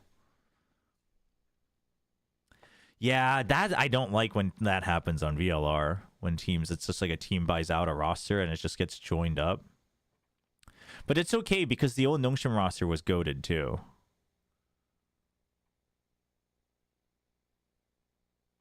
It's funny because I was actually rooting for the Nongshim roster more than the SPG roster originally. Because I assumed SPG was gonna win, but I really wanted to see Yeoman and X-Ross succeed on Nongshim. And they were close. It was 3-2 as well. However, I will go ahead and say, if Nongshim won, I don't think they win Ascension. But maybe they still get it anyway by getting second place. Am I right?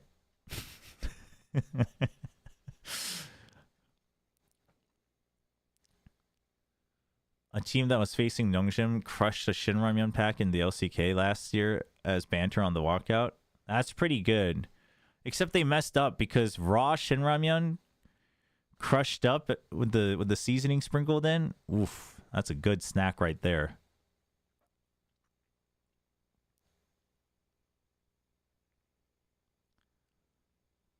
Nongshim also means nice shot. Also true. Also true. I can't wait. I can't wait for Nongshim, chat. I can't wait for Nongshim. I really can't, actually. Oh, man. All the teams. There's something to be excited for all the teams, actually. That's rare. Whether it's roster changes, whether it's, you know, just like the meta, whatever. I'm pretty excited for all the teams. I can't think of a single team I'm just like, just straight up not excited for. Less, sure. Like Zeta, I think I'm not as excited just because I don't know where to place my expectations anymore. Like I still am excited, but you know, I don't want to like be overhyped. Yeah, I think Zeta you can still be excited for, but I just don't know what the time, like I don't know, is that a roster that's going to need time? I mean, the coaching staff, yeah, but you think Nongshim does some Teo Deadlock? I think 100%. I think 100% those guys are going to play Teo Deadlock. Surely. Probably unbind. In all honesty,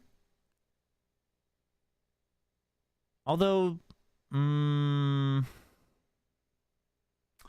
that would mean that Francis would have to play the Teo.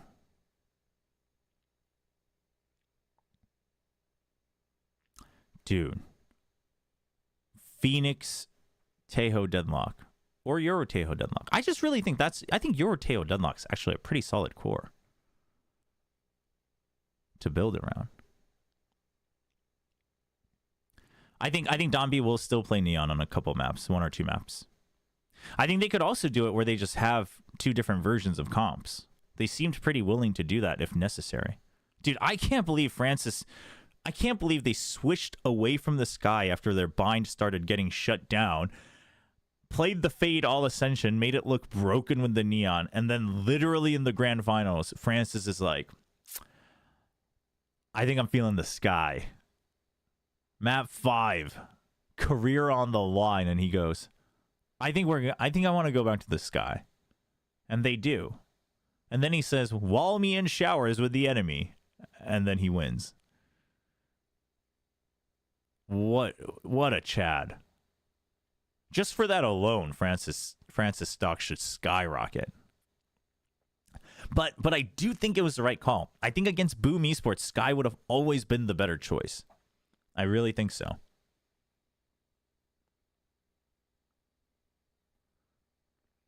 Just the way that Boom plays. And that's the thing. They're pretty good at Anteing, too. Dude, not enough people talk about that Ascent comp against Riddle. It was such a good comp against Riddle. Chat, can I got to hop off so I can take care of some stuff and take a break before we jump into EMEA. But,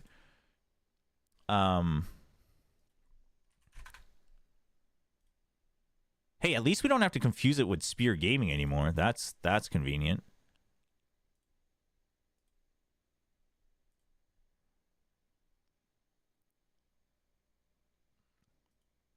I don't know if this agent lineup is going to be better. Forcing pre-start. That's the first thing that comes out. Okay.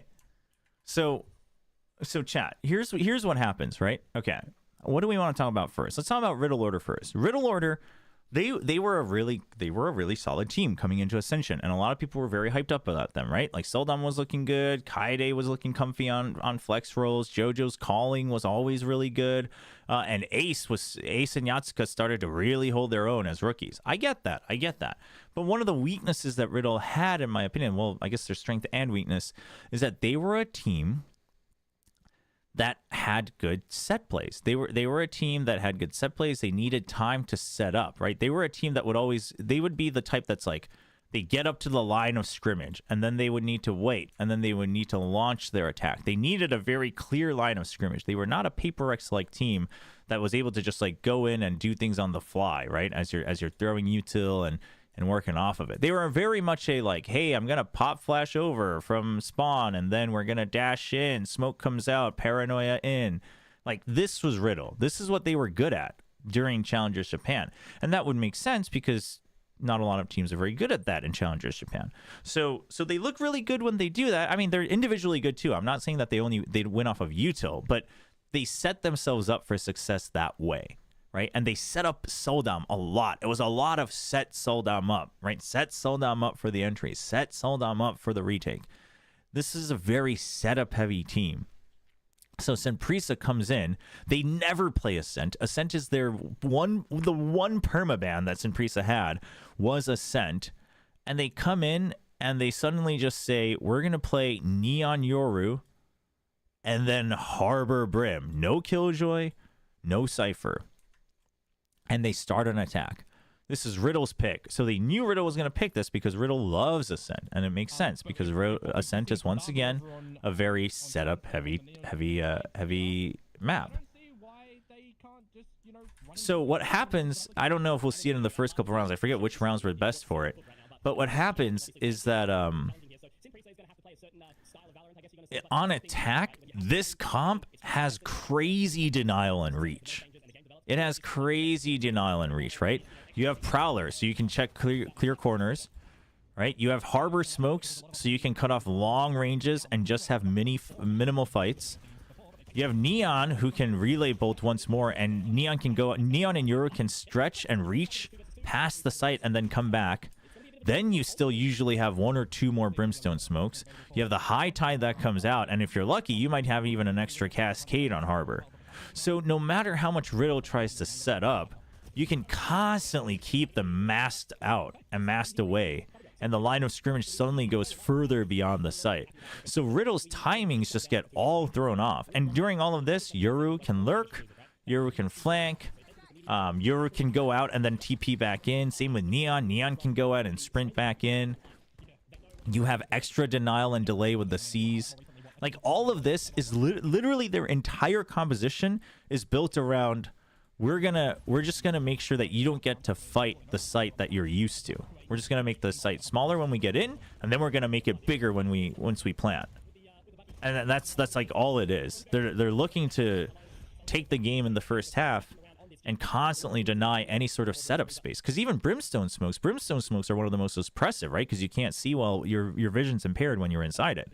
So even that makes you feel less comfortable trying to do like pop flashes out of the smoke, because you just have no idea. You don't know exactly what the edge is like. The people watching the smoke have a much higher advantage. And that's just what happens throughout this game. And you know what's crazy is I think Riddle catches on to it really fast. And SPG said the same thing. Nongshim said it in their interview as well. On that podcast, they say they were surprised because Riddle caught on really fast and made the game very difficult. And I would agree. Riddle catches on, and they start to tighten up the map a lot more. They start to go on flanks a lot faster, and they start to disrespect the smokes a lot earlier. And this game gets a lot closer than I thought it would, because I look at the compositions they had, and I would have thought that it would have been another blowout. Because if you get so many on attack, it's just a numbers game after that. But Riddle catches on even in the first half. I guess we're just not going to watch it because the VOD's just going to keep on lagging. But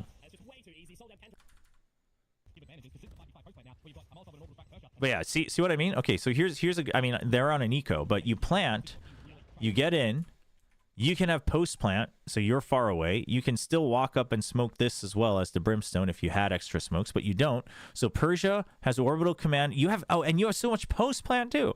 So you have the Molly and you have the orbital command. So you're standing far back. So hey, you don't have a sentinel. Doesn't matter. He's just gonna watch behind you the whole time anyway. And then they're going to plant. And right as the plant goes down, decoy to deny them. Smoke is still up over by CT. And then High Tide comes back. So that's another smoke that now you're slowed as you walk through. So your timings on an immaculate set play is just not, it's just not going to happen, right? It's just completely denied. And it's just rinse repeat every time. I mean, they try to go for the flanks and stuff. And again, this is an eco, so it's even tougher. But yeah, so now what does Riddle have to do? They have to do set plays just to get into here. And then SPG's just ready for it. But again, Riddle, all credit to Riddle. I thought Riddle might actually win this map because they figured, like, it was very clear they just figured it out. JoJo figured out, okay, this is what we need to do. This is how we counter it. They kind of all in. It's a very all in comp, and this is how we're going to counter it, and they make it close. But yeah, you have fast lane as well. It's just so much delay, denial. It's insane. And they bumped this one too. I think they bumped the Molly as well. Dude, what is with this VOD?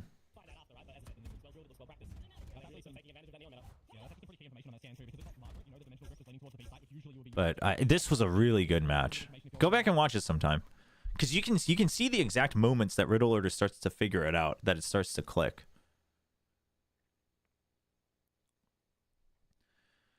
Riddle's all very young, yeah. Well, except for Seldom and JoJo. The Japanese players are all very young. You could nap for an hour right now. I'm not gonna nap. I got things to take care of. But chat, you are correct. I think we're gonna hop off now.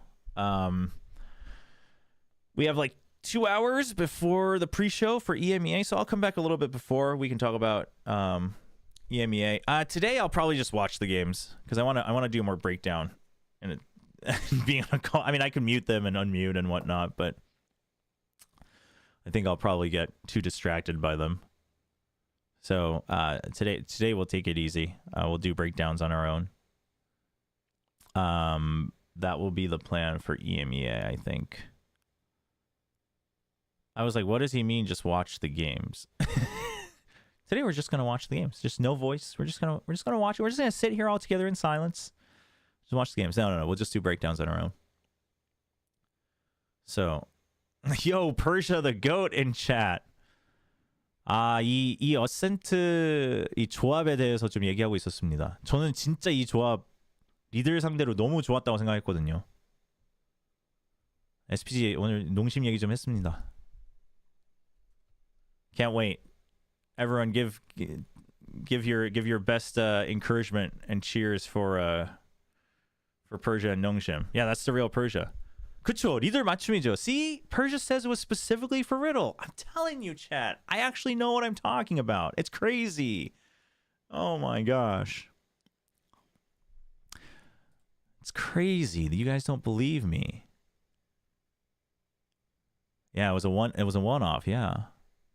아니 저희가 왜 농심 얘기를 했냐면 아니 이 영상에서 여기서 아니 농심도 붐 e스포츠랑 똑같이 그냥 희망만 건다, 위시리스트에 두겠다, 이 말을 보고 이거는 좀 아니지 않나. That's what we were talking about. Oh man, I still can't believe it. I can't believe it. Look at this. Look at this. This is messed up. What is this? It's crazy. Persia just Kappa. Just Kappa. Nothing more. Enough said. Oh, that's so good. That's so good. Oh man. 팀 분위기는 어떤가요, 지금? 그래도 좀 약간 좀 긴장감도 있을 것 같은데 첫 경기 이제 앞두고 있어가지고.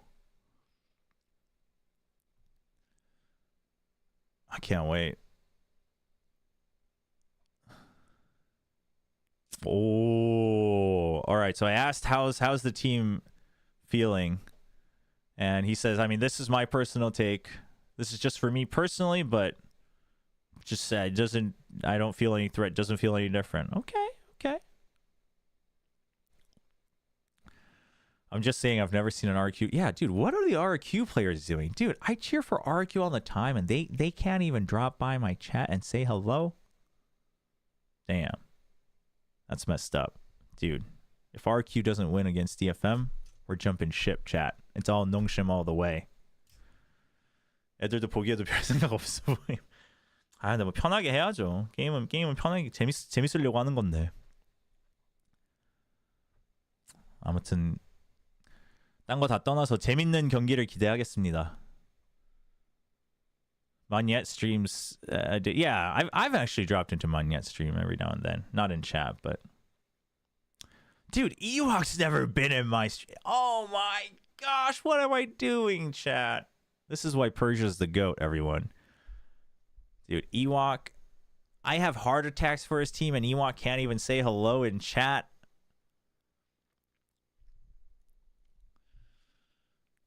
Oh, 기대하겠습니다. All right, Persia says they're opening. They'll make sure we have some fun matches on the opening match. So, oof, should be a good one. It's exciting. Kickoff's exciting. I can't wait. We just have some good rosters in Pacific this year. I think Pacific's gonna make some bigger waves internationally this year. I really think so. I mean, every region looks upgraded, but I think Pacific is going to. It's gonna look good. That should I can't wait. I can't wait. I can't believe it's tomorrow. That's crazy. It's tomorrow. All right, chat. Well, that's going to be it for now. We're going to take a break. I'm going to take the stream down, and then tomorrow. Well, it is tomorrow because it's past midnight. And then we'll be back for EMEA. We're going to watch both EMEA matches today. So, again, it's Fnatic first. Yeah, that's what you guys said? Fnatic BBL first, and then Vitality Carmine Corp. It's Carmine Corp. So I'm excited for that. We won't watch Americas, but we'll be here for EMEA. So I'll see you guys in just a little bit. Take a break, grab some food, stretch your legs, be healthy, drink water, and